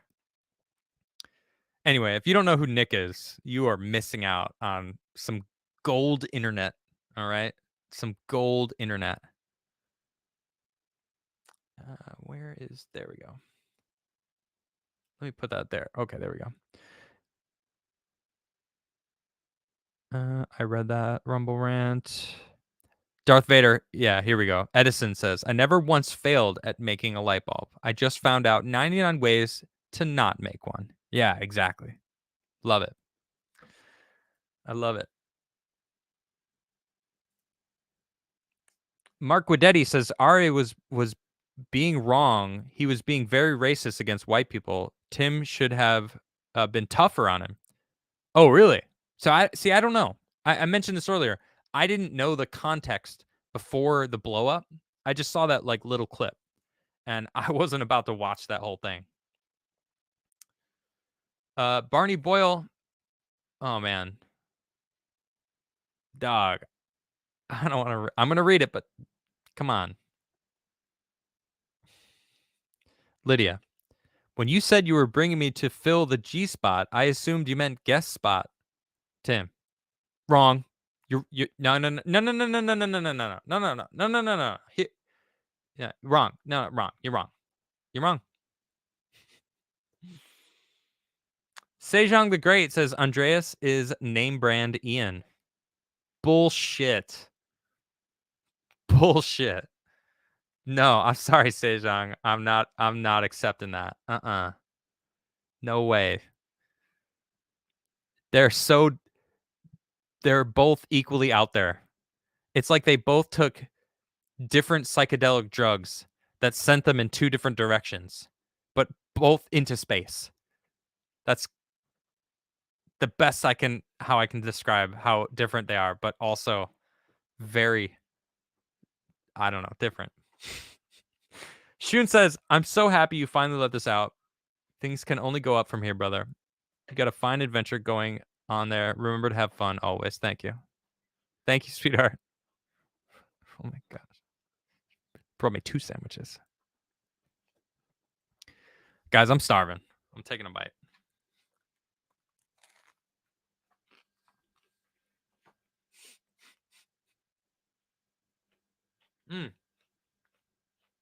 Oh my goodness.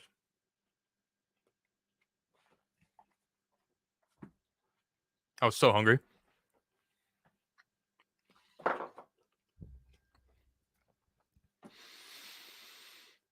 All right. Thank you, Shun. I appreciate you, mate. Red says, what you said drew parallels to many of our lives. Your indestructible instinct and morals is what we need more of. Thank you. Thomas said, I saw clips of you longboarding, cruising New York City for Arbor skateboards. 'Twas amazing. Are you still that good? Do you skate often these days? I don't know. To the first one. Because to me, skateboarding is like riding a bike. And riding a bike is all about balance. And skateboarding is way more balanced, but being controlled with your shins and your feet. I mean, it's a little bit your arms, but it's very much in the legs, understanding your balance of like controlling it. And tricks are just, I feel like if I skated for about a week, I could probably do a lot of the stuff that I did before. But I was actually thinking about making a video of me skating for the first time in a long time. Like I mean really skating, not just like pushing, like going out with the purpose of like trying to do as many tricks that I can do. Like maybe watching an old video and be like, all right, this trick. I'm going to do all the tricks that I did in this video, or try to do it, you know. I might do that. We'll see. Justin Donning for $10. Thank you.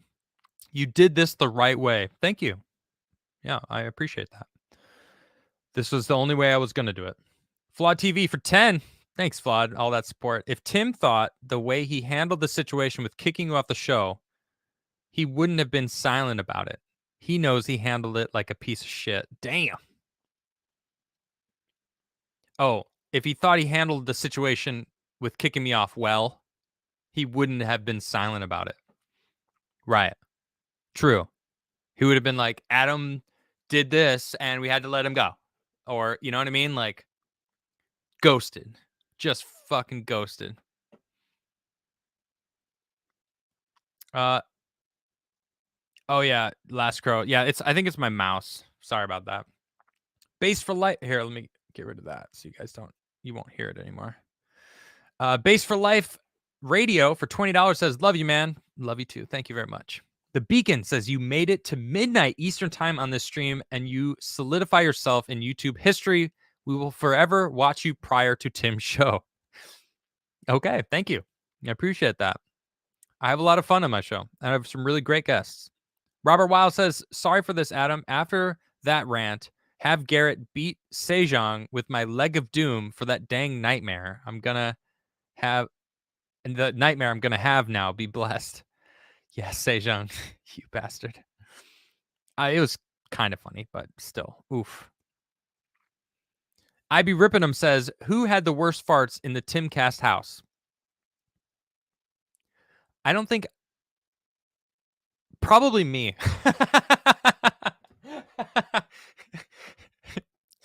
Probably me. Alahad said there is no pics of her OnlyFans I wanted to see. You actually checked? Oh my gosh. Oh, that's funny. Big League Drew says was present for TimCast episode 1. Not just this, just not the same show anymore. Keep doing you. P.S. No one spins the UFO like you. Thank you very much. Yeah, I know the spot. I know the spots. You know what I'm saying? Sometimes I get it. I get in a good spot. It gets going. It starts wobbling, but it doesn't fall off. I also know, how far you can push it. I like to take it to the limit. We've got 6,996 likes, guys. 999 likes. Come on, one like. Go on. Someone's got to do it. Someone hasn't liked it yet. There it is. 7,000. Thank you for that. Thank you. And also, please subscribe. I mean, if everyone subscribed that showed up tonight that wasn't subscribed before, I might hit 200K tonight. That would be freaking dope. If I hit 200K. I don't think I will, but hey, a man can dream. Better yet, follow me on Rumble. I would much rather hit like 10,000 on Rumble. It'd be awesome. Damn, I went up almost 2,000 on Rumble. Thank you guys so much. Anyone who went over to Rumble to follow me over there, thank you very much. You guys are the best. Mr. Angry Whisker says, I'm glad your life seems to be overall happier lately. My heart hurts seeing open people like you experience hardship, such as your YouTube strikes. Rumble, baby. Rumble. If I disappear and I don't do a community post, if I'm not live, I always do a community post. If I can't do a community post, that means I got to strike. Always. And if I got to strike, I'll be on YouTube I'll be on Rumble talking about it. Manville says proof or Adam can't skate. Shit. I'm going to have to. There's so much snow on the ground right now. I can't skate. So, I have so much snow. It's everywhere. It's beautiful. You guys want to see it? Hold on. Let me pull up my Instagram. I uploaded a picture recently. Check out my friggin'. Check out my property, yo. This is what I'm dealing with right now.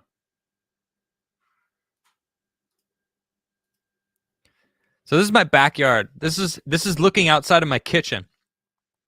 So this is my river, and that's my private forest.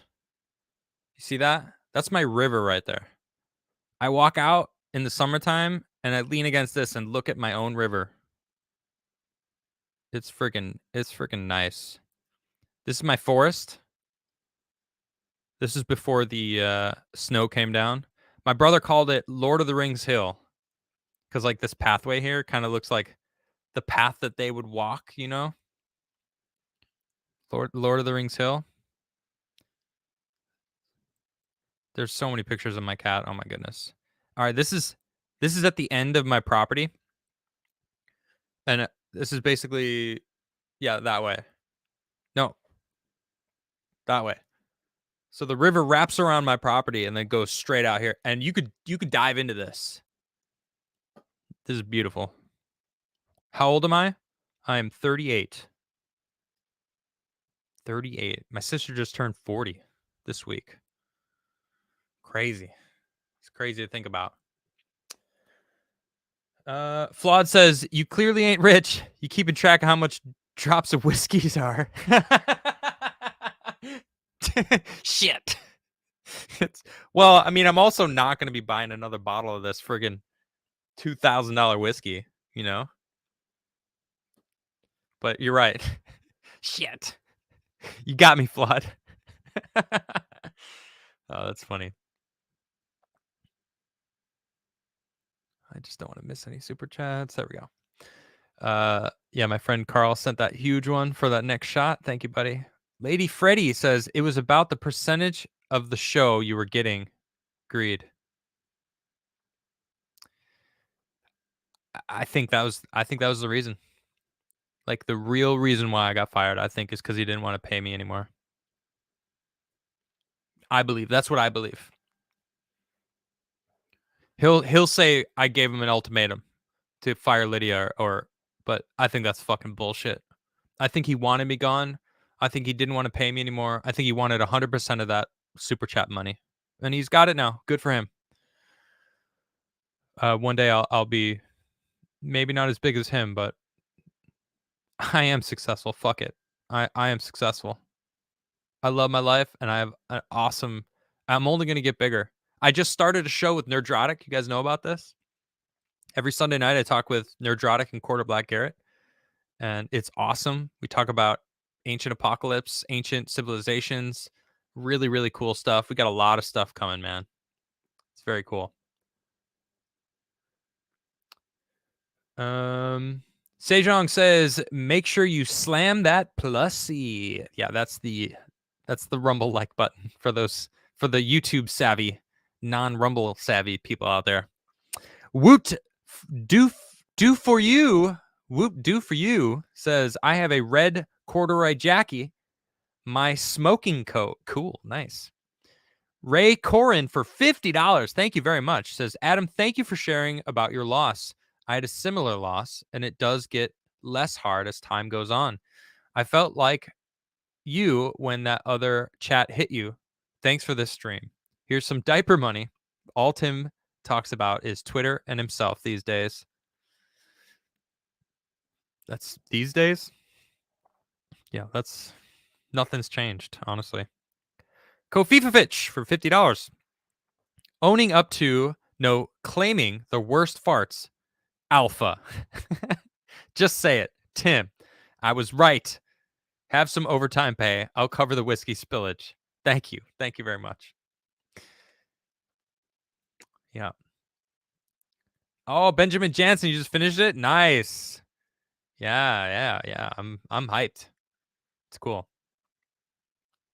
I'm very intrigued about the Younger Dryas and what existed beforehand, because it really changed the landscape of Earth.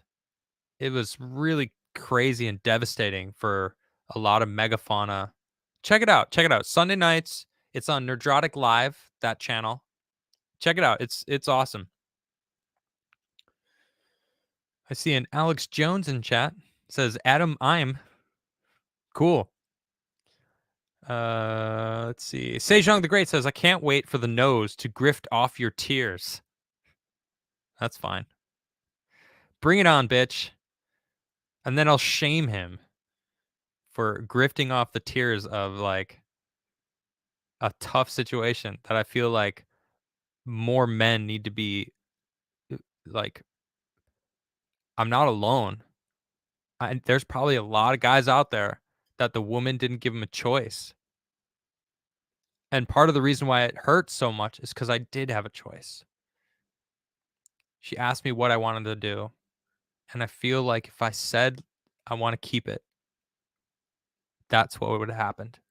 And that haunts me more. So that's fine. Patrick C for 10 says, I'm sorry for being hard on you, for previously damaging you to tell this sooner. I really didn't realize how deep it went for you. Man, people on the internet are going to do what they want to do. They're going to add whatever background intention to anything, you know? So thank you for saying that. I appreciate it. Yasu RW Yoshi for 1,000 yen? Is that yen? It's about $10. So I don't know what it is, but thank you. Says, sounds like Tim cannot bring himself to apologize, but it sounded like he has love for you. Yeah, I think so. If only he could be honest and straight about it. By the way, Milo Y took the Tim out of TimCast the other night. Yeah, so I hear. Still not gonna watch it. Lone Wolf's voice for 10 says, careful, man. All these tears. You may catch up to Glenn Beck soon. JK, by the way, still on my local school board and keeping the local school clean in Illinois. Thank you for that. I appreciate that. And I don't regret anything that I've said tonight at all.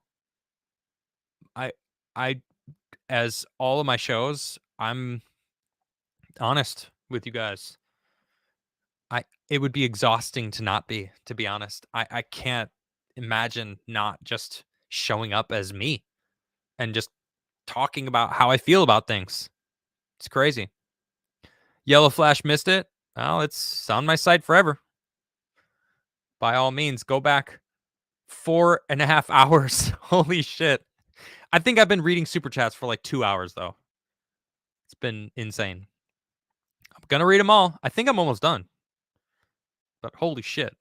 The John Beck says original video game Psyker was in WH40K Chaos Gate 1998. Great game. Loved setting enemies on fire. It's a GOG.com for the curious. Cool. I've never got into Warhammer. I don't know anything about the lore at all, but I'll tell you what, Dark Tide is a lot of fun. And it wouldn't be surprising if I'm pretty sure Nick plays every single Warhammer game. Hasn't he? Hasn't he played every single one? I think I heard him say that one time when he was streaming like 4 Warhammer games ago. I don't know. Cool though. John, Rooftop Gen X. Tonight has been deep, Adam. Thank you for getting this off your chest and sharing it with us all. Yeah, it feels good. Thank you for saying that.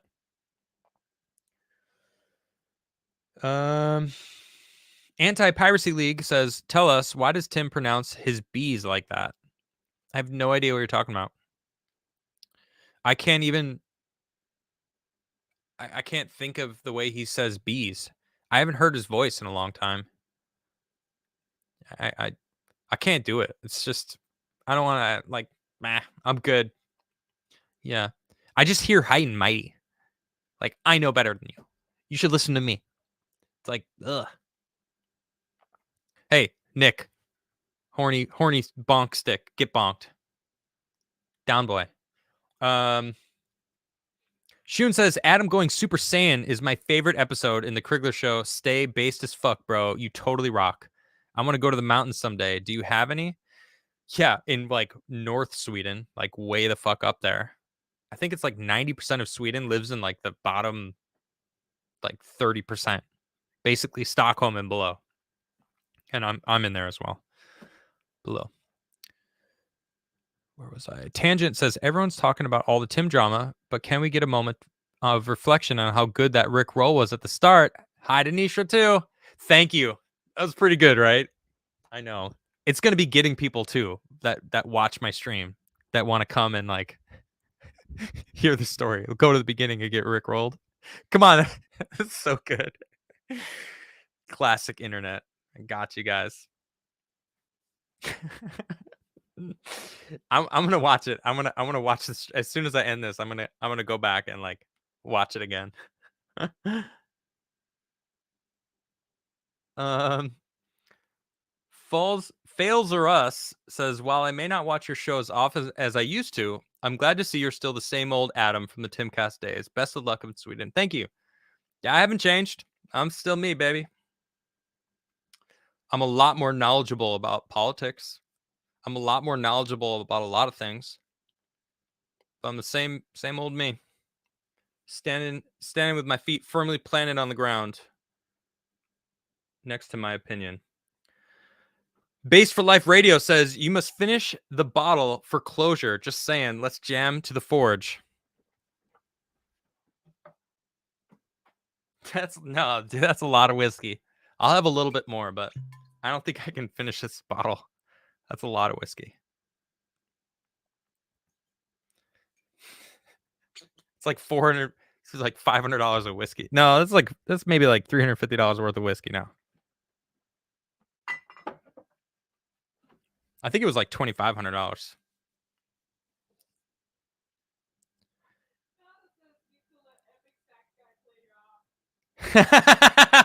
That's pretty good.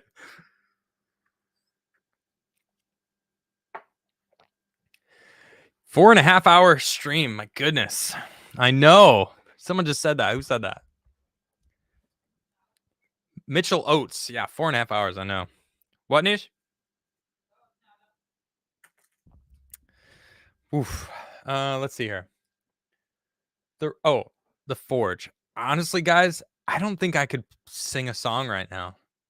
Like, I feel my voice straining already because I've been talking straight for 4.5 hours. I don't think I could. I definitely can't play the Forge. That's a rough song, man. Base for Life. I'm sorry. I can't do it. I want to, but I don't know how many super chats I have left. I'm just still going. But I can't do that right now. It's 5 a.m. Zookster says, Are you gonna get bombed by Ukraine since you're over there? No, I don't think so. But I am paying very close attention to what happens because I am very close. Oh my goodness.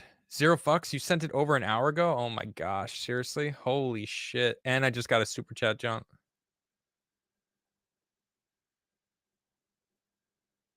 Oh, I see yours. Holy shit. There's so many.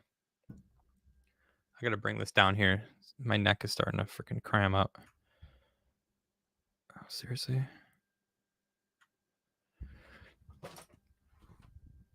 All right, now I gotta find where I was. Oh, I found it. All right, cool. The Real Hydro, what's up, dog? Says, Mom, can we have Harry Potter? Mom, we have Harry Potter at home. Adam, Harry Potter. Were you saying I look like Harry Potter? Is that it? Because of the glasses? Is that it? Okay. Sarge says, the only man in a beanie worth his salt is flawed. Truth. He's the only one that led me to you. Thanks for sharing your story, bro. Thank you. Appreciate that. What, you found my channel through Flawed? That's cool. Hell yeah. Good shit. Flawed's a homie. Savage Wealth Academy says, have you heard of Guillain-Barré syndrome? Developed in 2021. Made a docu on my channel. Hope it helps someone in a tough spot. No, I've never heard of that. First, last, say Car Ramrod. Car Ramrod. We'll call it Car Ramrod. Such a silly movie, but awesome. Davis Weinberg. Are you related to Criglers from Alabama? My mother is a Crigler from Alabama. Maybe, yeah. They were making whiskey in Kentucky in like the late 1800s. They were also in Virginia and founded Criglersville. There's a lot of Criglers out there, man. Maybe. Maybe. My grandmother, my father's mother, had over 100 human beings underneath her on the tree. 100. Yeah. I'm not joking. I'm serious. My dad's mom has over 100 human beings underneath her on the tree. The Crigler seed is strong. Cranberry Langers says, I think your hair looks fine. Shave the sides, though. Shave it. Can't even see myself anymore. JG celebrating 16 months. Thank you very much. Spinning that UFO. Metastep. I switched. Oh, wait, I read this one. Switched me to support to locals. Thank you. iGers for 10. I am both EU and US citizen. Swedish beer sucks. Yes, it does. So do their pickles. Their pickles are the worst. Pickles are the worst. Yeah, we got this shit in America, though. Dalinar people are awesome. That's like all the way up north, right? Right? The Dalinar? Dalinar. Yeah. Way north. Yeah. Like the Swedish Eskimos. Oh, it's not that far? Oh. I thought that's what I thought of. SC Medic says at least you would have the decency to read all the chats. Hell yeah, baby. You guys want to support me? I'm going to read them all. I don't give a fuck how long it takes. I'm reading them all. Fuck my voice. It's the weekend. I don't have to talk for 2 days. It's fine. Dan Dick Music for $1. Thank you. Our Cat's Gay became a member. Super chatted both on Rumble and here on YouTube, and then became a member. Thank you very much. Sejong the Great. Prophet Jones mode. I've got red blood pumping through my veins. Fast. I eat eggs. I'll eat your lefty butt like corn on the cob. I don't know what Prophet Jones is, so I feel like I was supposed to do it in some sort of accent or voice. Yeah, I don't know.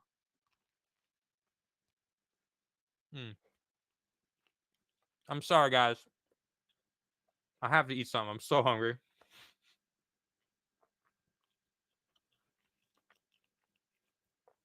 How tall is Tim Pool? I think he's like 5'10". He's like like 2 inches shorter than me, maybe 3. I mean, I'm like 6'1". So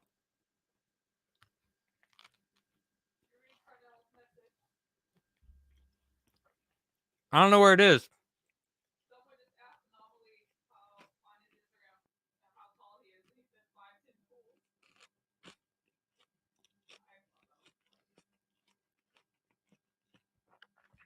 Hold on, I'm eating food. I can't respond. Wait, what did Anomaly say? Someone just asked Anomaly how tall he is, and he responded 5'10" pools. Oh, Anomaly is 5 Tim Pools tall. That's awesome. What kind of sandwich? I don't know. It's delicious, though. Looks like it's got some cheese, some meat, some lettuce, some mustard, some mayonnaise. Classic sandwich. Simple, delicious. Yeah, I think so, Sahil.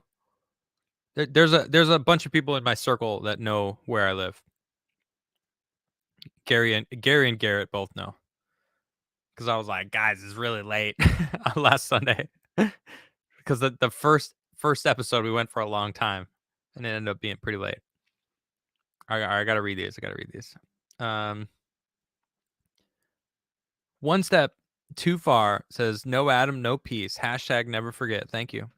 Gerald Armstrong says, Adam, come on, man. Get Red Eagle on the show. Yeah, I'd love to have him on the show, actually. I like his stuff. Preston Mitchell for 10 says, Adam, thank you for being positive. That is why I keep returning, and your music loves she's just. Thank you. Oh, very cool. It's an old one. David Franco, really appreciate your voice on the Tim show. You were based and didn't fence it. You called out the BS as you saw it. Keep speaking truth. Hell yeah, I will. Sejong the Great says, The Rumble exclusive expired unexpectedly. Has over 8 billion views. It's blowing up. I feel like I read that already. Anyway, thank you. Dean Badger. Whoa. Celebrating 27 months. 27 months as a member. I think that's the oldest membership. Like, there's a lot of these old OG members, but that's when I first got 27 months ago. That's when I first got my channel monetized. And actually, shout out to Tim, because like he called YouTube on my behalf to get my channel monetized. You know, so like that was fucking awesome of him. That was. Anyway, Dean says, Adam, you rock. Been a supporter since day one, clearly. When you started on the other show. Hell yeah, buddy. Thank you. Zero Fucks, who sent this an hour ago. Holy shit. Oh my gosh. More than an hour ago. This is an hour and a half. Okay. It's from an hour. So we're an hour and a half out. Oh my God. Hey, thank you guys. I love you all. You're amazing.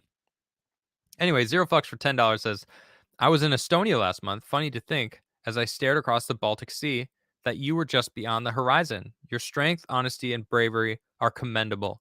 Much love and stay true. Thank you very much. I will. Metastep says, I'd never seen so many sandy vaginas in the chat. Is there a bunch of salty sandy vaginas in there? That's fine. I'm not reading chat today.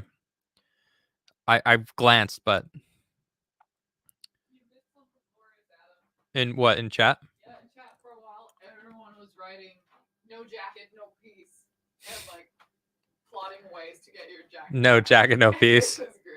It's pretty funny. I would love that jacket back. I know. You love that jacket I on me love that too. jacket on I you. know. I'm gonna go to sleep.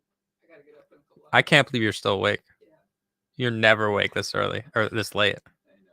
I gotta go to sleep because I'm getting up at like in 4 hours. That's nuts. Love you. I love you, sweetheart. Are they coming to get you or? No, I gotta drive. Ugh. Yeah. Okay. I love you, sweetie. Sleep good. Bye, chat. Love you. She says, bye, chat. Love you guys. Crusader says, Allah's peace be upon you, Adam. Thank you very much. Very kind of you. Let me see if I don't want to miss any Rumble rants. No, I don't think I did. I think I've been keeping up on top of them. You guys are amazing. Thank you very much. I'm starting to lose my voice. I can hear it. I'm gonna power through these though. I've said that. I said that already. I don't understand. Is it like? I know I've read this one. Slav Kai Nikki, celebrating 11 months as a member, says, been a while since I popped on for a show. Congrats on all this success, bud. Much love and keep working hard. Thank you very much. I will. Colt C for $10 says, dude, you've got an overzealous moderator named Nuclear that needs to go. Putting people in timeout for noticing fat-armed women who are pro OnlyFans is wrong. Is that right, Nuclear? I mean, I don't give a shit if people are talking shit about Lydia. Or anyone. Even me. No spamming. And no bots. And no, like, gamer words are like, like, I don't know, bannable words. But other than that, like, I don't know. But anyway.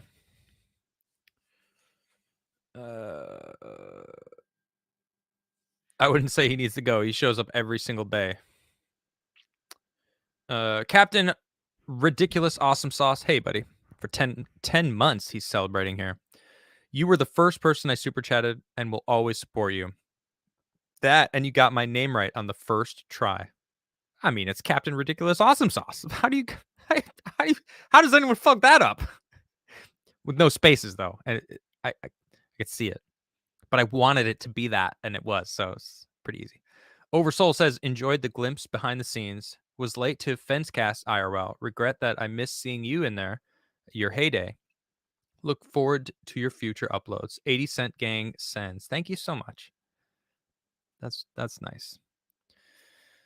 Yeah, I don't want to talk about Tim. I'm not like people are like, oh, you don't never stop talking about him. Like, you don't fucking watch my show then. Because I talk about space, I talk about science, I talk about politics. Someone super chats me about Tim and I make a snarky comment. Or I like say something that could be considered that I'm talking about Tim. And people are like, butthurt. I'm like, fuck you. Jeez. You have me in your head. You have Tim's dick in your mouth. Keep super chatting. Maybe next time I'll read it.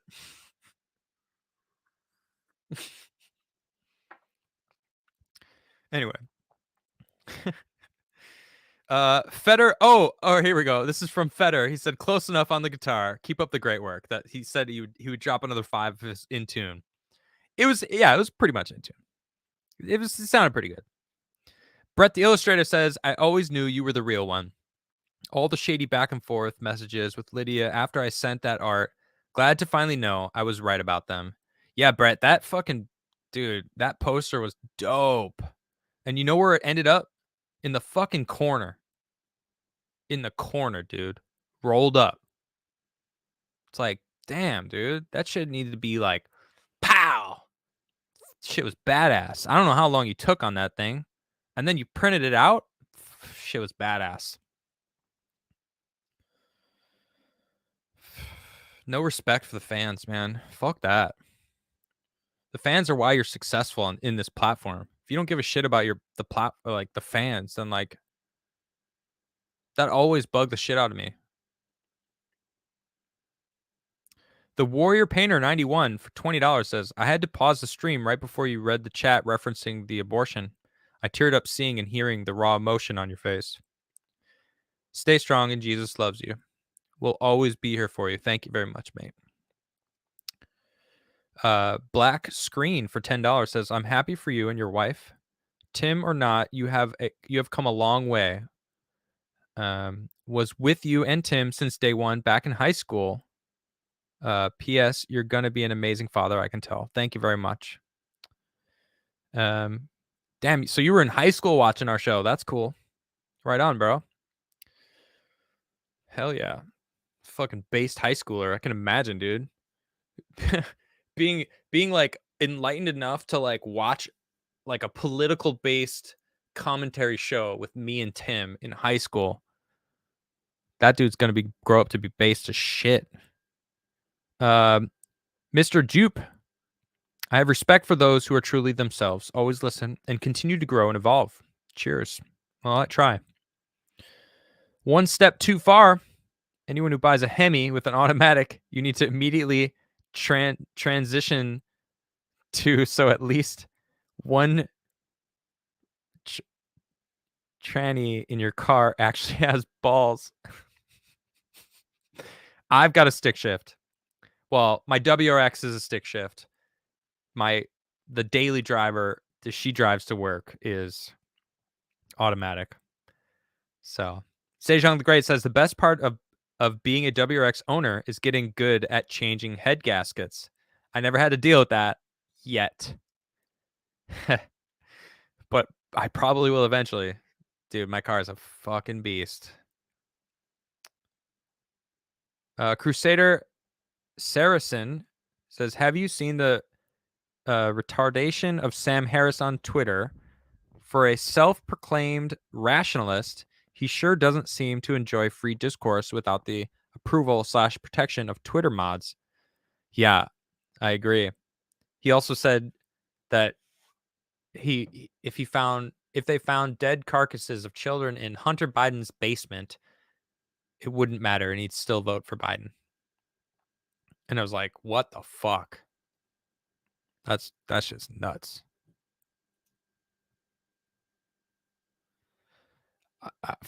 Jeez. Joe Biden's his father, and that's how fucking fucked up that dude is. Like father, like son, dude. Both pedos, both like that fucking incest shit. It's crazy, dude. All right, where was I? The Beacon says if Tim won't have you on the show to be the opposition, then you shall claim your own throne, Adam. You got this. You'll be the counter. 6:30 p.m. Eastern time. Thank you, Beacon. I like that. Asher says Tim was great for the Raw news, but this new I defend what I think to death while letting guests to crap on while getting guests to crap on who they want. Ian, Luke, etc. sucks so hard. Honestly, from the sound of this, like what the show is now, it sounds like shit. Like, what the fuck is the show? Sean says you need some other altcoin addresses to donate with. I can send Litecoin or Doge. I have no idea, man. I maybe, yeah. I'll have my buddy set something up for me.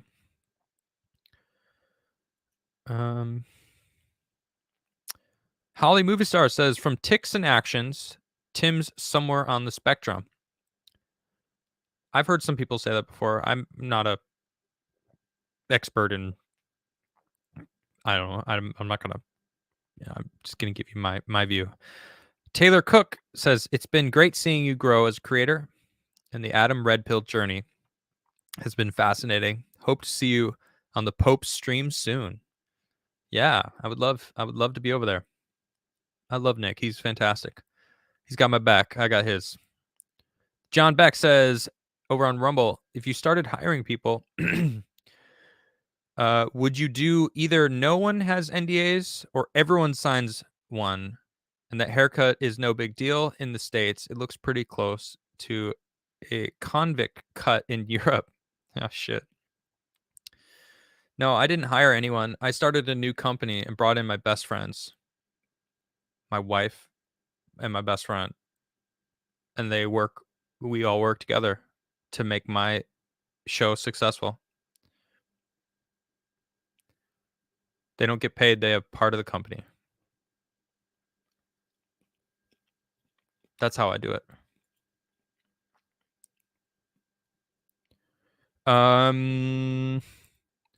Sue F, your truth about abortion hits home for me.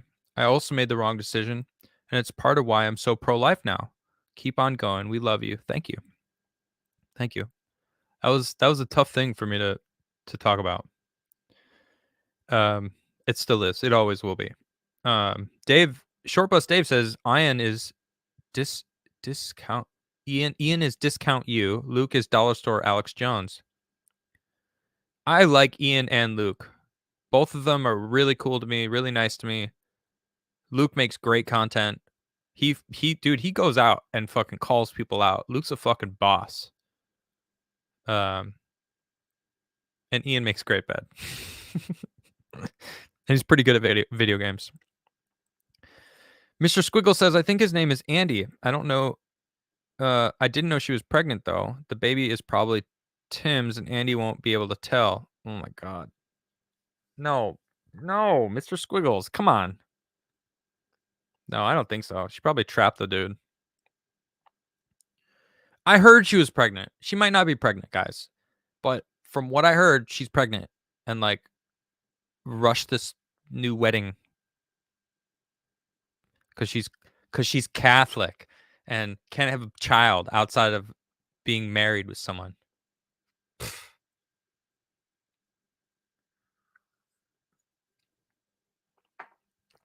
Yeah. Crusader Sarson says, how rude of me to forget. Allah's peace be upon your wife as well. She seems like a lovely lady. If she is Swedish, may I ask, is it normal for Swedes to feed their guests? Yes. Definitely. I've been to plenty of different man, Swedes are they're friggin' awesome people, dude. They really are. They're amazing. They're so freaking nice. And yeah. Yeah, it is normal to feed the guests. As far as I know, for the circles that I've been in, right? Cuz it's mainly like her family. and they actually live kind of close, which is pretty cool because they're fucking awesome. I love her family. I got really lucky with that one. Hugh Richmond Bradshaw the second says, I like Freely. Thank you. Thank you very much. I like that song too. That's Danzatastic says, bro, you sound like Maynard James Keenan. That was actually really good. That's a huge compliment. I love it. In fact, I've seen him live, both Perfect Circle and Tool. Amazing show both times. I love his music. You should hear The Forge. I would blow my voice out right now if I did that. I can't, but people say The Forge is a song, and honestly, it's very much inspired by Tool. So, very much so. My hair, I cut it off. I cut my hair off a long time ago, but I got a stupid haircut that I don't like. But yeah. You saw them earlier this year? Nice. I saw them in 2020. Right before lockdown. Like right before. Sledge says, that song needs its own vid. Use that acoustic. Maybe I should. Chalopi, I don't know how to say her name. For $20 says, how about making this a morning show? US. It'll be easier for you and your family, and we can wake up to your show. I don't know. Yeah, maybe. That's what Styx does. I don't know what I'm going to do with my schedule. I've been used to it now. And, I actually wake her up because she works during the day. I'll wake her up and we have like breakfast, or she has breakfast and I like chill with her. And then she goes to work and then I sleep. And then I wake up usually before she gets home, and then we hang out until, she goes to sleep, and I like research my show. It actually works really well. We actually spend more time together, or like the same amount, really, I guess. I don't know. Yeah. Jeffrey Rook says, I know you're upset, but don't blast gossip about people's marriage out to thousands of people. You and Tim both have now lost much of my respect. Okay. Thanks for letting me know. Yeah. Wow. Sejong the Great says, I think my bank flagged my over Rumble ranting. Oh, is that why you switched to this side? That's funny. Let's see. Julian says, I left like 2 hours ago. Just click this tab again, and you're still reading messages. I was told by nerds no one cares, and you're a hack. But it seems you got a few fans after all. Weird. Yeah. Yeah, it's funny. Everyone wanted to tell me how much they didn't care. And this is the biggest show I've done in, I don't even know when. January 6th, 2021, I had 16,000 people watching. Insane. Everyone wanted to know what I saw. And I think that was the biggest show I'd done. The first show I did after I got fired, it was insane. I don't remember the numbers. But everyone just, why'd you get fired? Why'd you get fired? Why'd you get fired? And I was like, I'm not talking about it. I'm not talking about it. You're going to have to wait 2 years. Jeez. Oh, that's funny. Okay. Oh, Crusader Saracen again says, okay, good, because I read on the internet that Swedes do not feed guests and couldn't believe it, as even the most debased barbarian nomad understands God's hospitality. Glad the internet was wrong. Yeah, that's so weird to me. Like everywhere I've ever gone, like where I've been a guest, they've, fed someone. So I don't know, but people have their own experiences. You never know, right? Like each experience, it's almost like a stereotype. But sure, like the overall maybe could be, or it could be the opposite. I don't know. It's hard to say. But my experience, from what I know. So, okay, my goodness. Jeff again says, I love you, man, but there are lines to not cross. Okay. Thanks for your opinion. I'm just being me, baby. If you don't like it, you don't have to be here. But thank you for your super chat. Leo Film says, just so you know, NANP means no Adam, no peace. Oh, thank you. Yeah, from the earlier super chat. Thank you. No Adam, no peace. Oh, good to know. NYBSFP. I joined Twitter that day just to support you and to hear this story. It took a while. We'll always miss early Tim and Adamcast. Thank you very much. Sejong says, finally, my Korean relatives are vindicated. We've always called it IKEA. Nice. Well, and it is IKEA. If you call it IKEA, you're wrong. That's right. And if you overhear Tim say IKEA, tell him Adam says you're wrong. Just because that sounds fun.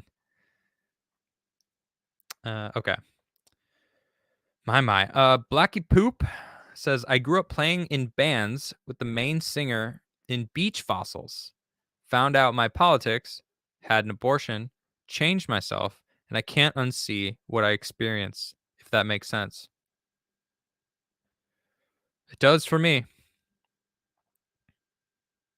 Well, you're not alone, buddy. Ocean says, wasn't the same when you left. Thank you for speaking true. Thank you. Alahad says, haha, Tim said Ian was a liability for your show, and then he went ahead and gave the recipe for gas in one of the shows, and it was so epic. Look for the clip. I saw the clip. I did see that clip, but Tim wanted to have him on a show. He knew he was a liability.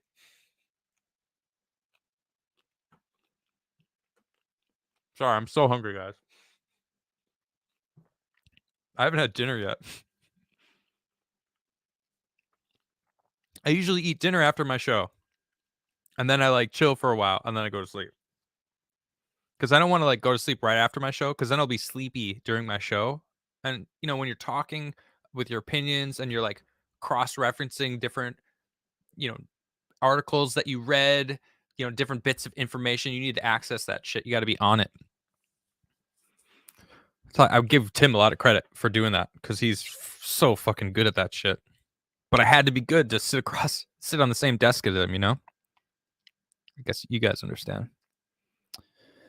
Xeranx, sorry to say your name wrong if I did. To be fair, if you listen to Dr. Warren Farrell, John Lennon wanted to spend more time with his son. Farrell said this is more than once. Well, that makes sense. In the end, John Lennon is the only one who could make the choice to leave. It wasn't Yoko. But it is a joke that we call her Yoko. Thug Life Bear says, my best friend was a crypto millionaire. May he rest in peace. He couldn't separate his friendships from his work relationships either, especially after he made money. That sucks, man. Andrew Tate said something really funny the other day. He's back on Twitter, and I saw him talking about money and SBF, the whole FTX thing. And he said, I never trust anyone who has a lot of money who is a penny pincher. You know, someone who's got a lot of money, who cares about money, who like is frugal with their money, but they're like insanely rich. He's like, fuck that. I don't trust any of those people. I like people like, if you're uber rich and you spend a lot of money and you spread it around, like, then I'll trust you. And that's I got to say something about Tim though. Like, he doted upon his friends. You know, like he bought me the inline wait, they're not rollerblades, they're aggressive inline skates. I don't want to trigger the inliners out there. Whoever's out there that inline skates. Yeah, you know, he got food for everyone all the time. Like, he did dote upon the people of that place. He wasn't a, well, I want to say he wasn't a penny pitcher, but I think he fired him because of the money. But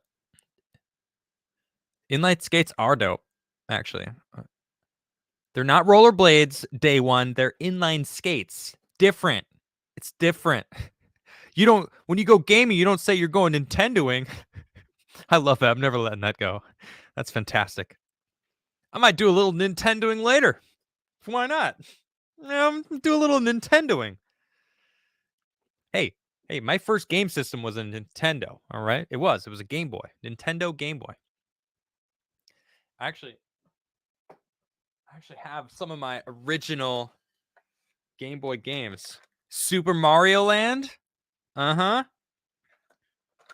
Super Mario Land 2. Uh-huh. Oh, yeah. Final Fantasy Legend. That's right. Classic. Batman. One of the hardest games I've ever played. Absolutely ridiculous. Fuck that game.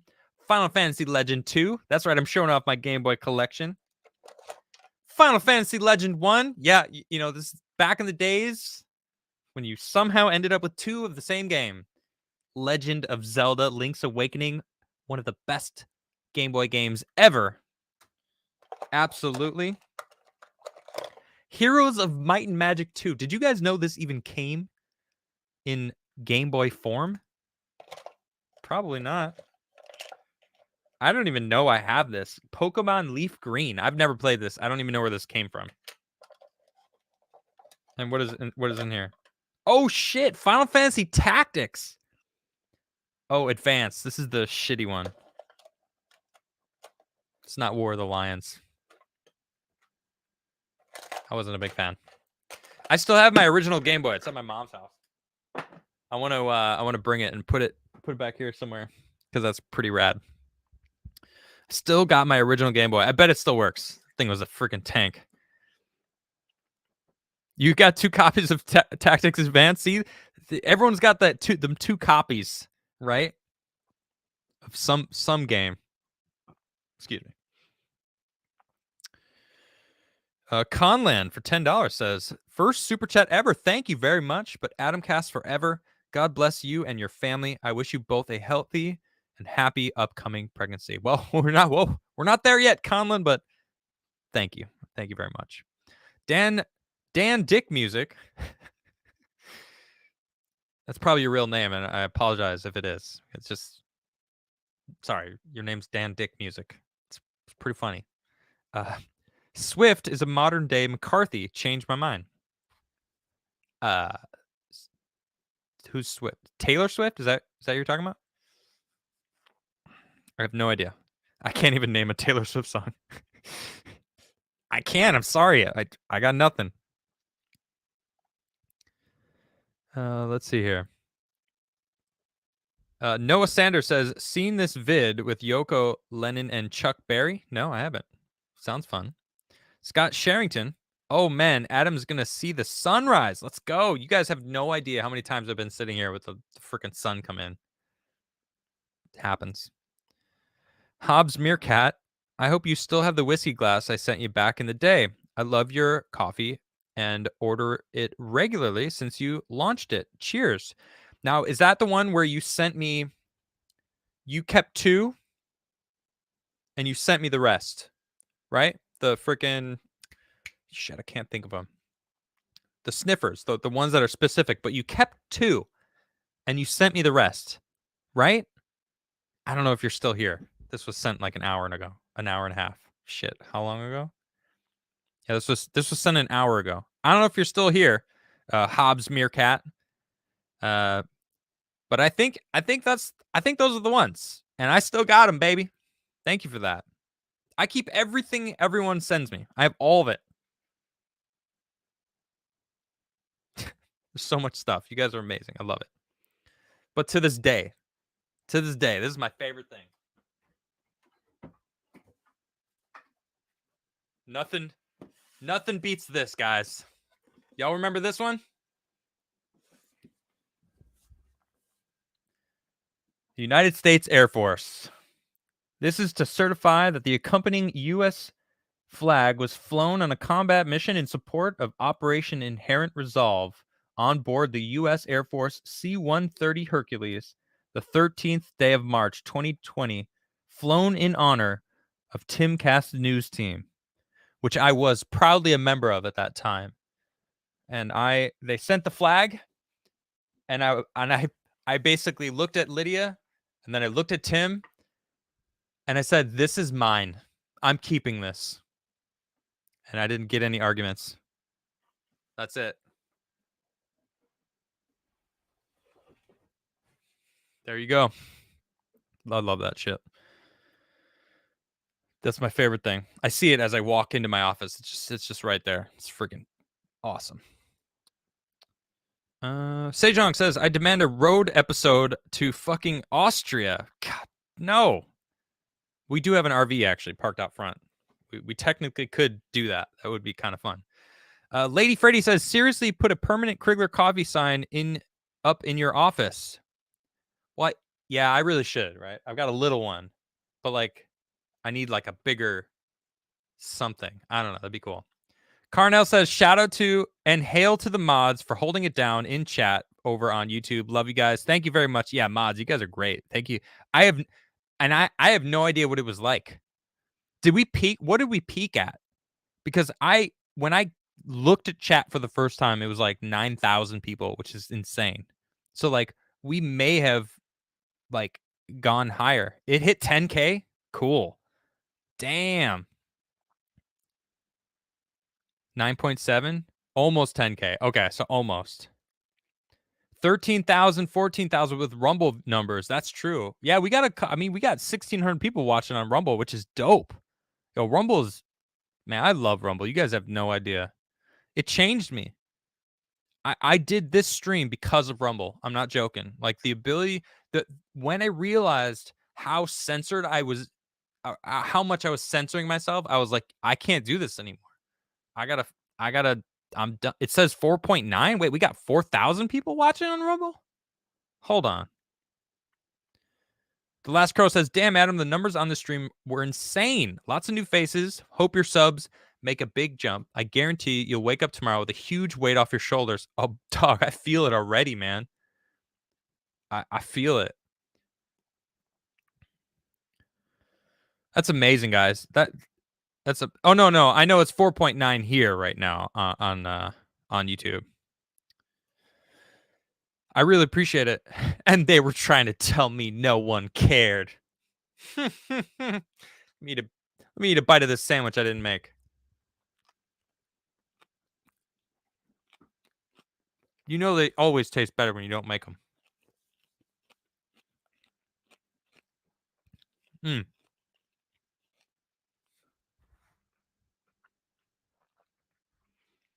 Dami Kazi for 10.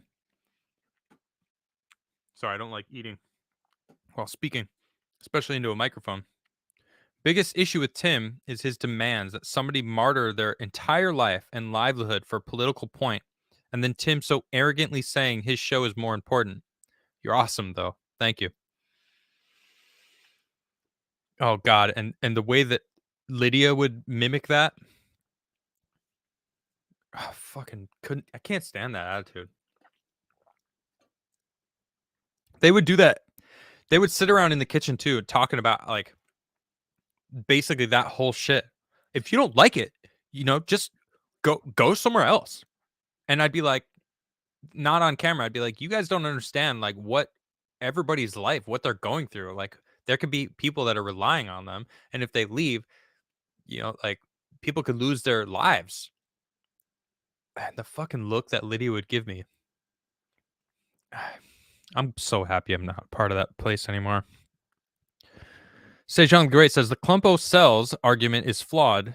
It's not an elephant or a chimp or something in between. It only has one destiny, and they reduce it life to cells. You don't have to tell me, man. The John Beck for 10 says, I'm curious, not argumentative. Why would you say Tim needs to get NDAs from everyone, but you refuse to sign one? I think the best option is nobody signs one. And number 2 is everyone signs one. No, I said Lydia needs to sign one. I didn't say everyone needs one. I never said that. I said you need to have NDAs to protect yourself. And he gave me one. It's like, sure, everyone sign one. But then I'm gonna fucking bounce. There was no reason for me to stay. I know you're curious. You're not argumentative. But it's like when he approached me with an NDA, I was out. And I did. I left. I'm glad that he did that. But I never said that. So yeah.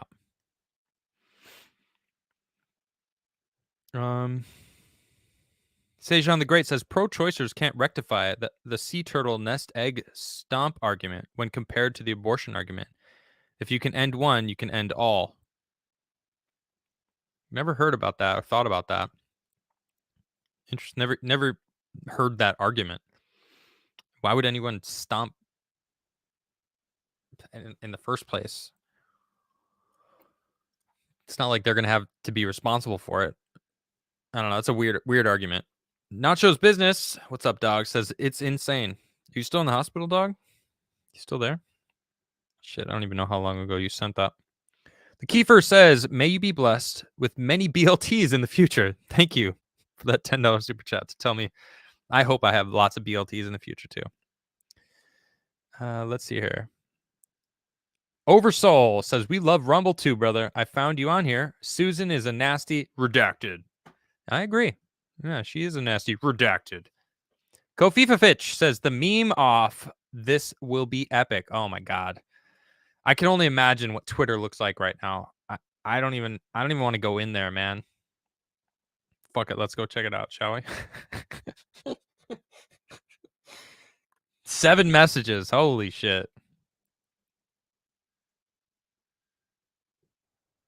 Oh my god. Oh my god. Let me just see how many comments on my 152 comments about my story.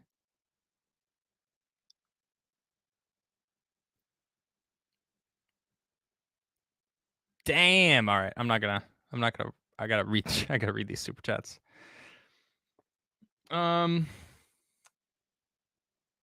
John Beck says, over here, no one cares about that haircut, but over there, isn't that a wee bit close to a convict cut? I don't know. I've never heard of that.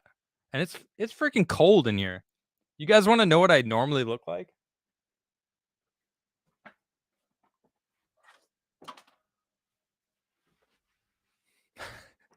I'm wearing this freaking thing, man. Oh, that's nice. My sister made this. I love this thing. It's a dick hanging out. My wife hates this thing. See this? It's like unfinished. But I freaking love it. I love that it's got a little thing hanging out. See that thing? It's going to piss her off. Anyway, I love this thing.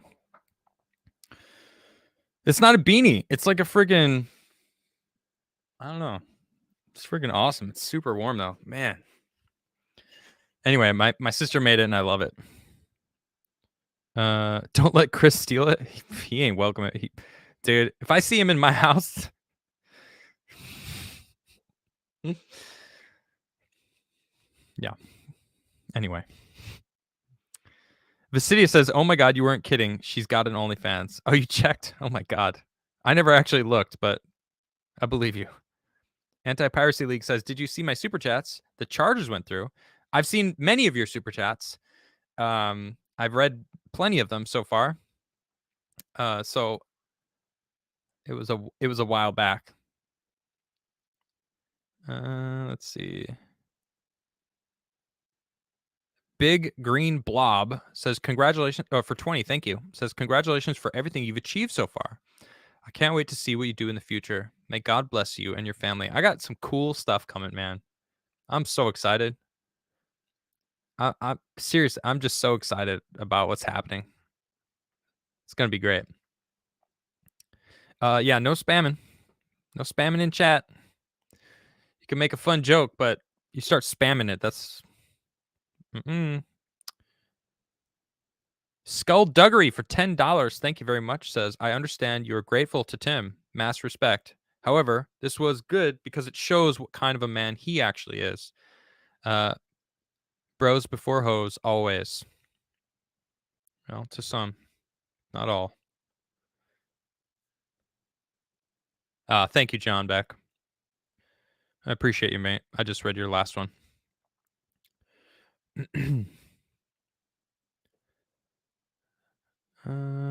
Anti-Piracy League says, also, if you really want to know what happened to the Beatles, watch Get Back, Paul McCartney. It was like the Tim Pool of the group, pissed the rest off. Maybe I'll get some PTSD. I don't know if I want to deal with that. Just kidding. One step too far for 20 says, Tim's patronizing / telling you you're wrong about the best skater reminds me of a few weeks back on IRL mocking the average guitar skills of Eric Clapton, dismissing Eric's fear had never been able to play again after the jab. It's fucked up. It's Eric fucking Clapton. Probably doesn't even know like his best guitar songs. Miranda Berlin for $20 just says, "Woot, thank you." Joseph Stephen Ward for $10 says, "A spiritual note. We can only see by believing and realizing that our nature is spiritual. Empiricism is a tool, but we must be willing to soberly experience spiritual things in order to understand it." Interesting. Yeah, I could see that.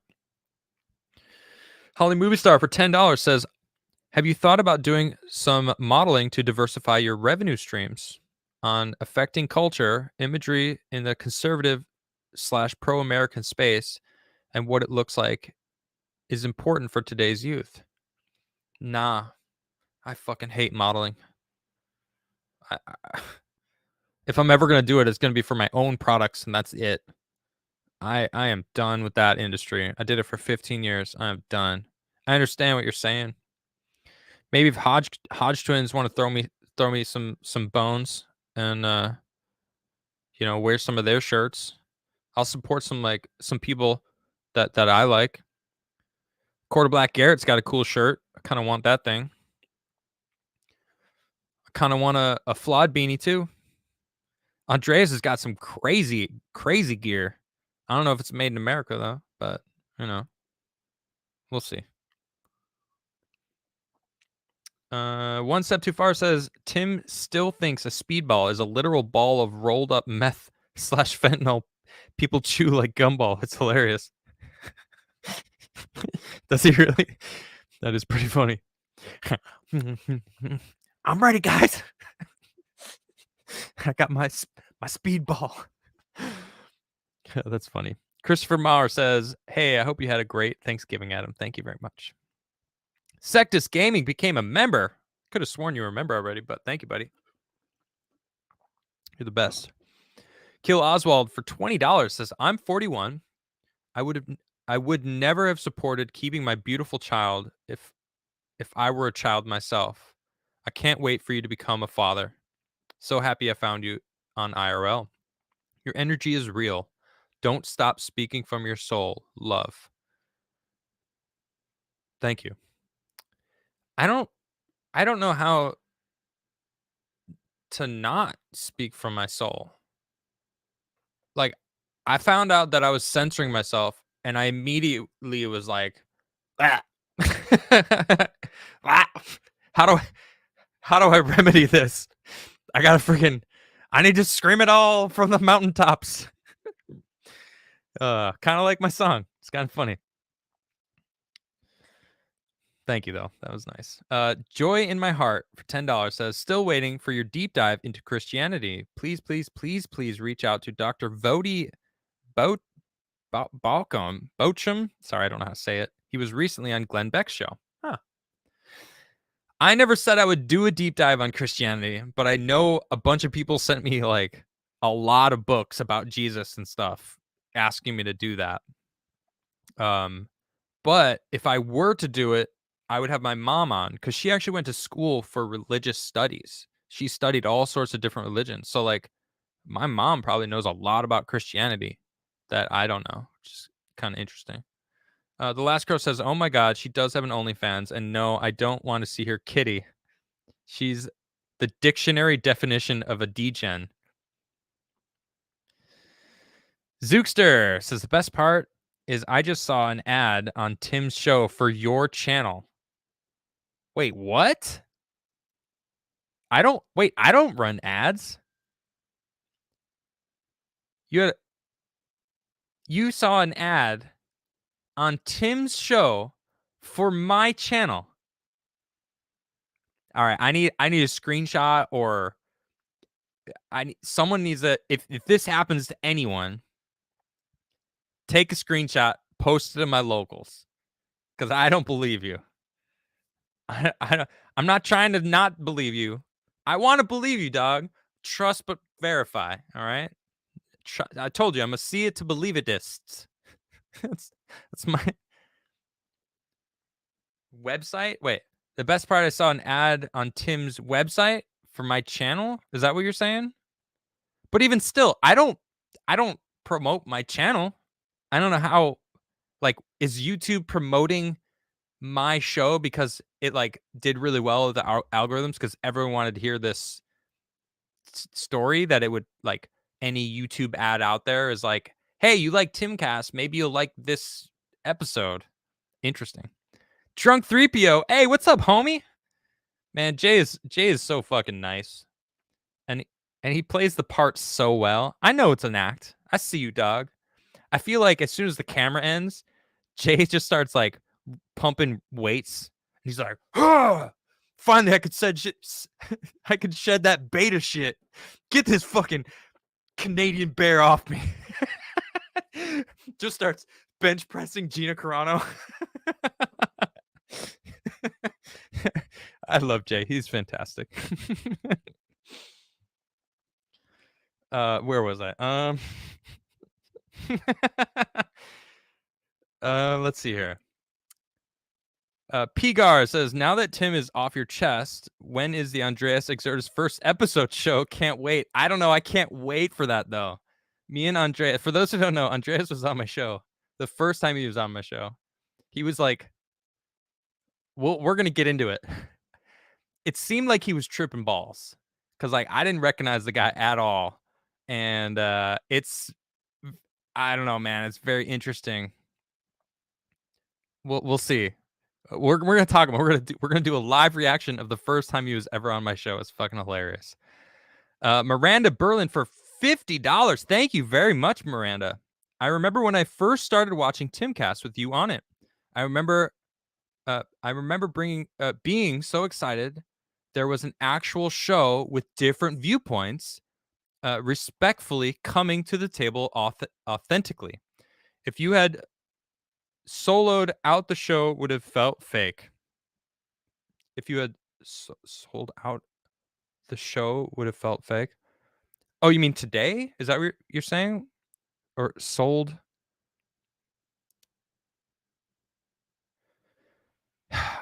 But you nailed it though. That's what I was telling Tim, like how it was bigger than us. Like it's bigger than this fucking petty bullshit that I'm dealing with, being upset with Lydia. And it was like, it was in the middle of COVID, man. Like people were going fucking crazy. Tim was going crazy. Tim was yelling at Lydia more than anyone else. More than I yelled at her once. And it wasn't even like a yelling. I was sternly being like, I'm fucking pissed at you.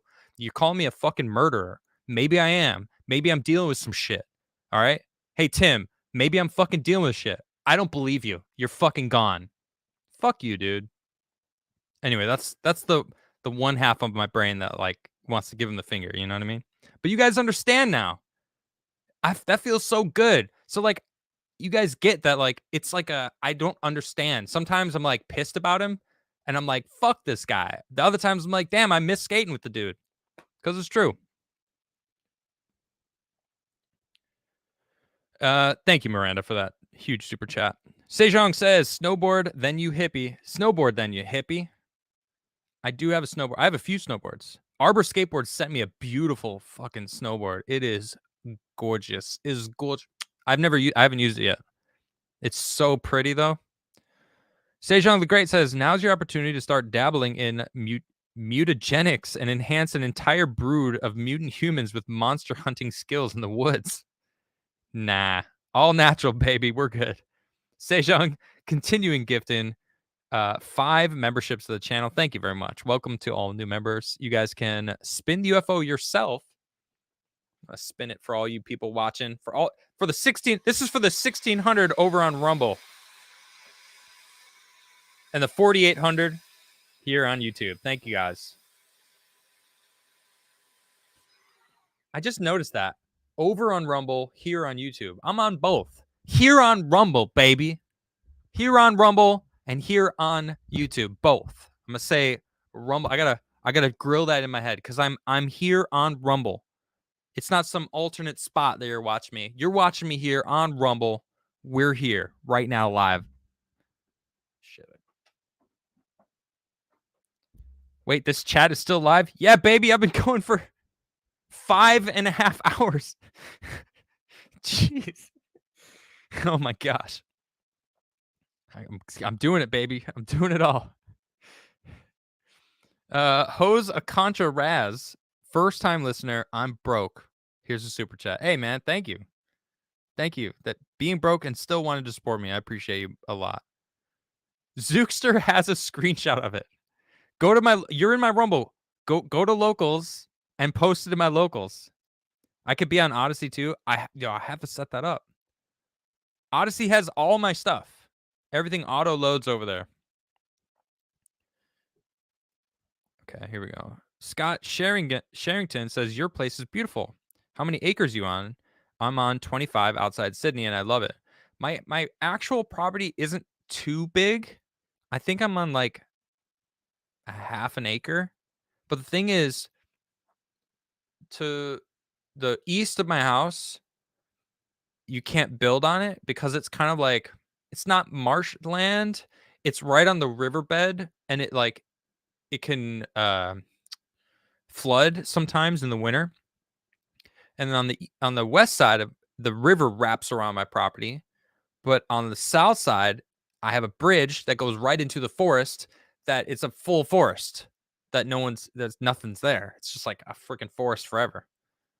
So, and then I have the road, but I feel like I have no neighbors. It's amazing.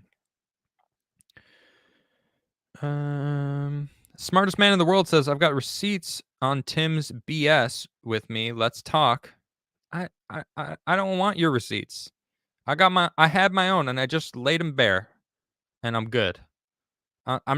I'm not like that's not what I want to do. But by all means, make a video about it. I'm good. I'm not trying to like drag Tim. This was my story. This is what I was through. I have nothing else with Tim. The end. The Brando says, any chance of you getting animals like goats or ducks on your property? I have them at my place, and it really makes the country life more fun. Oh, yeah. We actually have a chicken. Well, they used it as a chicken coop, the people who lived here before, but it fucking sucks. It's a terrible chicken coop. I've like been digging into like how to make chicken coops, and I want to make a chicken coop, but this one it's not a good chicken coop. So I want to make my own, and we're gonna definitely get. How are you tweeting while you're live streaming? I'm not tweeting right now. Is someone tweeting on my page? Am I like, did I get hacked or something? No. No, I didn't get. I haven't tweeted in 5 hours. What are you talking about? Let me check replies. Am I replying?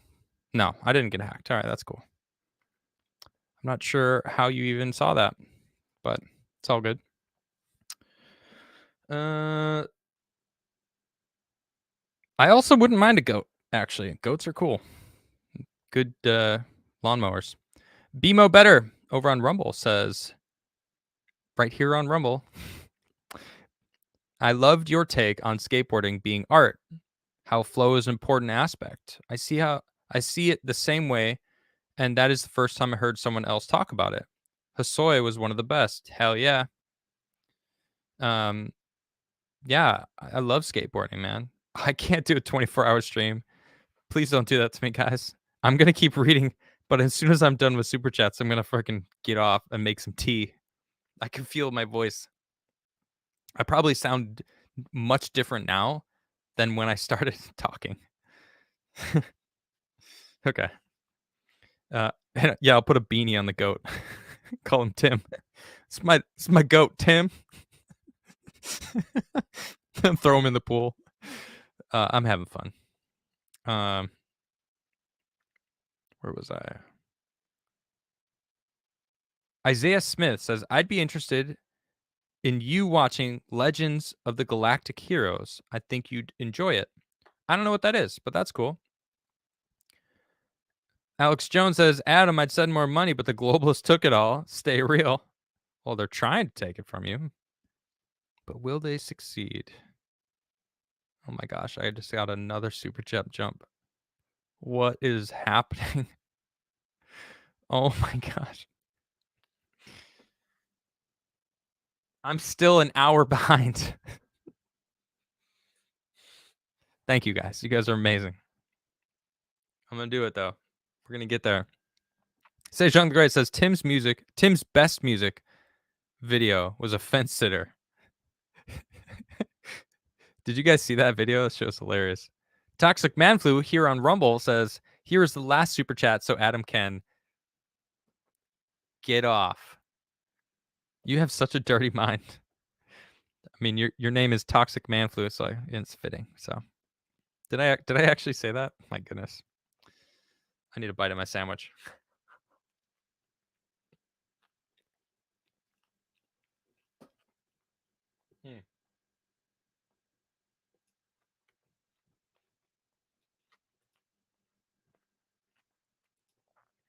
I'm hungry. Okay. Sorry, I don't want to eat into the mic. Snake Spine for $10 says, also, what are your thoughts on the possibility of Subverse/Scanner investors ever being made whole again and or the investment being fulfilled? I don't know anything about that. I know it was like a news thing that he tried to build, hired that people. Rocco tried to say I owned some sort of like Chinese bot farm because he found my website or my email in something that Tim put into Subverse, which I never had anything to do with Subverse. So I don't know why my email was even on that list. But like that's the extent of what I know about Subverse and Scanner. I don't know shit about that company. Sejan the Great says millionaires wear their wealth around their neck. I'm a billionaire. Kanye West. That was great. Rambot says, do you have dark roast coffee? Yeah, the Skitcher. The Skitcher roast is a dark roast. I also have the Gamers Blend is like a medium to dark roast. So yeah, maybe the Gamers Blend. Gamers Blend is really strong, and then espresso. Those are my two stronger blends. If you want to try those, some dark roasts. Lojan says, I was able to see my daughter's heartbeat today. Take a drink for me. Cheers, man. Cheers. Congratulations. Is it your first? Doesn't matter. Congratulations. A new life, and it's yours. That's beautiful. Cheers. Gerald Armstrong says, my biological great-grandfather was born in 1869. Damn. Great-grandfather. That's long lives, man. I think my great-grandfather was like, I don't know, a teenager in like the 20s. Something like that. Fifi says, thanks for sharing tonight. I'm alone in hospital, and your stream has kept me from dying of boredom. Glad you were able to get it off your chest. Thank you, Fifi. Glad to be here for you. Tanya Tonalin Zone? I don't know how to say her name. Sorry. Tony. We'll go with, Tony Lanzon. I'm going to stop trying. It's getting too late for me. Tony says, Spawn versus Batman. Who would win in the battle? P.S. Remember to kiss your sandwich before each bite. I don't know anything about Spawn. But, I mean, he's like supernatural, though, right? I feel like against a lot of supers, Batman would get fucked up. I don't know. Given enough time, maybe, but like caught off guard, Batman's getting fucked up. But he was able to bring Superman to heel with enough time and research because he's a freaking G. But I think Spawn's winning this battle. Malcolm McKee says, "No Adam, no peace." I linked you Wicker's show on Twitter a week ago. Not sure if you saw it because I know things can get buried easily in mentions. Yeah, it really does. Someone mentioned, maybe it was you that mentioned something about Odyssey, that he's on Odyssey. Man, that guy had some epic threads. Gerald Nadeau for $10 says, at this point, the game is seeing how long we can keep you reading these chats before you fall out of your chair. That said, awesome, you got this off your chest and can move on. Feels good, doesn't it? Fucking A, it does, man. It absolutely does. This is almost a 6-hour stream. This is insane. You guys are fucking mad lads. Preston Mitchell became a member. Thank you very much. I think you ate that. Appreciate that. Alahad, damn, I just realized Lydia is the nurse from Misery. I don't know what that movie is, but sure. Western World, first super chat ever. Let's go all night. No, no, I don't want that. Kill Oswald for 10 on Rumble says, Adam, your energy is potent. Thank you. Oh no. We gotta see this, people. Hold on. I don't want to lose my super chats here. Hold on.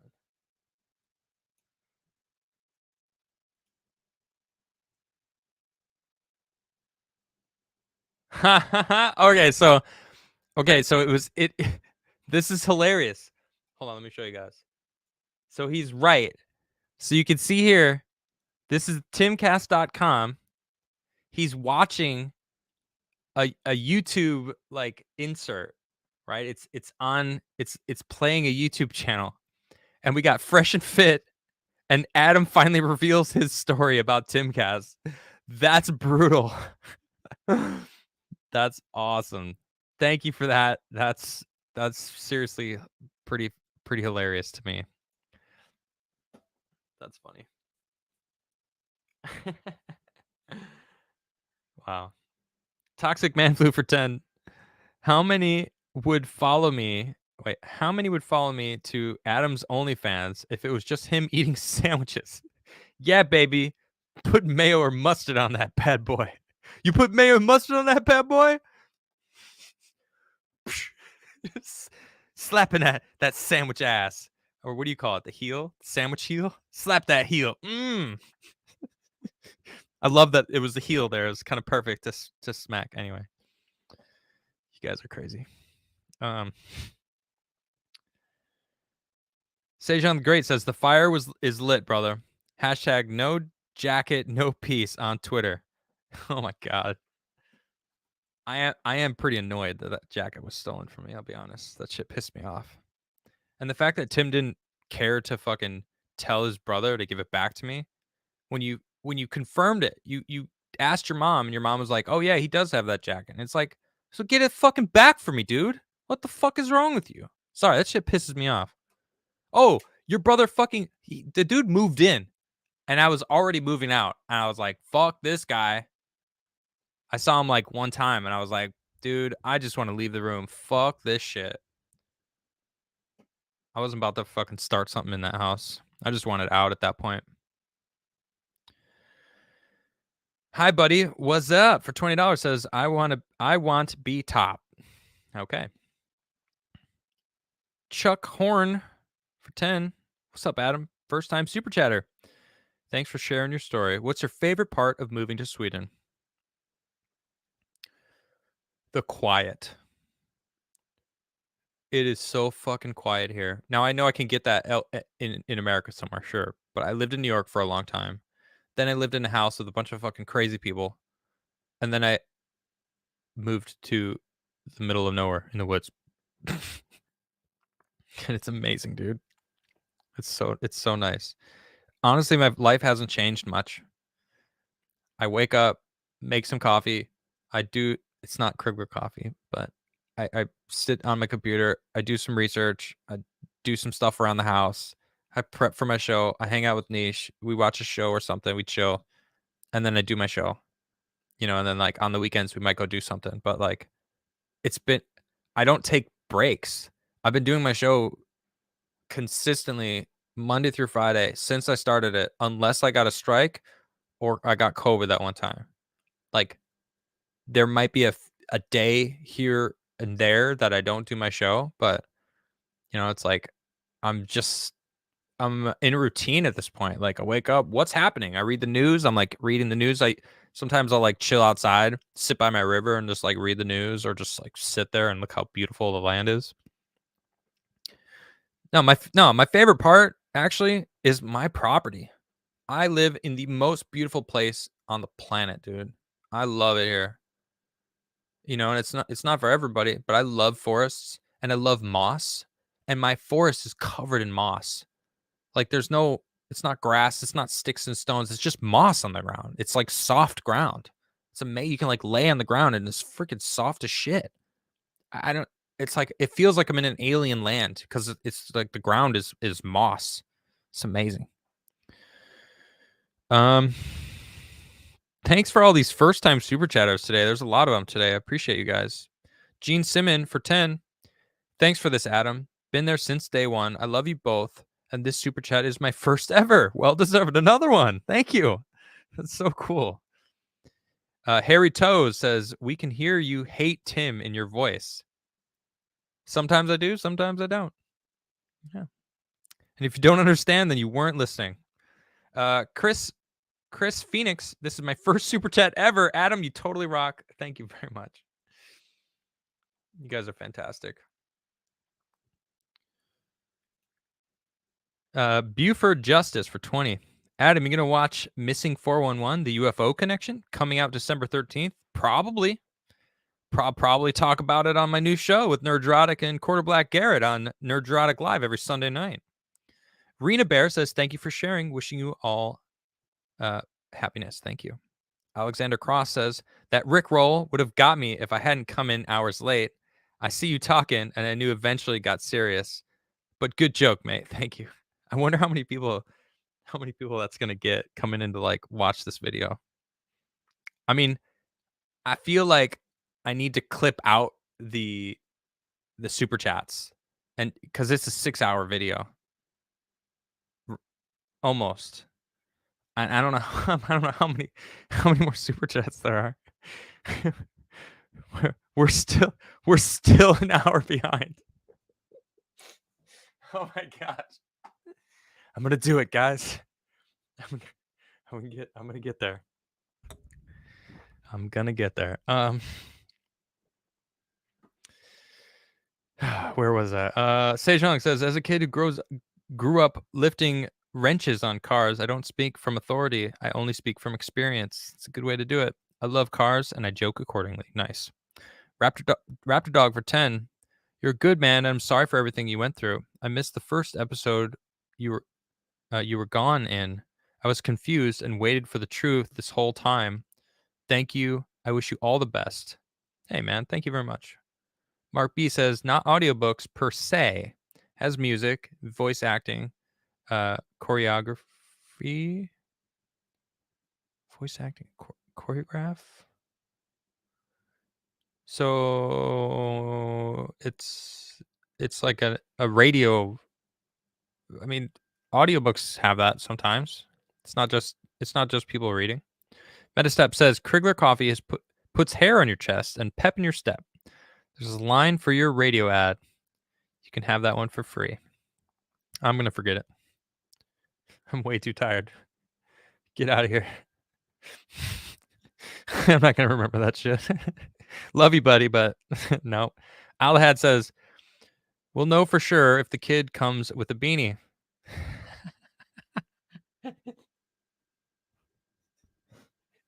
Oh my God, that's a fucking funny joke.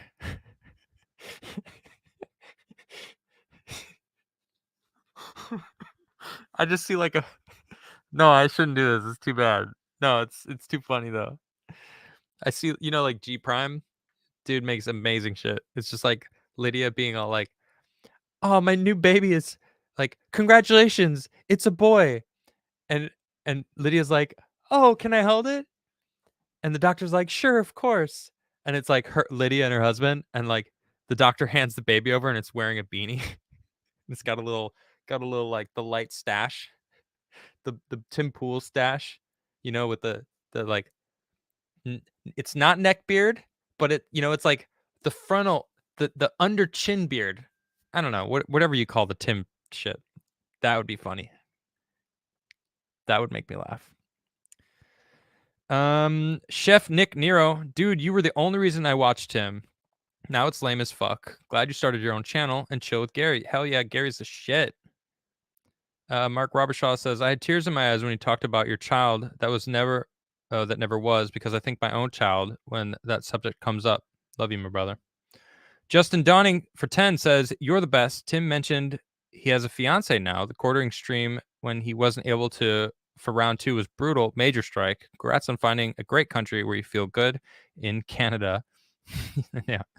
No, I mean, I'm gonna own a house in America one day. Like I'm not like gonna live here forever. Actually, scratch that. I want this house forever, but in the wintertime, I want like a dope spot in America for the winter here, because it's brick here right now, dude. Yeah, it's freaking cold. My house is from 1850. I have 4 fireplaces in this place to keep it warm. Like one of them is the stove. Like it's a wood-fired fireplace or stove. But I mean, if shit hits the fan, I'm set. I got bass and pike in my river. I got crayfish in my river. I got deer in my forest. There's wild pig in the forest. There's, I forget the other thing out there. I'm gonna have chickens. I got my own well. I'm right on a river, so I'm toying with the idea of hydrothermal or hydropower, to power my house, which would be dope. Because really, I just want it for the pump, so I can always have water and the water heater, because I can always light fires, and the fridge. That's cool. I hope it's her, because she's amazing, and he should fucking lock that down. Robert Shaw says, in other news, we are having another child, so there's that. It'll be in July, baby, and its gender is unknown at the moment, but yeah, we're going in again. Nice, Robert Shaw. Congrats, man. That's awesome. Allison deserves a sibling. Unless she does already. I actually don't know. Sejong the Great says, I prefer this over the VH1 biopic 20 years later. Nice. Thank you. Ray Corn for 10. I don't know if you played PUBG, but you just owned TimCast like TGLTN owned other streamers. I don't know what that means, and that wasn't my intent, but thank you. Spaghetti Noodling. I first saw you on TimCast IRL in early 2020, followed you through the whole TimCast fiasco, and subscribed as soon as you started your own Adamcast IRL. I'm stoked to finally know what happened. Thank you. My pleasure, Spaghetti. My pleasure. Pro Stupid for $100. Damn. Thank you so much, Pro Stupid. No Adam, no peace. We love you. God sees your heart. Thank you, mate. I appreciate you. Sean just sent $1. Thank you. Cranberry Langers. We might want to cut the Rick roll to avoid copyright. Well, it might happen anyway. If it does happen, I know I won't be able to put it in the regular video. But man, it's so good, though. It's so good. You know what I'm saying? It's so good, though. Hey, buddy. Get away from my sandwich. Up, up, up, up, up. Want to say hi to the chat? This is the best thing that came out of Maryland, was meeting this guy. And he flew with us all the way here. Hey, buddy. This guy, he poops and pees outside. It's fucking awesome. I put in a cat door for him. He just goes outside, goes out into the forest and poops. Goes out to the forest and pees. He has killed so many mice. It's crazy. It's like you bring a new predator into a new zone where like mice were like, life is wonderful. And we dropped this, this cat. It's cool because in this house, Americans are the majority. I love democracy. No, I don't actually. In this house, I do. Right, buddy? Because you vote whichever way I say, right? Yeah. All right. If he puts his paw on this treat first, I'm just kidding. I don't do that. Okay. Let's see. Where am I? Walter Howard says, in the Tim situation, never outshine the master.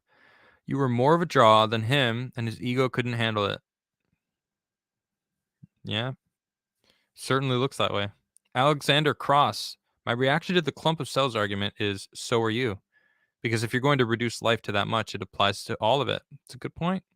We are a clump of cells. Everything is, isn't it? Disco Cobra says, damn, Adam. Oh, for 20. Damn, Adam going for a long one tonight. Thanks for clearing everything up about Tim Pool. Always wondered what happened. I thought you and Tim really made that show cool. It's still fine. I watch it from time to time. Cool. It's not the same, though, is it?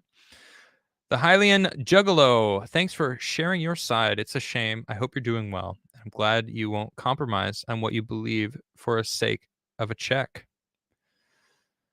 Yeah, I mean, he offered me like a decent check to do that vlog, but I wasn't gonna sign that shit. Fuck that. Where was I? I'm gonna have another super chat jump here in a second. Ray Corin for 20 says, sorry to drag this out, but how much of Tim being sober and not doing any drugs make him such a tool? Not having those experiences is clear in his attitude and words. I don't know, because I know sober people that are, I don't know. Like, I feel like I have had drinks with him, but I don't think I've ever seen him drunk. I don't know. I'm not an expert in any way, I don't really want to like delve into something that I don't fully understand. Fila says, never become more popular than the boss, unless of course you intend to sack him. Baron Vladimir Harkonnen. Oh, Harkonnen. Harkonnen. I think that's how you say it. Dune. What a great movie. I wish they just freaking did the whole fucking movie instead of splitting it into two. But they did do a really good job with the second one, so I am looking forward to the second part two. They better just make it two. I'll be so annoyed if it's a three-peat. Like, come on. You're going to put that into 3 movies? I mean, they did it with The Hobbit. That's actually shit. I'm going to jinx myself. Oh, man. I am seriously losing my voice here. Ray Corin. Just read that super chat. Sejan the Great says, I was going to stop, but stomping sea turtles equals clump of cells, but a federal crime. Why? Are they sure they will be turtles? I see. Okay. Brienne. Oh, it's right. Like when they first lay them, if you were to stomp them, it's a federal crime. I see. Because like, oh, they're eggs, and they're fertilized, so they're going to become. Yeah, that's a good argument. Now I see. I understand it now. Yeah. Okay. The crime part of stomping a sea turtle makes sense. Brian, thank you for that super chat. Steak Fry says, damn, this show almost brought me to tears. Well, it got me a couple times. Jeez. Disco Cobra for 10. After the show, I will probably not view the TimCast IRL the same way. Seems like certain individuals like messing around with relationships. That would be a weird situation to be a part of. Fuck yeah. Drunk 3PO, I love you too. Thank you. The Beeve says, Jesus will... I don't... FISU doing a good... I don't understand. I feel like you missed. This feels like a drunk chat. But then I see let's fucking go at the end. I got that. But thank you. It seemed like your heart was trying to give me a compliment, so I appreciate that. All right, let's just freaking do this jump right now. Come on. Okay. Jerkwad says, unsubscribe from everything Tim Pool related. I can't support such an egregious tool. That's not my intention. I'm not trying to get him. I'm just telling you guys my side of the story. But you do you. Oversoul says, with respect, Dune quality works take time. Words or works? I rewatched the first movie again. I hadn't seen it in a long time when I was a younger kid. Still pretty good. Still holds up. I mean, the graphics are hilarious, but still pretty good. The Liberty Lion. Hope you feel like a great weight is lifted from your shoulders. God bless. It really does, guys. It really is. It's nice. Savage says, you and Tim, this is for 10, thank you. Says, you and Tim look like Harry and Marv from Home Alone in the thumbnail for the video. Can someone do that? Can someone make us Harry and Marv? That's fucking good. Ivan Ortega, what's up, Ivan? For $10 says, if Adam needs someone to mow his 300-acre lawn, I'm down. I got a push mower. Nice. I love mowing my lawn. It's freaking awesome. Although where I'm located, there's a lot of like boulders and like some of my, you can see like some of my like yard has like boulders sticking out. It's kind of cool, but it's really annoying for fucking mowing. I feel like I need to just like hammer them away and just make it grass. Especially for like when I have kids, like I don't want them running around and then like tripping and like there's like a small little boulder sticking out like all over the place. You know what I mean? Like, I don't know. The future father in me is like, I got to get rid of those. I want my my kids to be safe. GeoCon for 10 says, how are you tweeting and live streaming? Plus, my likes don't stick. What the heck? You're not the first person to say that about me, but nothing's happening. I haven't tweeted at all. So I'm not sure why anyone would think that I'm tweeting. But that would be really shitty if I got freaking hacked. Irish Texan for $100. Hey, man, thank you so much. TimCast needed you there. You definitely brought another perspective to the show. Glad you started your own thing, though. I signed up for Rumble just to send you this, but it wouldn't process. Thanks for what you do. Hey, man, thank you so much. Yeah, and Rumble's awesome. I love Rumble, man. It's so nice being able to just not worry about some big tech asshole to be like, nope. Is that the narrative we're against today? Nope. Strike. So nice. It's hard to explain how good that feels. Ryu Woodware says, what the heck? You're still streaming? It's midnight? Also bought my first bag of coffee from you. Sadly, it was a gift and not for myself. Well, did you like squeeze it and like get some of that beautiful coffee air and smell that shit? Beautiful. You got to do it next time. I hope you got a little whiff. But thank you for supporting me. Big Green Blob says, just got done working a 16-hour shift. I feel your pain, Adam. 16 hours, damn dog. Getting it done. Good shit. Goose for £8.99. Hey dude, sending much love and prayers from UK. Can you please make freely a song I can download or pay for? It's one of the few songs that makes me cry hard. Love you. Thank you. That's that means a lot to me. That song means a lot to me as well.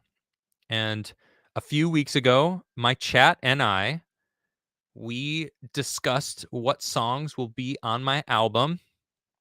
And I've been pretty much prepping for this show for a little while. So I haven't really done much else. And I'm also I'm playing Dark Tide with the homies, which is really fun. But I really do want to start recording my album. So I have an answer for you there and actually have something to give you. But thank you, Goose. I appreciate that. Aaron Athos for $10 says, did the guy that cut your hair have a curled mustache and sideways grin? I think he might have been one of the European tricksters. European tricksters, yeah, see, I saw it on the wall. That was the haircut that you wanted, right? Yeah. Now give me the money. Put it in my bag. Michael S. Archer for $10 says, I just have to say thank you for reading my super chat. When I sent Tim one, I can never get him to read it, not even for my birthday. That was last Tuesday. Well, happy belated, man. Happy belated. And good luck. Honestly, you just fucking do it, man. Get a camera, start recording yourself. Watch the recording. See what you like, see what you don't like. I've never watched myself. I hate watching myself though. Do it live. I'm not joking though. I can't stand watching myself. Gaffs, I can't believe you're still going, you absolute mad lad. Well, you guys keep super chatting me, and I fucking read them all, baby. Damn. Ginger Moose 2017 says, "Yo, I moved to Alaska sometimes. Got to leave. Yo, Alaska's beautiful. Dude, Alaska's gorgeous. It's gorgeous. It's kind of like where I live now. It's very similar actually." Ginger Moose. Oh, I just read that. Alahad says, "Wish I could put mayo on Lydia's sandwich. If you know what I mean." No, disgusting. Get out of here. Get out. Horny stick. Bonk. Scruffy Nerf Herder says, "Coming in late, but I wanted to give you some support, Adam. You are an awesome human being. Keep being you, buddy. Thank you." Kalatik says, "Really appreciate this long stream. It was my birthday today and wasn't the best. And having these nearly 6 hours at the moment has been a great help." Kalatik, well, it's a pleasure to be here, man. I hope I kept you entertained. And chat's been fantastic. Shut up, Toxic Man Flu. I'll get to his super chat in a second. Vapor Trails. Kalatik, seriously though, happy birthday, man. I hope you had I know you said it wasn't the best, but it's not over. And who knows? Take a second to just recollect and realize that you're alive. And that's awesome. Like being alive, right? Imagine the the amount of chances it took for you to actually become here right now. You know, how many billions of sperm shot out of your dad, and found their way into that egg, and bam, you were the one. It's awesome. I'm glad you were. I'm glad you were, Kalatik. Vapor Trails for $10 says, "If wanting to cut you off out of the deal he made you with is true, that is the worst part of it. It looks like he tried to make up for it by some degree, but it still wasn't what you were owed." Damn straight.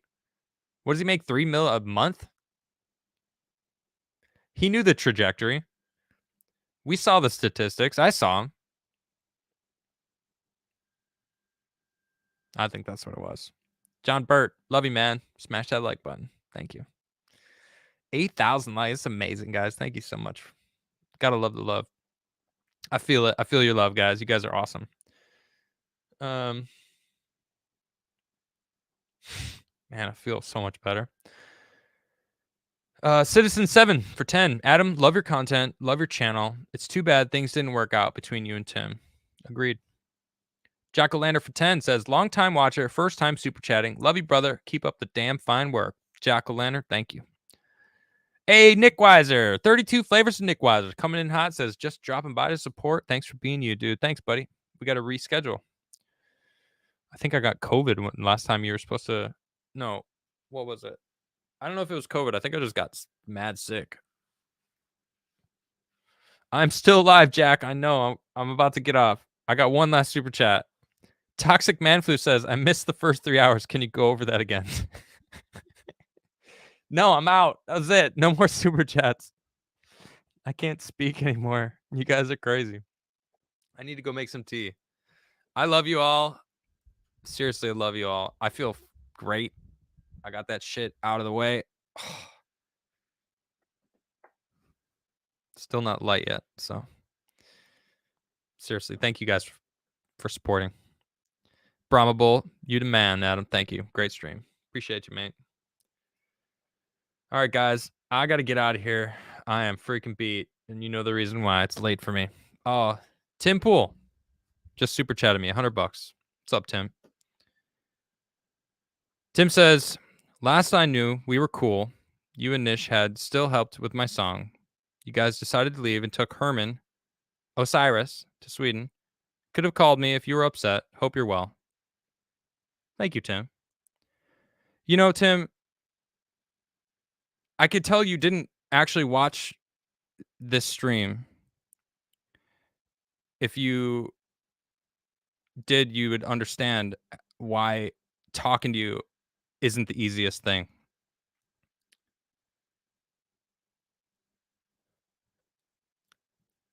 I don't even know if it's the real Tim Pool. No, he's got a check mark. It is Tim's It is Tim.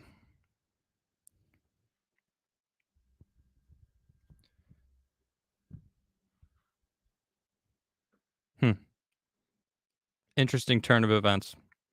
Well, I wasn't expecting to see you here, Tim. I'm curious to see if he actually watched the stream or if he just chimed in right at the end.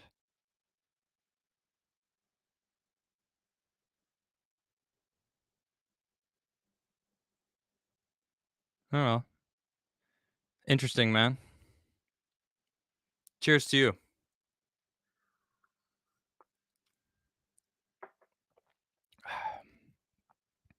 Malcolm McKee says somehow Wicker knew about the Lydia drama and mentioned it as if he saw this from the future.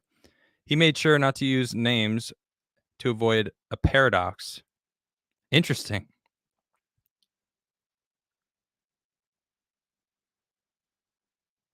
Oh, okay. Tim said again for 20. I said, I didn't know you were doing a stream or mad.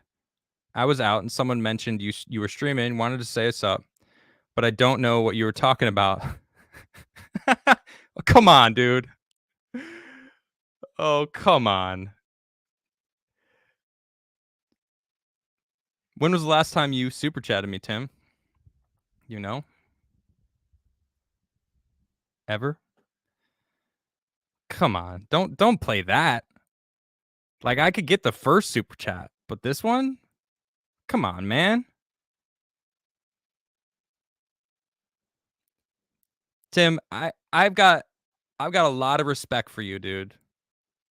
And I'm grateful for what you gave to me. And because watch the episode if you really want to get my perspective on this. This episode wasn't to patch things up with you. This episode was to tell the people that I fucking love, the chat that we built together, what happened to me because you didn't give me that out. So it's late for me. It's 7 a.m. and I'm tired. And I'm not gonna deal with that shit. Toxic Man Flu for $50 says, love you, brother. Thank you very much. Hey, but Tim, thank you for that support in the super chats. And in the past. Cranberry Langers says, hope everything works out for you guys. Thank you. I do too. Upstream of Culture says, space may look like it separates things when in fact it merely defines them. Enjoy the space that you've been given to define yourself. Tim says, but it was never enough. 250K. It wasn't enough. A house, a studio. Dog, it wasn't about the money, man. You can't throw money at every fucking problem, man. That's your issue. You clearly didn't listen to my show, and I don't care anymore.